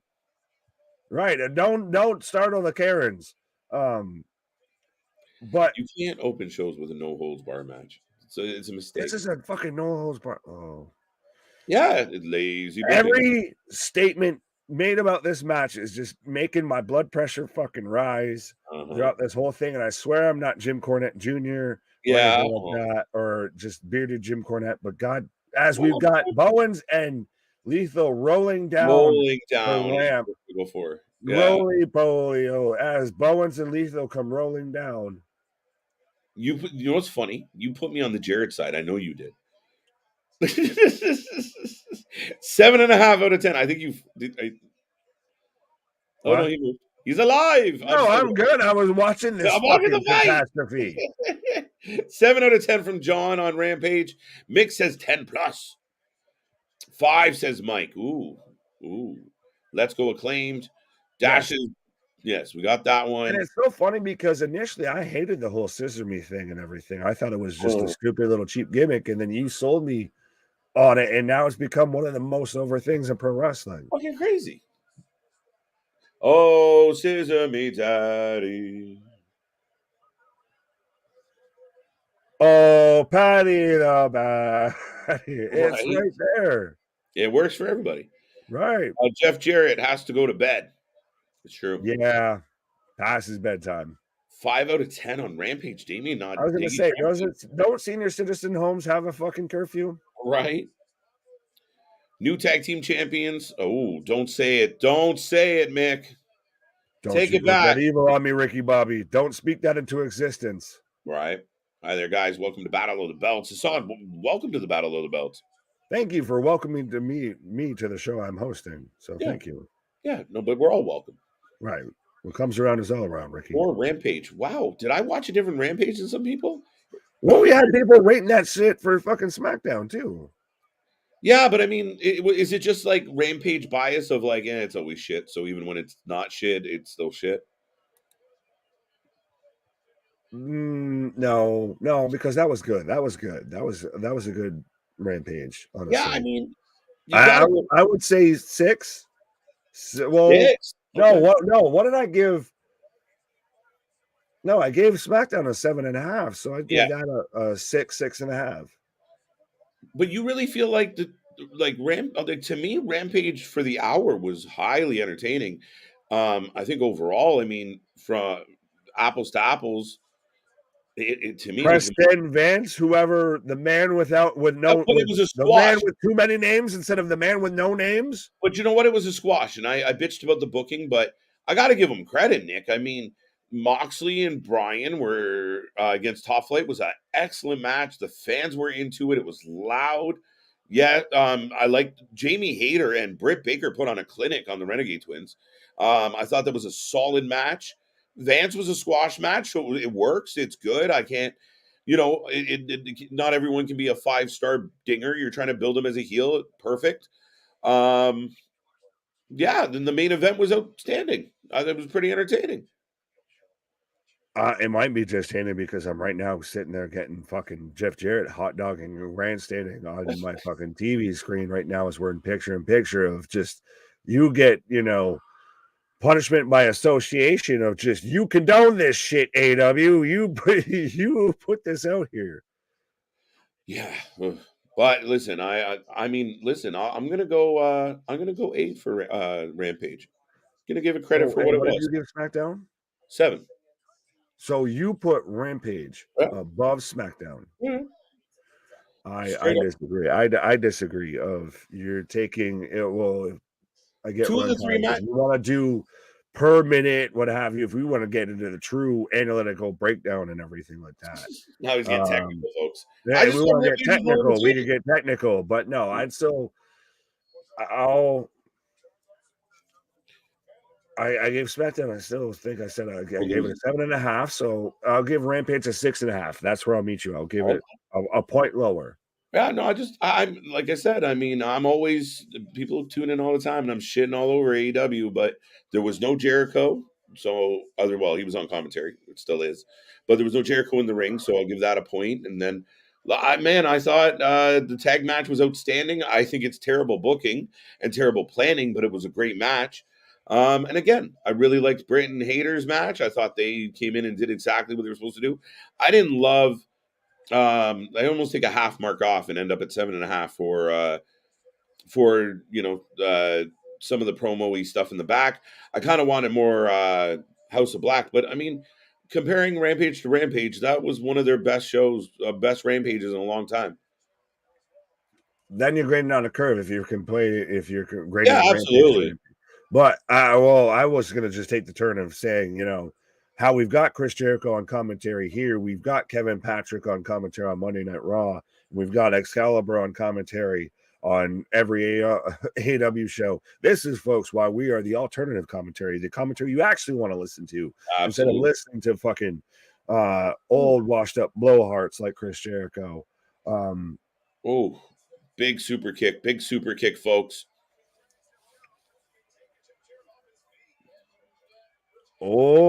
Angle slam. Interesting. And he does the thoughts of taking down the straps of that's a fuck you, Jeff. That's a fuck you, Karen. That's a fuck Hi, you, Karen. Hi, Karen. That's why I like the ankle lock of just yes. He threw on an ankle lock. It's an angle slam taunts the strap takedown, and then locks in an ankle lock. Lethal to the top. Caster staring hits at the ref. Wow! What did that man do to you? It's no holds barred. Uh-oh. Oh, by the way, I do apologize to Satnam Singh. Dude, you too big to be on the overlay. I had to edit you out of the picture, or else you were about to hear on my chest. So. I am Groot. I am Groot. Fucking him versus Omos. Oh Tree my versus God. tree. Forest match. Discus elbow from Bowens. Faymaster. No, someone asked about that like a couple weeks ago in the chat of Omos versus Satnam. I'm like, what? It's fucking Lord of the Rings. Right. Two count as the new ref comes running down. See, but then if you're going to do, this could just be my booking and everything. If I'm the fucking heels, then Sanjay sits there and turns off. After Jay Lethal hits that, Sanjay takes off his fucking jacket and he's got a ref shirt underneath and he starts to go and count the fucking pin. Shit. Yeah. Yeah. No, I like it. Guitar in hand. You get the breakup there. Jeff Jarrett about to smash a guitar. Again, never drew a dime. Right. Oh, we're getting back to professional. We're getting back to WWE in 2000s, and we're getting Jeff Jarrett versus Billy Gunn. Kicked him right in the nuts. Right in the huevos. Oh, Caster's got a boombox. See, this shit sucks. Like, I mean, for me, like, having all this nonsense and, like, you're having a standoff between a guitar We're going to get a Billy Gunn versus Jeff Jarrett match in 2023, and what the fuck is happening? Where's fucking Doc Brown here with this? Uh-oh. Oh, Groot takes the fucking guitar to the head. BFG in the ring. Yeah, Satnam takes the chair shot or the guitar shot as Jeff Jarrett hits the stroke on Billy Gunn, who's not in the match, by the way, as we get a super hit from Bowens into. What? You know what? It's really hard to watch Singh like sell this as much as he is. There he goes. Yeah, like, dude, he's a giant. He took one guitar shot. He'd be all right. 3, 5, 4, fum. I smell. Then he choke slams the ref too. Wow, that looked vicious. Actually, he dribbled that man like a basketball. I see what you. What the? Ladies and gentlemen, it is chaos to start Battle of the Belts. Get this now. There's the referee shirt spot. Oh, hey! Here's the referee spot. They were listening in live. Tony, I want writer's credit. They pivoted, Nick. On the payroll. Send me that Vince Hush money. Legal injection. Dude, is this really going to happen? I'm walking off if this happens. Dude, I already feel the throw up in my mouth. No, we got a big cheer. Sanjay about to get fucked. Oh! Aubrey! What a pop! What a baby face pop! AEW, the only one that anyone knows. Yeah, it's true. That and Aubrey's gonna hit a stunner and then just do the suck it taunt on fucking Sanjay right now. Aubrey breaking his pencil. How is Aubrey more over than anyone in this fucking match right now? How is the ref the most over person? I'm gonna have a fucking dude. Mic drop elbow. There we go. What a finish! Christ. And Satnam just watched. Why are you just leaning on the apron staring like, no, don't beat him? Right. What the fuck? Have you ever seen a tree rush anywhere? I haven't. Well, time to make like a tree and fuck off. Make like a tree and leap the fuck out of here. Oh, man. Hey! All right, folks. That is the end of the opening match for Battle of the Belts. Big Nick's going to take a little break, and we are rolling through. The Acclaimed are still your AEW Tag Champions, as they should be. The match was chaos. Again, I've been on the record. I don't love the booking. I don't love the Jeff Jarrett is in a rivalry with your tag champs right now. If you want to give Jeff Jarrett and Jay Lethal a one-off, build up your champions, easy win, great. This shit, let it go. But the match was pretty good. The no holds bar, I don't know if it was necessary, and I didn't mind. The crowd popped huge when Aubrey came out, and the big W for the Acclaim. So, like Nick said, Aubrey is more over than just about everybody in the match, but the crowd went crazy. So there we go. Caster out, scissoring the fans. Pause. Whoa, still. Yeah, there you go. Still. I don't think anybody realistically expected. Like I said, I just don't think it required 2 matches to get past Jay Lethal and Sanjay Dutt. They're not Sanjay, Jay Lethal and I'm completely lost. Hobbs is back, by the way. Thank God for Aubrey. Yeah, I'd say. I'd rather gun and the Acclaim. You'd rather gun and the Acclaim win? I'm putting it together, Lauren. That was a fun, chaotic, overbooked match. Smile mark, ding. And I'm okay with that sometimes. That can't be your norm, but I'm okay with that sometimes. KJ, yeah, I'm with you, Larry. I heard it. 3 ref in a match, stupid. Should have been DQ. If you hit the ref, no matter what. Yeah, you're not allowed to hit official. Just because there's no holds barred doesn't mean you can go out and, go a little buck wild. I mean, again, I think you can get to that match without going through all this shit. Jeff Jarrett and Jay Lethal, there you go. I remembered who it was. Really don't require 2 matches with the champions. Was it that terrible? No. But to our point that we've made several times, it's just stop complaining about not having enough minutes on TV when you're using the wrong people. I voted Sky Blue. For what? Why'd you pick Cora Jade? Ooh-ha. Scissor me daddy.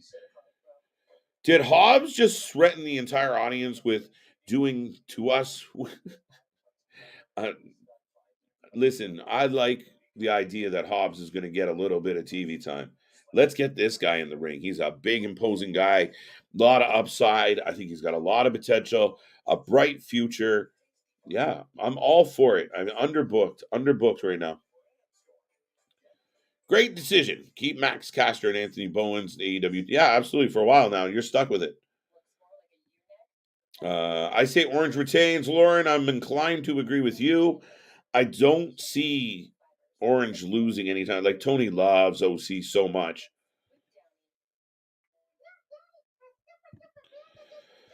Bobby, yeah, what's up with the Book of Hobbs?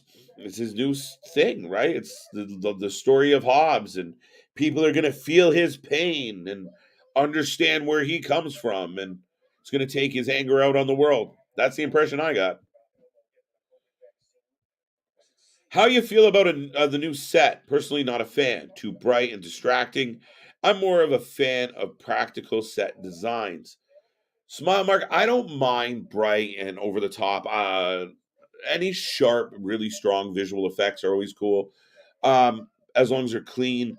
A lot of people have criticized it for being very old WWE esque.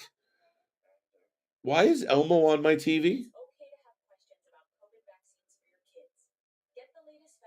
Yo, it's funny getting the American commercials. Y'all have a wow, I'm not even gonna say it, but you guys have Elmo on commercials doing, that's funny as hell. Anyway, the new set, I don't mind it. Like, when I look at it, I mean, like, it looks good. It looks all right. It does have an old Raw vibe to it. But again, it's a set. You're kind of limited. Like, what are they supposed to do? I don't hate it. I was a little surprised. Like, I mean, I cracked wise on the channel about the fact that, I thought their graphics, like the lasers and such, go on Dynamite, going to like a red and blue was very interesting to me, where we all know the emphasis that WWE has put on the red brand, the blue brand. And I get it's hard to stay away from red or blue, but there got to be something out there that you could have thought of, or maybe not red and blue, maybe I don't know, but it's interesting, but it's tough to make change. I don't hate it. It looks upgraded. It looks better. I think the big bright visuals in the back instead of the tunnels for me is a better overall optic, but I got Ortiz and Eddie.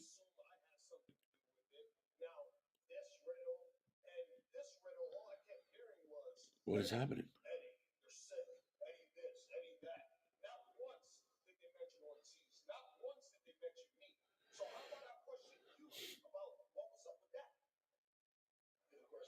Eddie and Ortiz are about to beef, who now have become officially superstars of AEW Dark.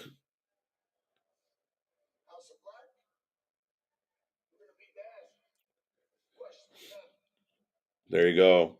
Why do I got a feeling that Ortiz is going to join the House of Black? Kingston. Orange Cassidy for the win. I think Trent Beretta gets involved. Possibly. Here comes Sky Blue. Almost called her Cora Jade again. Actually, I like Sky Blue better than Cora Jade. Not going to lie. Sasha might be Jade Cargill. Maybe. Maybe. I don't know what's going to happen with Sasha. I really don't.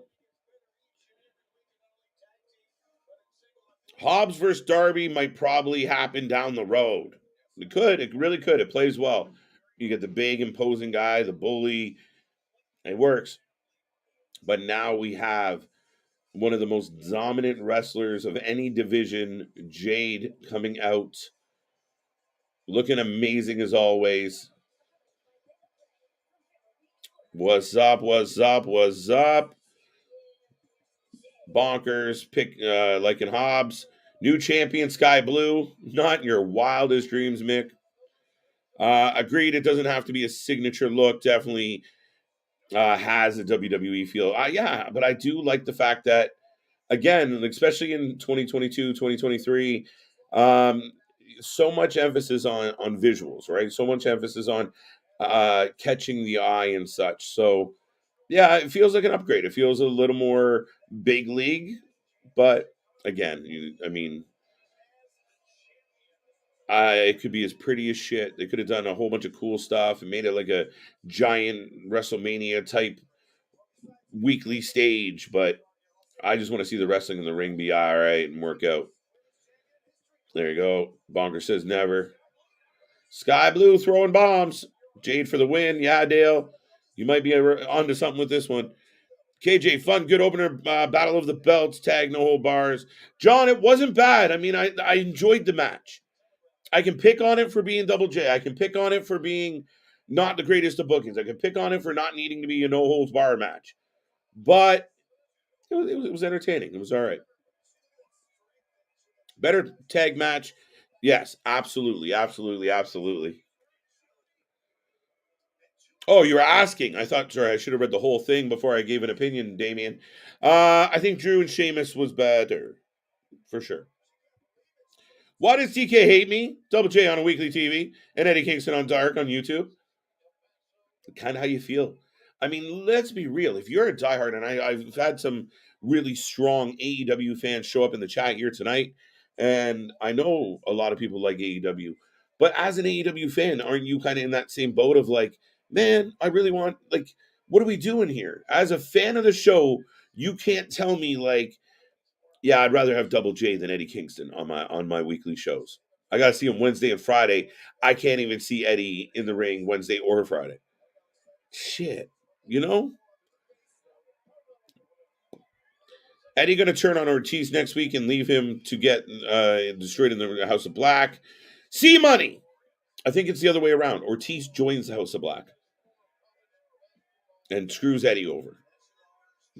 That's what I think. Jade retains. Jade, obviously. Looks like entranced by Jade Cargill. Looks entranced. I don't quite get it, Larry. Jade for the win. Red Velvet makes an appearance. Yeah, no. Even if Red Velvet makes an appearance, I don't think that stops this dominant woman. Doesn't even look like a fair fight. If you were walking through the mall and these two ladies got in an argument, who you putting money on?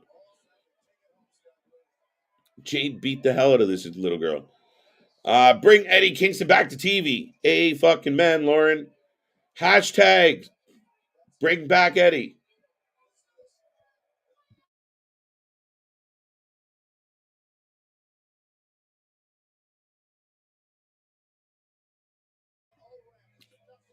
She dropped her on that ramp hard, and there's the prediction. Now, Red Velvet could give Jade a bit of a run for her money, but Cora is just in the way. She's a speed bump on the way to that next match. Jade for the win. Has someone jumped Tony Storm yet? Ruler out of Dynamite? Not yet, Earl. Not yet. It's really weird how they set all that up and created dissension between Sheeta and the girls. And yeah, really weird. Oh, Jade was counting her abs. Cora makes it back into the ring. Sky blue is my vote.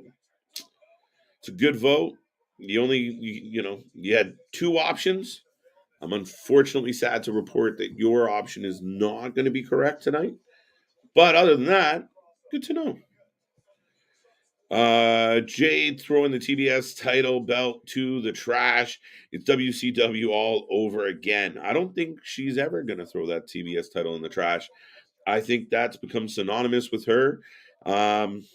Yeah, I really don't think it. She might retire it and no one else gets to ever have it. But I don't know. I don't see her throwing it in the trash anytime soon, Bobby. Lauren, you're right. I need. There you go. There you go. Earl, she's battling Britt with Paige. It's true. Had to be DQ with the controversy on Wednesday. Had to be no DQ, I think is what you're saying, Earl. Yeah, I just didn't need the controversy on Wednesday and didn't need a second match. The Acclaim should have went in there, beat them pretty convincingly, and moved on. And that's it. You want to do a no DQ Acclaim match? Give us someone else. Give us someone worth the time and effort. Somebody that we might think, oh shit, maybe they'll win. But I think some people thought Jeff could win. Eddie versus Jeff Jarrett. I book it. Daniel. Oof. No. Right now, Nick is behind the scenes just shaking his head. Eddie versus Jeff Jarrett. I'll save that one for you, Big Nick. They're so behind right now, KJ and Nick. Who's behind? Forgetting Jade versus Red Velvet probably next to the TBS. Yes. And I think Red Velvet might give her a good match. I like Red Velvet. I do. I think she's got a good attitude. I think she's got a good look. Jade is champ. Impressed with her growth. She'll be world champion before year's end. She should be. She really has. And I know a lot of people, you see Jade once or twice early on. Oh, she's terrible. She's come a long way. And as far as presence, as far as persona, she is the biggest star in the AEW women's division. There is nobody that commands a room like Jade. Nobody, not even Britt. Britt's close. And probably the closest, not Soraya, not Jamie Hayter, not Reba, not Thunder Rosa. Nobody as when she just walks out and looks like $1 million. It's that Charlotte Flair vibe. You see her, you know she's important, you know she's impressive. And she's green. She'll get better and better and better and better. Cora, right? Sky Blue. She might cost for the title. I don't think so. I think because it makes more sense that she goes after the title. Elmo's back on my TV talking about medicine. That's crazy. Cora Jade. Next week, Blue Velvet Tag Team, knowing Tony Khan. Oh, I see. Larry, didn't they do that last week, though? Oh, no, it wasn't. No, it was Blue and... it doesn't matter. Lauren, I know Freudian slip amuses me. There we go. No, I use them interchangeably. Definitely. It's Cora Blue. Are y'all trying to... Nick not having any of that suggestion. Well, there you go, Nick. That's the compromise. Fine, you can have Eddie, but he's fighting Jarrett. I see Elmo again. It's weird. Nick, that will never happen. What, man? No offense, but Jade is nothing compared to Charlotte. No. And John, I wasn't putting them on the same plane. I meant just from a presence standpoint. And that's the same, like, that to me is the comparable. When you line up all the ladies in the division, I think you look at Jade and go, she's probably the champ. If you didn't know any better. Jade can actually have a decent-ish 8 to 12-minute match on pay-per-view. If she's not the women's champ by the end of the year, TK is risking losing her when her contract is up. That could be true. Could be true, C-Money. And I do agree. I think, like even tonight, when the match is happening, it is decent. It is decent. Oh, Red Velvet just smacked the shit.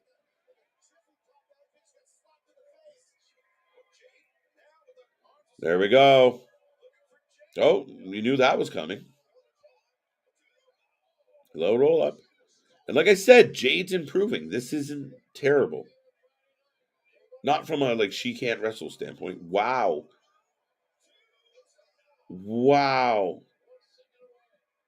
Code Red. By the way, I'm not a Charlotte fan at all. You should be. It's Velvet Jade. Velvet Blue. Blue Red. Blue Sky with a light jog into the corner. What in the Rudy Blue hell are you talking about? I have no idea at this point. There's just random names being thrown at me. Well, speaking of goddamn random names getting thrown out there, we had Eddie Kingston versus Jeff Jarrett. What did I do, yo, people? You like me? I'm supposed to be everybody's best friend and everything like that, and y'all are trying to wish evil on me. Don't you put that evil on me, Ricky Bobby. And still,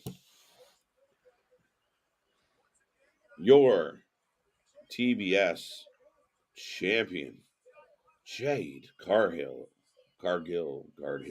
Yeah. But, yes, Red Velvet definitely lining up. Red Velvet's not beating her for that belt. No, she's going to be victim number 49, Nick. Mm-hmm. No, 50. Oh, is she gonna fight someone before? She's at 48. Mm-hmm. And Jade's flipping her off right now.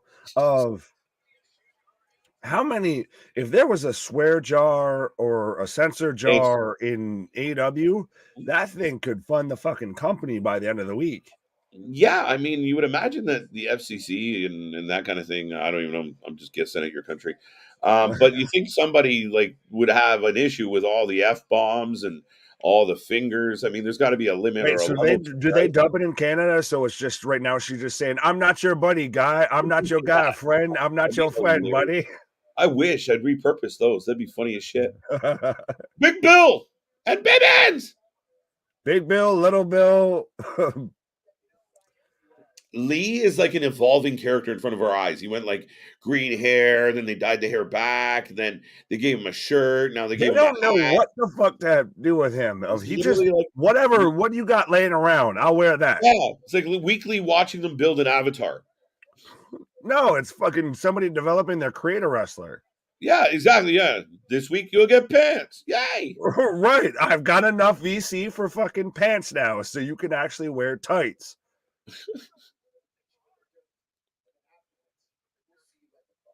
Bivens though is great.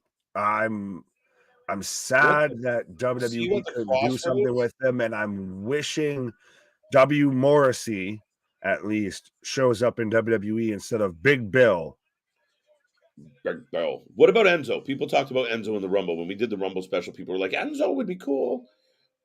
I think I am the smack talker Skywalker, and I got a mic saber for a couple of haters. Right? Plus, the guy's already talking smack to MJF.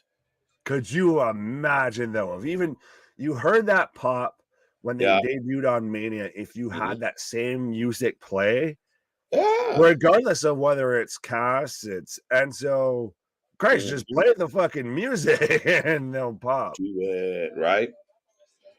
Who do you think would win, Charlotte Flair or Jade? Charlotte. Charlotte. It's not even a fair comparable. Mm-hmm. Right?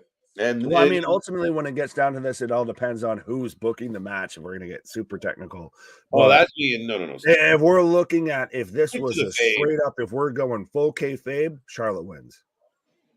Yeah, no, I agree with you. Right. Absolutely. It's not even like, I mean, it's not an insult, by the way. Oh no, that's alpha and omega right there. Well, and I mean, Jade's green as shit in comparison. Come on now. Well, it's funny that you're saying Jade is green as shit, but that be neither here nor there. Absolutely, that's right. Sky Blue, good. She seems all right. What in the caveman shit was that? Sky Blue, good. Sky Blue, good. That's how I read it, Rowdy Sport. My apologies. Right, but Sky Blue, there, it sounds like I said, like a fucking caveman. If you walk outside and just point up to the sky, Sky Blue, good. Dark sky, bad. But I watch AEW Dark, just me. Fair enough. Yeah, I don't know. She seems cute. Again, she doesn't look like a woman's champion of anything. She's young. Give her time. All of the hot takes today. Maybe. I don't know. I just don't like. Again, I honestly, when I say like, I'm not dumb. I know who Cora Jade and Jade. Oh, no one said that. Jesus. No. I'm saying where we were joking earlier about Sky Blue and Cora Jade. I know the difference, but I mean, they're that similar. They're interchangeable. Absolutely. Well, Christ, we had that for a little bit of how now we're fans of House of Black, and for a bit they were House of Purple. House of Purple. Well, no, it was Judgment Day actually that was House of Purple, because they both seemed so much similar. Now they've differentiated themselves 100%. Dude, I'm actually looking forward to seeing what like Prison Dom is going to be like next week. I'm really curious. Just on a side. He's got Thug Life, or no? What was it? That one movie too where yeah, he's got like the tattoo here and it's all fucking misspelled and shit. No regrets.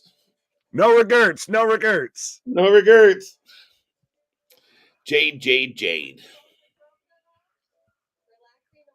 If I recall, wasn't Red Velvet the first person to lose to Jade early on when Jade team was Shaq? Yep. Yes, it was Shaq and Red Velvet versus other way around. Oh, Jade, and then Red Velvet filled in for Brandy, who turned up pregnant. Yeah, came down with a case of the pregnancy. Yeah. Shame how that happens. It just sneaks right up on you there. Yeah, the fucking D-itis is horrible, I hear. That whole not wearing a condom thing. Whoa. Sorry. That woman in the front row has a sign that says, Jade, step on me. Do something strange for a little piece of change. Right. Whatever floats your boat. What do you think about the card for Wednesday? It is pretty fucking deep. Oh, it's stacked. That's a lot of purple, though. A lot of purple, as I say that. I've got Jericho Appreciation Society. All their purple velour suits there. Dear Tony Khan, pick a fucking color scheme and run with it so I can stop fucking around on a weekly basis. Golden. Now we're doing Lakers colors. As I said, I don't know what you're talking about there. I think all of the colors. Hi there. Nick. Hi there, ho there. So true. About his last comment, or was this old? I don't know. Ladder match.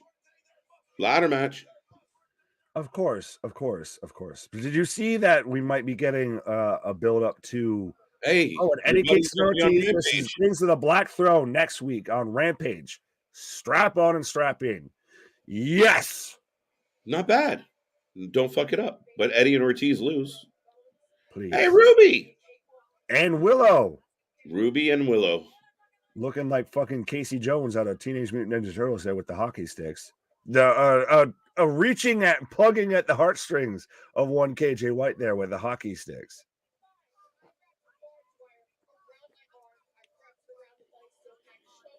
I wrapped barbed wire Yeah, around my sorry. arm. I'm trying to evaluate. I'm trying to like assess and evaluate what I'm witnessing here. But the hockey stick is funny, Nick. A street fight between Tay and Anna Jay, and Ruby and Willow. Hey, again on Rampage. Rampage setting up to be a good ass show. Interesting, and next week though, but it will be recorded, so that'll be interesting. But still, this goes back again to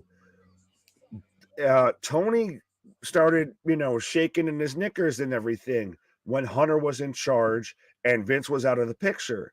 Now Vince is back in the picture, and all of a sudden it just so seems, hey, this is booked pretty well. Hey, this is going off pretty well. Yeah. Hey, that's some sensible booking from that man over there. So it's like, gee, it's crazy how that pans out. Mm-hmm. Well, Nick, for me, it's like, you ever be driving along, you see somebody do something completely fucked up, like in another lane, and you kind of get distracted by whatever stupid shit they're doing. And then next thing you realize that you're veering, or like the guy in front of you stopped because you're distracted. It's kind of like that. Tony was driving along nice and smooth, and all of a sudden a whole bunch of shit started happening on the shoulder, and he got caught rubbernecking, and took his eye off the ball. I mean, and again, I would argue, even if you're an AEW fan, the back half of 2022 wasn't Tony's best work. Oh, absolutely. 100%. Well, it's even when we talked about when we did our whole Booker of the Year and everything, when we did our Golden KJs and all of that, it's almost a tale of two halves of Hunter really had the back half, Tony had the front half. Mm-hmm. I know we can go back and find the first time Hook ran out and we were like, Jungle Hook. And then now it's a thing. Who knew? At this point, if we kept track of fucking, I was going to say, if we kept track of everything that we've said that turns around and ends up getting, grabbed by somebody else, we'd be rolling in them royalty fees. Oh, I saw Avatar 2. Have to go back and see it in 3D. All right. Well, I'm glad you did. Let me know how it is, because I don't want to see that bullshit. Yeah, no, I'm good. I'm all set with that. On my vote. I'm going to go Kip. Pardon? I'm going Kip to win the match. Really? Yes. Trent Seven. Faction. Main event. Title change. He's so over. I'll take OC because I just don't imagine OC ever losing under Tony Khan.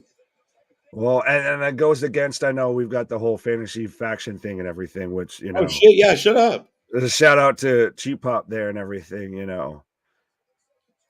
But I want to get to this one. Because I get this of what bar is the Jericho Appreciation Society of. So for those who don't know of, so what candy bar, what food, what packaging would you compare the Jericho Appreciation Society with all of their purple getup and everything to? Oh no, I was just gonna say they're like a fucking, I don't know, what's your least favorite chocolate bar that nobody ever wants? Like a fucking Big Turk. Well, I was saying with all the purple and everything, they're a package of Takis and everything. They advertise a lot of spice and a lot of heat, and they end up just being a bag of bullshit. I like that. That's actually good. And with all the purple, absolutely. Do y'all have like? Let's see, we have different candy, right? Like you act like we're fucking worlds apart. Like, dude, I can reach over and damn near far away. Right. No, they're a fruit nut bar for me. Purple wrapping, a little bit fruity. Yeah, I gotta Google that. A fruit nut bar. Is there a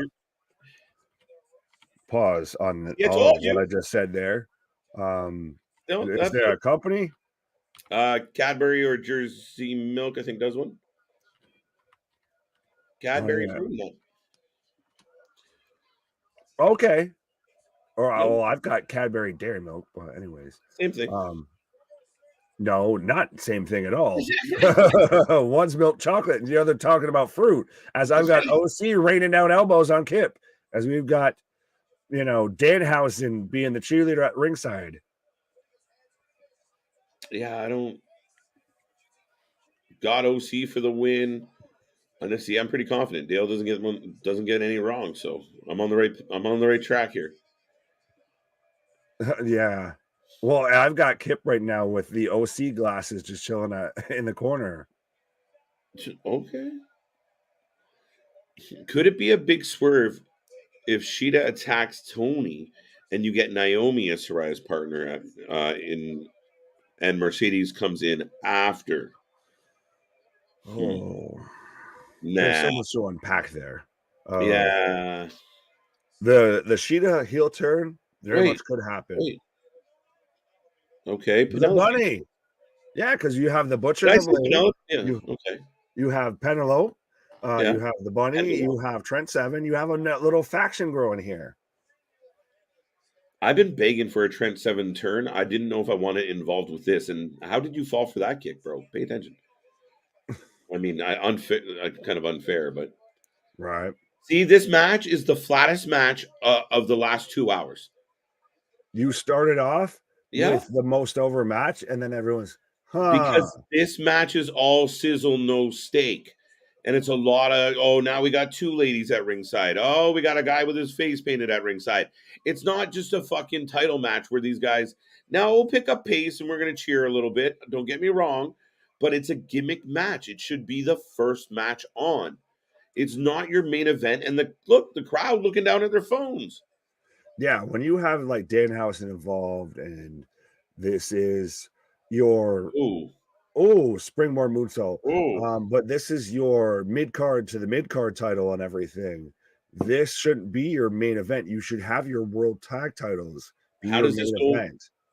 You have a no DQ, no holds barred tag title match between, I mean, notable veterans. In fact, Jeff Jarrett and I, if you want to yank out their name value, if they have any, against your world champions, and that goes on before I Curse You, and now Danhausen getting his finger bitten. I was going to say, speaking of cursing you, Right? So the man gets hit by a moonsault, gets up, walks around, and then comes out and does a tope.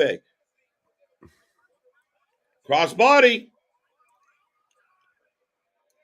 Daniel Price. Sheeta definitely turning, but the whole thing with Saraya just happened to have Mercedes there on standby. I think it was the other way around, that they didn't get Mercedes the way they assumed. And Sheeta turning, yeah, I mean, to me, Sheeta's the baby face. She got mean girl. Yes, that was rude. It was rude. Oh, twisting DDT, or honestly a crossroads there from Kip Sabian on the outside on the OC as he flexes into the camera. But the whole Mercedes thing, I think it's a bit like how if WWE doesn't deliver The Rock at Mania, it's going to be interesting of how we get there. Of one of those, I feel like they banked so much, or at least perception amongst the crowd was so much it's going to be this way, when it wasn't at all, and it was never going to be that way. We're all just like, fuck. Well, that's the thing. So like you said, if you have something really compelling, something that everybody's behind, and you go, you know what, we're going to do this instead of that, that's what you need in that moment, right? You got to, your plan B has got to be solid. You can't just drop Goldberg in place. Sami Zayn. Yeah, exactly. That's you build that right, and you use that as your backup to No Rock. And imagine if you Rock, you revisit that later. Sorry. Right. No, I was just reading this comment of, imagine Doink in the main event for the IC titles wearing picture of. Yeah. Imagine Jeff Jarrett in the tag title picture in 2022. Same likewise. Go back to the Jeff Jarrett. No, right. A fucking clown haunting my fucking dreams. Yeah, but I get what they're saying about, this match. Again, you would get Doink the Clown on the card for the kiddies, and it was creepy and playful, I suppose. But at the end of the day, yeah, it was the first or second match of a show, right? You weren't, this continual thing of putting your best match on first is fucking dumb. It's because you have to grab the attention from people clicking out of SmackDown and looking for wrestling, and that's what you get right out of there. Or people flipping around at top of the hour, they're flipping around, and they see that. Oh, I know Jeff Jarrett. Remember him in WCW? Oh, what happened to that company? Oh, went out of business. Oh, remember him in TNA? Oh, what happened to that company? But You get people flipping around, and that's where you lay that hook in, because you have such a weak fucking booking throughout the rest of it that you can't swap anything out.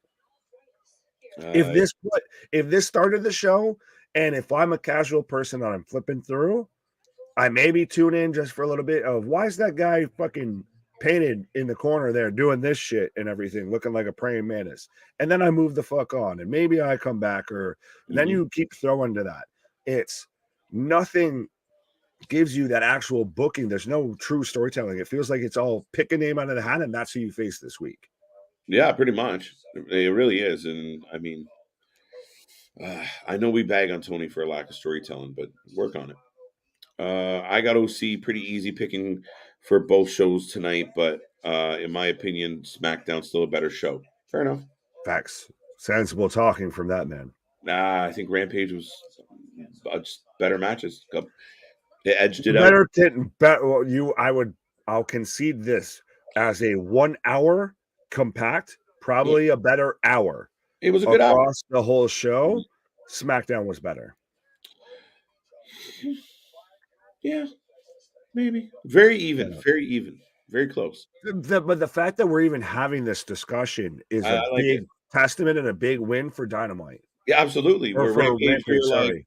Yeah, like we basically at the end of every Friday we'd mail in our 2, 3, bye. Right. Spin the wheel. Wheel of ratings. Wheel turn. What's up, Jake? How you doing, buddy? KJ Nick, what if Kip catches Danhausen's curse and throws it back at him? What happens? Danhausen just melts. Whoa. Hadouken. He just melts. Right? What are the name of anime are we getting into here? Right, pitcher in pitcher again. Yes, folks. Yes. We got a ball from Kip into the corner on OC. Just under 10 minutes left in the show. And the All Atlantic Championship is on the line. And again, if you want to, Tony said he's all about analytics and numbers and watching how things work and flow. Go stand there and listen to your audience and compare it to what your audience sounded like an hour ago. If we're going to be honest, Aubrey got the biggest pop of the night. And he really did. That's me on so many levels, because people were so fucking happy. And that's not that's not a knock on Aubrey, though. No, but people were so fucking thrilled. In addition to Aubrey, but realistically, dude, people popped because they were terrified we were going to watch Jarrett and Lethal win that belt. So you're telling me that there wasn't a good portion of that audience that didn't expect her to turn around and hit a stunner and do the little suck it taunt and all of that and everything of just basically be part of the show. Yeah, no, she was good. I like this. She was the biggest pop. Technically, see, you'll like this. Technically, Doink is doing commentary. Chris Jericho, absolutely. I mean, Excalibur is the one in costume, though. Well, they forgot it wasn't Halloween anymore. They skipped Christmas. They skipped New Year's. They're still stuck in Halloween. One's a clown and one's a fucking luchador has-been. Fucking hell. Kip down. Superplex. Daniel, I like this a lot. This comment's funny as shit. Kenny Omega makes another slap fight party film and has Jeff Jarrett co-star the title. Slap nuts. Makes sense. It writes itself. Jeff. Daniel. Mark, respect the past away. Oh, the past away. Yeah, that's not very nice. And the money getting thrown out because she held OC's leg and it had no effect. It's like when you're fucking battling Pokemon. I used, Pikachu used dash. It was not effective. And I wasn't just stalking her. Oh, wait, he stopped stalking her. You realize, you're not supposed to take attention away from... Man, the Butcher and the Blade should be used so much more. Just walking out right there, they look like men who are ready to wrestle. But now we got a shitty... House of Black. Fuck, they're awesome. SmackDown way better. Oof, I don't know about way better. We got to give Rampage a little bit of credit tonight. They showed up. Oh, absolutely. But SmackDown always be better than Rampage. I'm better than Battle of the Belts. And they're doing all of this in front of the ref, and the ref just threw fucking the bunny out because she grabbed OC's leg. But no, we're gonna grab some chairs, and we're just gonna sit right here. The ref's like, fuck it. Hey, you're good. You're good. Or is he just afraid of, like, I don't want to yell at you, so just don't hurt me? Again, there's so much overbooking and pageantry to an OC match generally, right? And to me, that's what takes away from it. I'm okay with this as an opening match. But that's also then, as we've got elbow shots back and forth between both men, but that's what makes people feel the way they do with the OC whole situation outside of already the gimmick, what have you, of pockets and everything. I was earned that nickname. But when you have to have all of this extra sugar coating around it, it feels like you're trying to hide bullshit underneath it. Mm-hmm. So regardless if it's a good match or not, it feels like bullshit because you have so much sugar coating around it. Just so much sizzle. So much sizzle. No steak. SmackDown's always be... you can't say always, Damian. It's not fair. That's tribalism. Open your mind. OC just, goddamn, just unloading with those elbows on Kip. Right? Cursing's all well and good, but Khan and AEW do it and edgy and make them... but it's like the... It comes off like the stupid cursing. Does it not? It comes off like the fucking like middle schooler who just learned curse words. Exactly. V-trigger. Yeah, fuck you, man. Two. It 100% seems like... Wow. Oh, and another... Oh. I thought it was another one. Oh, and basically a modified one-winged angel. Kenny's going to have some words for Kip. Yeah. He's basically just stole his moveset. WWE always better. Not true. Not accurate. That is fake news. Yeah, no, it's... Trust me. We got the delusional bastard running the helm here. So listen, we sat through months and months and months. Oh, we're getting chairs set up. And hey! How are we wrong? Oh, wait, Trent's got a chair. Maybe we weren't. No, then it doesn't make sense if he turns now. He just helped him. You can't be the ref has to see this. He's turning in that fucking direction. How do you not? Well, I mean, they're not in the match, but fuck. Well, but doesn't even acknowledge it. Up top. Wow. What a diving countered into 1, 2 count. Yeah, just trying to be cool. It's cursing to be cool, and it's not cool when you curse to be cool. It's remember the first time you said like the F word or whatever, of you really like felt I'm cool because I'm saying this and everything, and you were all of like just barely double digits in age. That's Tony Khan's wrestling 100%.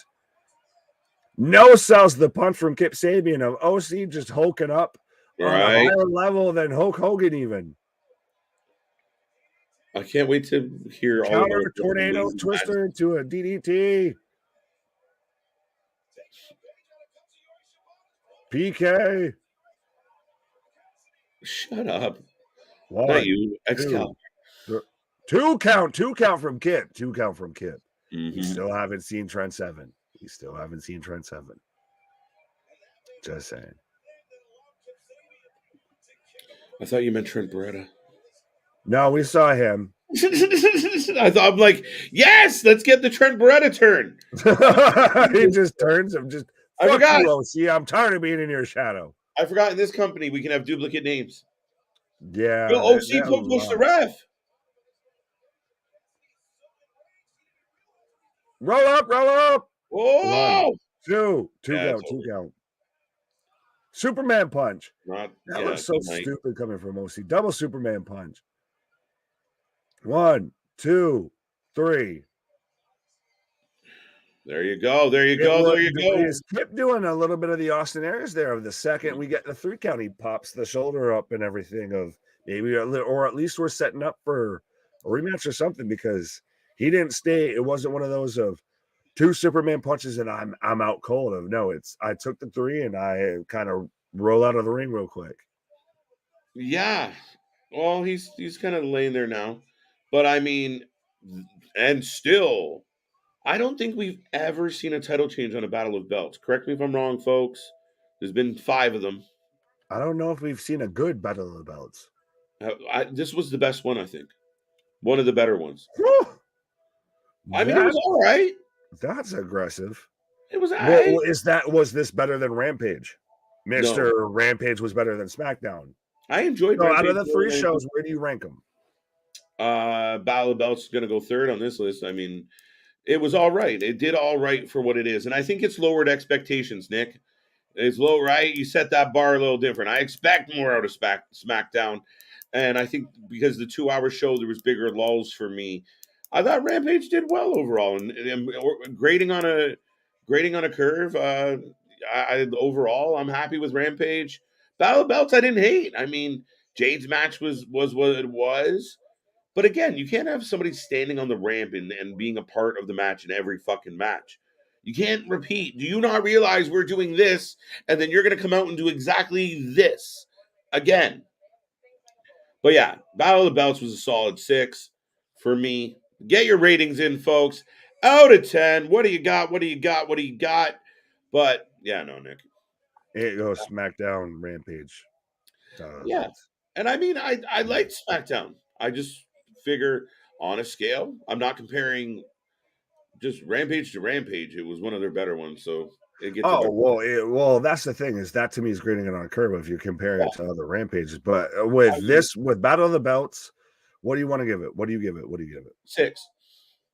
Ooh, you're extra nice tonight. I am. It was all right. I didn't hate it. Again, I'm in a good mood. That makes one of us. Well, I mean, we didn't. I mean, I might be giving them a little more credit for the Jarrett match than I should, but I'll give them a 6. It was all right. How do you get credit for the Jarrett match? That's what I want to know. I'll give them a 4. You're going to 4. You even fall below of it being Battle of the Belts 5. You fall below that because you book it ass backwards. You have Jeff Jarrett on my fucking TV screens in 2022. That was far and away the worst show out of 3 that we've watched tonight. Mm-hmm. I'm starting to realize I just enjoyed being on the stream really a lot. But valid point there about a couple things. So yeah, I mean, I'm not going to fail them. But I'll give them a 5. I am feeling good, but I'll drop it down a notch. To your point, like we bitched the whole time about how backwards it was booked. Right. You literally had 2 hours of live TV and the worst match. A match of note. Ignore the squash matches.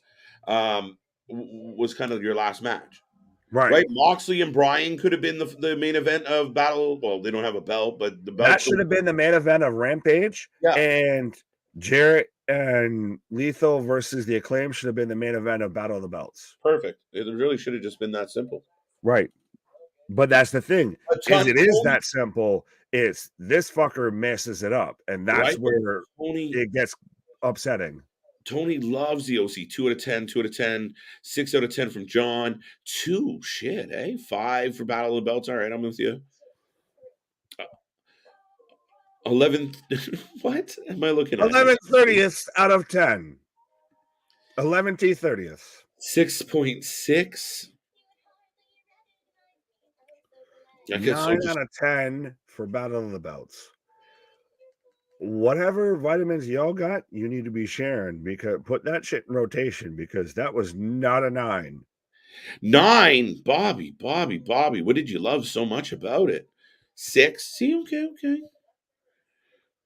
If there's something I missed or anything that you strongly disagree on when it comes to, not just you, the chat and everything, when it comes to AEW, but please explain it to me, because.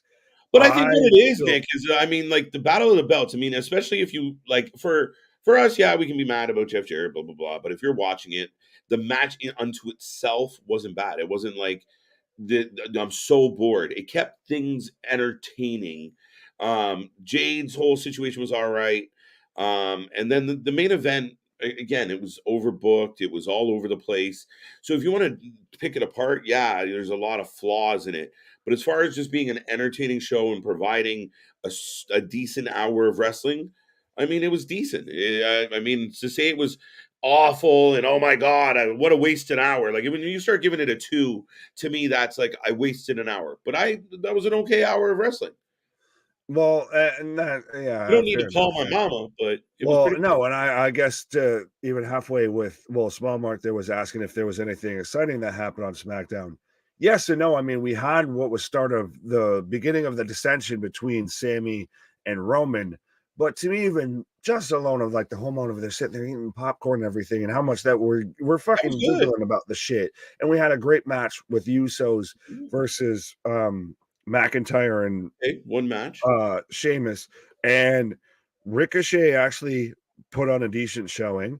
Did he? He managed to qualify for the Royal Rumble. That was That match was happy as well. okay. Yeah. Legato's match was okay.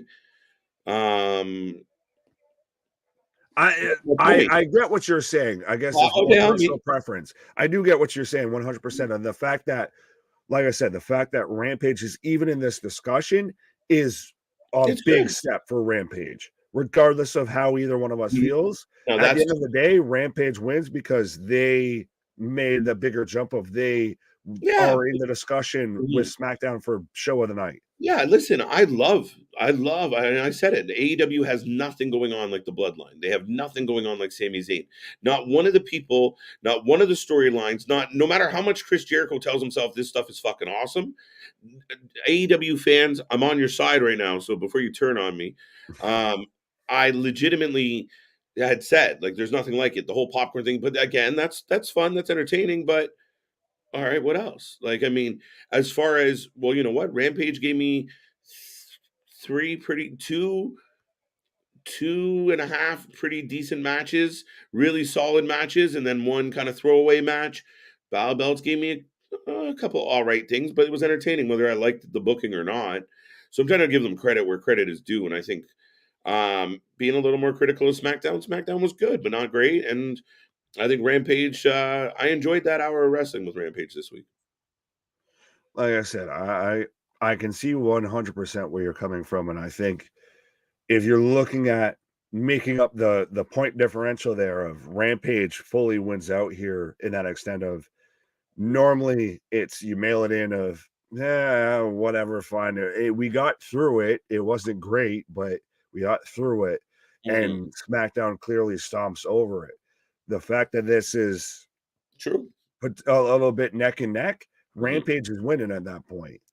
Right. No, I mean, I get it. I just think, and I mean, again, Battle of the Belts, when you put it down on paper and you kind of dissect it, Hmm. like you could hear somebody like Cordat right now just picking that apart because it was just booked so bad and it's so unorganized and it's just funny as shit. But listen, I know you point at yourself, oh, the gym guy, but you were on here with your fucking scarf on, going on about AEW is better than WWE 4 weeks ago.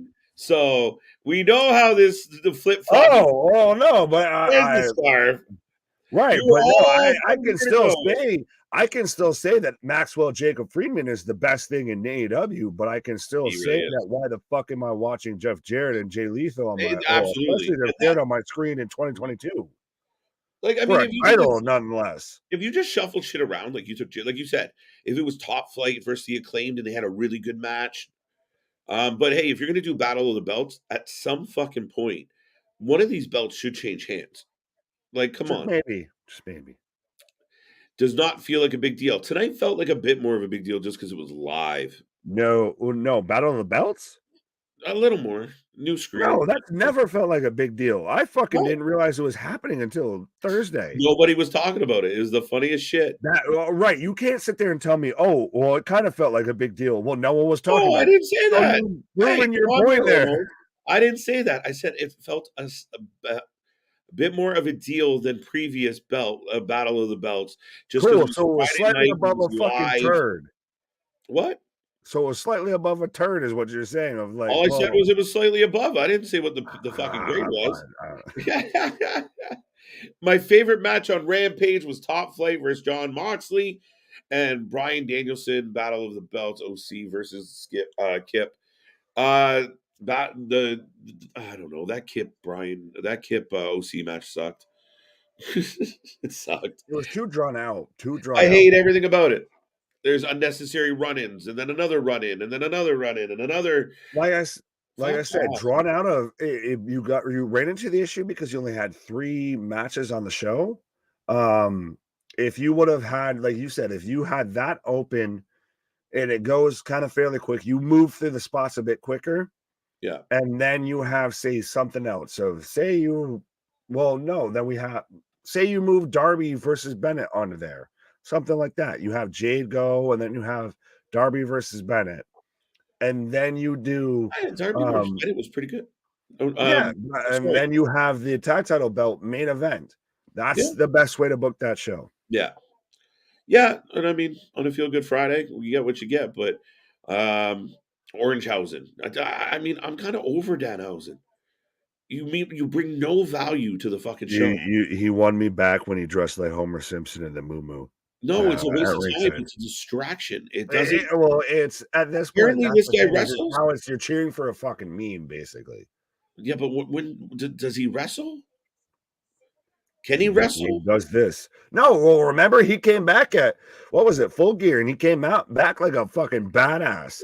And then they instantly just turned him back into a praying mantis right there, where he's backstage like this the whole time. I just again, it was cute for a second. It was like the pockets thing. Like the first couple times you see OC, you're like, this is cute. And then it keeps happening. You're like, all right, I'm over it. 3 years later, get your hands out of your fucking pockets. My dad would be smacking me in the back of the head. Why are your hands in your pockets? Yeah, it's not a big deal overall. It really isn't. And they let you know that it's not because they book it as such. You know, you want to surprise us? Book a decent match on a live. If you want to shock the world and give people a reason to tune in, make a good main event and go from there. And then have it go over. Like, have somebody win that doesn't walk in with the belt. Right. Haven't you watched Danhausen say that he made more money in merchandise than anybody, I assume. And now he's going to ask Tony Khan for more TV time. I had not seen that. And okay. I mean, more TV time, or is he actually going to fucking wrestle? Because like I said with Bray Wyatt, I love Bray Wyatt, but your shit has to involve a wrestling ring or I give up on it. Took the words out of my mouth here, and I was more dumbfounded by this whole comment here of AEW is doing futuristic moves. Like what in the fuck is that supposed to mean? Yeah. Like, what do you mean futuristic moves? Like what? You mean botches? Is that what you mean by botches? Like, do you not know what a botches serve? You don't. Chris Jericho doesn't like the term botches, so now they're not botches. They're futuristic moves. Oh yeah, because you get knocked into next week. Exactly. You get knocked into the fucking future. That's why it's a futuristic move. I don't. What are the futuristic moves that we're not seeing? Fucking virtual. Virtual? Yeah. Okay. Futuristic moves. That's got to be the fucking pop of the night of futuristic moves. What in the Rudy blue hell? I'm trying to think of an example of in professional wrestling. I'm trying to think of an example of like something like that's futuristic, but I can't come up with Mercedes Moné's move on Kairi Sane was so futuristic that Kairi even didn't know what the fuck she was taking. That's why it fucked up. Yeah, Kairi was down and out before the move was hit. That's a futuristic move. I'm not in the future yet. I don't have the DeLorean. The Elite want to win the trios titles in LA. Yes, as close to Rancho Cucamonga fuck off. Oh wow. Yeah, I mean this has all been geared up. When you write for the wrestlers, when you put together these programs based on the desires of the wrestlers, it's never ever going to be as good as it can be. And that's what all this is. I meant that they're doing more moves in the social media cool, so is WWE. And now going for stock marketing sales. All right, cool. WWE stock just went up 22%. Plus TV deals, cool. That's the whole reason Vince came back. That haven't been done or drawn up in the table. Sorry if I insulted your intelligence. Don't worry, you didn't. I'm not sorry I insulted your fucking stupidity. So that being said. No, I mean, futuristic moves. That's funny as hell. I don't see it. I mean, they're working on shit, but like so is everybody else. But it's way funnier to call it futuristic moves in the ring. It's fucking hilarious. That's going to be a new thing. Absolutely, absolutely. We'll find. This is what happens when you try and be the smartest person in the room and realize you're the fucking idiot in the fucking corner. Match of the night for me was Usos versus Drew McIntyre and Sheamus. Nothing else beats tonight. Is that your favorite part of the night? Usos and Drew. Usos beating the Drew for favorite moment of the night. Moment or match? Nothing beats that tonight. So I guess I'm saying the match of the night for me. Oh, match of the night. Yes, moment of the night is fucking popcorn. It's movie night. Is Mystery Science Theater 3000 with Sammy and Roman there of just sharing the popcorn. Sad but true. Because I was saying, like, you could see the first time they went back, and you got Paul just staring at Sammy, like, and you're like, you get the tone that Paul's setting with this, like, we don't trust you. And the next thing you know, he's in there with the fucking popcorn. And this is where you're like, oh, okay, everything's okay. No, it ain't. No, it ain't. I like it. Do you get me now? I was too future. Yeah, definitely too futuristic. Definitely ahead of the game, but no. Yeah, you're futuristic like Vince Russo. Ding. Money. It not the Elite Show Battle of the Belts wasn't great on. Okay, you need big matches if you want people to watch it. Yeah, that's the thing. But to them, to Tony believes, OC and Kip is a big match.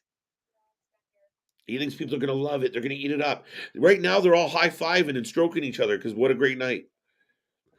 It was a good night just on Rampage, just not on Battle of the Belts. Right? Get the remote for the movie click. With That's futuristic. Man.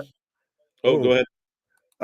I am Alpha saying Morales is speaking the truth. You know how you know you're an alpha is when you have to put it in your fucking username and everything like that. That's how you know you're a true fucking alpha male right there. Saying I am the alpha. You have to affirm it every day. Right. Bonkers, you're not. What did I say? Bonkers, you're not Philip J. Fry. What the? Yeah, I was like, wait. Battle of the Belts should be a pay-per-view and put all the titles on the line. Clash of Champions. That's what it's supposed to be. If you're going to do a Clash, do it right. Right? Yeah, instead of doing it once every couple of months. But there is no Battle of the Belts. It's a battle of a belt holder and a challenger. Like, let's be picky. Well, listen, you're a fucking English major there. Oh, it's not Battle of the Belts. It's Battle of, of the Challenger. No, right. It's one of those that they have too many belts. So you could do that a 2-night event with just all the fucking titles they have between them and fucking Ring of Honor. Mm-hmm. And I completely agree with this comment. I mean, it is 3 years of development and give it time. But the problem I think a lot of AEW fans have, like myself, is just we went through that lull. Now we need to come back up. And it's just small little details. And the inexperience does show. For example, tonight, I enjoyed it. Nick didn't enjoy it as much as I enjoyed it.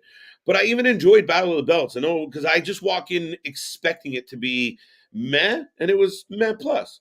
So I enjoyed it. Like, I mean, that's how you figure this out. Is that a monthly subscription for Matt Plus over there? Yeah, right. But that being said, Rampage was entertaining. It was solid. But the fact is, I think there's been a lull in progression from AEW, and I think part of that is because the Chris Jerichos, the Young Bucks of the world are really holding this company back. I think they're slowing it down. And as an AEW fan, I want to see them get the fuck out of the way. And you, like, even with Jeff Jarrett and Jay Lethal, use the right people. Stop telling me you don't have enough time on TV. Absolutely. Well, and I do like this of if the belts aren't battling, how is it a battle of the belts? I said it's not a battle of the belts. And yes, I will say this, and I know I was just taking the piss and everything a little bit there, but AEW was good, and then that's the big thing that I keep saying of as much as I may not have been as high on it as you were and everything, the fact that we're debating of which show was better already is a win for AEW, because normally it's been just SmackDown, WWE has stomped a mud hole in AEW on Friday nights and walked it dry. Mm-hmm. Yeah, and I agree with this comment as well. It's a watered down discount version of, but don't make it a discount version. Bring it back and make it cool, right? Like do something interesting with it. When you're a discount version of WCW in the 2000s, and you're a discount version of TNA in the 2000s, it's hard not to make things also a discount. There you go. One belt is going to bite another belt, like Mike Tyson. It bit its side plate off. Right. Jeff Jarrett is a futuristic move.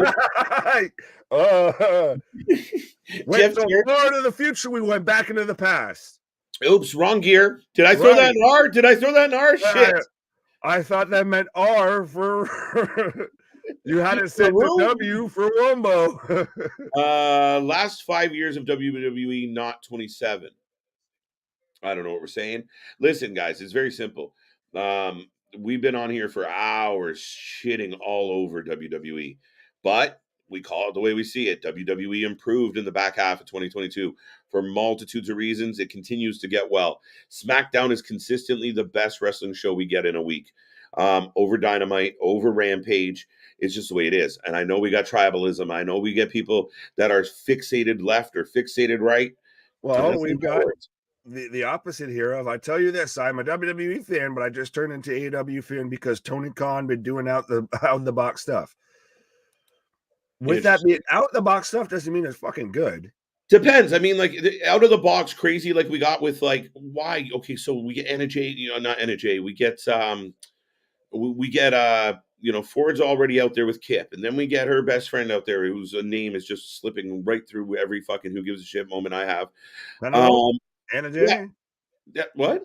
Penelope? Well, I was trying to figure out who you were talking about. Bunny. The Bunny. I was going to say, pick a blonde female wrestler in AEW. Going down the list. One of them gets tossed out, and then two, then Butcher and Blade show up, and they're allowed to stay, and then it leads to the like holy fuck, just have a match, just stop fucking around. So sometimes out of the box is not necessary. Jon Moxley gave us a phenomenal match tonight. Didn't bleed at all. Didn't go fucking break a table. I don't think I saw a table break. He didn't get any color? No, it was an outstanding tag team match. And that's one of the reasons why I got such a high score. I really enjoyed that match. No, you're fine. I was about to just use this as a nice little segue of, I feel like, do we need to, head towards the door? And yeah, we need to do it. We need to get to the chopper. Yeah. Get out of here. Right. Slap nuts to the future. I like it, Daniel. A lot of people think that Nick Aldis is going to AEW. No. Who thinks that? Who? Yeah. Who? Nick Aldis just left the NWA because they were getting away from traditional style wrestling. He's going to go to the best place he thinks that he can get like an in-ring match. He doesn't want traditional wrestling. Yeah, and Triple H's WWE is the best bet on that one for sure. He doesn't want to be in fucking crazy hardcore matches with Darby Allin. He wants to have really good, solid wrestling matches, and Cody's sitting there ripe for the picking too. We run back 10 pounds of gold feud between Cody and Nick Aldis. Yeah, and we do that for the WWE Championship. Shut up and take my money. Yeah, that's pretty on point. Two solid, if unspectacular shows. We are lucky to be wrestling fans these days.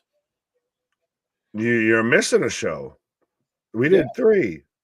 Where's the other one? I think he means WWE and AEW. It's good times. Listen, I mean, the world's changed, and I mean, the numbers are what the numbers are, and TV's not what it used to be, so ratings are down across the board for everything. But it's been I'm a lifelong wrestling fan, and 2022 was one of the most insane wrestling years. 2023 is just on the verge or just passing, the 1 week old, and it's fucking been insane. Vince McMahon is back. What more do we got to say? Right. Well, here, I want to I know we're heading towards there, but I do want to Yeah. touch on a couple of these real quick here because just they're points that I dislike. Of AEW creates a true alternative. It's fun to crap on it, but imagine going back to only having one company to follow. That was the lowest point in wrestling as a WWE as a monopoly. We're not ever saying that. If you can't figure that out, I guess we're too futuristic for you. But no, it's literally just do better. We want you to do well. That's the thing, is for the longest time, AEW dominated every sort of ratings, every sort of was discussed as the top company, the top show. And then it just fell off the fucking map like Yosemite Sam running off the cliff. People and would, now Tony's just there, yee-hee, yaha, people would yee-hee. argue that it didn't fall off the cliff, that it was consistently bad. And I will admit, like when it first started, you overlooked some of the crazy shit because again, you were just thrilled. To your point, I stopped watching wrestling for that reason. I could not tune in, and then every once in a while I'd throw it on before bed and it would just play and I'd doze off. If I didn't see it, who gives a shit? I quit wrestling for that reason. It was just rinse and repeat, but it moved on. AEW has an opportunity. However, we want to hold, Tony to some standards. And just because they're the alternative to WWE doesn't mean everything they do is fucking amazing or it's perfect. No, there's a lot of bad decisions, a lot of really childish writing, childish programming, and they got to do better. They really do have to do better as a fan. Absolutely. And so I guess, well, I think we should probably bow out at that point on that one, unless there's anything you want to dig into. Otherwise, we're going to end up being here for another 2 hours and everything. Probably. We're creeping up on 5 hours here. We're almost at 5 hours. Absolutely, folks. I guess real quick, if there's any sort of comment, whatever, of that you thought you wanted to get in that we missed or whatever, there is the super chat. There is still the super chat on any other live stream we're doing here or anything like that, or even just leave a nice little comment and everything like that afterwards, or even if you just want to support the channel, there's the super chat. But absolutely, I think that Vince McMahon couldn't stand Triple H bringing war games to his brand. I doubt that. Yeah, irrelevant. He doesn't give a shit. This is all about dollars and cents with Vince. It's always been about business. Oh yeah, this is chess. This is him playing fucking 4D chess here. Thank you, C Money. Oh, sorry. Yeah, man. Fun show tonight. Thank you. Is there another half of this question before we go home, or Wile E. Coyote? No, that was when I was talking about Yosemite Sam and everything like that. Okay, yeah. No, what I was getting to that one. Oh no, we are taking the weekend off. We had a long week this week. We jumped in on Tuesday. Realistically, there's nothing on the docket that really jumps off, and I know we were here at 3 a.m. Be happy. Oh yeah. No, we are going to take the weekend off, folks. We're going to have a good one. It's plus we just got into 2023. Got us some slack here a little bit. It's my little girl's birthday. Everyone can fuck off. Oh, hold on. No, hold on. Happy birthday to you. Right. Happy birthday to you. AEW. Let's go AEW. Pull it off. I like it. The better the shows get, the better the business gets. But AEW does have to stop booking bad. Jericho needs to fucking retire. I'm so sick of Jericho. By the way, Jericho, you still suck. Oh, look, so cute. Relax and have fun, guys. Oh, look, people still popping up. Exactly. Well, even then, you earn extra Scooby snacks after Wrestle Kingdom. Retro Raggy. Right. But that all being said, folks, we will be back Monday Night Raw, running through the whole week, Tuesday to all the way into Friday. We will be back for another triple header next week. Tuesday, we're starting off on Monday. What the fuck are you talking about? I said we will be back Monday, and then we'll roll through Tuesday. Oh, okay. I was like, wait, hold on. I heard Tuesday. I'm like, why the fuck are we starting off a day late? Yeah. Next Friday the 13th. We're still futuristic. We're into Tuesday. We're into Tuesday. We skip Mondays. Fuck Mondays. But we will be back all week long for all your wrestling coverage. Next week is another triple header because we will have Hard to Kill, Bully Ray going after the championship in Impact. We will be here for that. And remember, we cover all the wrestling, GCW, Impact, New Japan. If it's 3 in the morning, if it's 3 at the same time, if it's on a Saturday, Sunday, we don't give a fuck. We will be here. But we won't be here this weekend. We're going to take a nap. But beyond that, Nick, fun night. Lots to talk about, lots to debate, lots to get into. Like, subscribe, and join AEW. Get it right. Please take it help easy. her. You stop. Any final thoughts, Nick? Our shit is real. Our shit is raw. Our shit is authentic. When you're talking about that wrestling, you better put that for life with it. See you on the flip side, folks. Thank you so much. Come back Monday. Bye for now.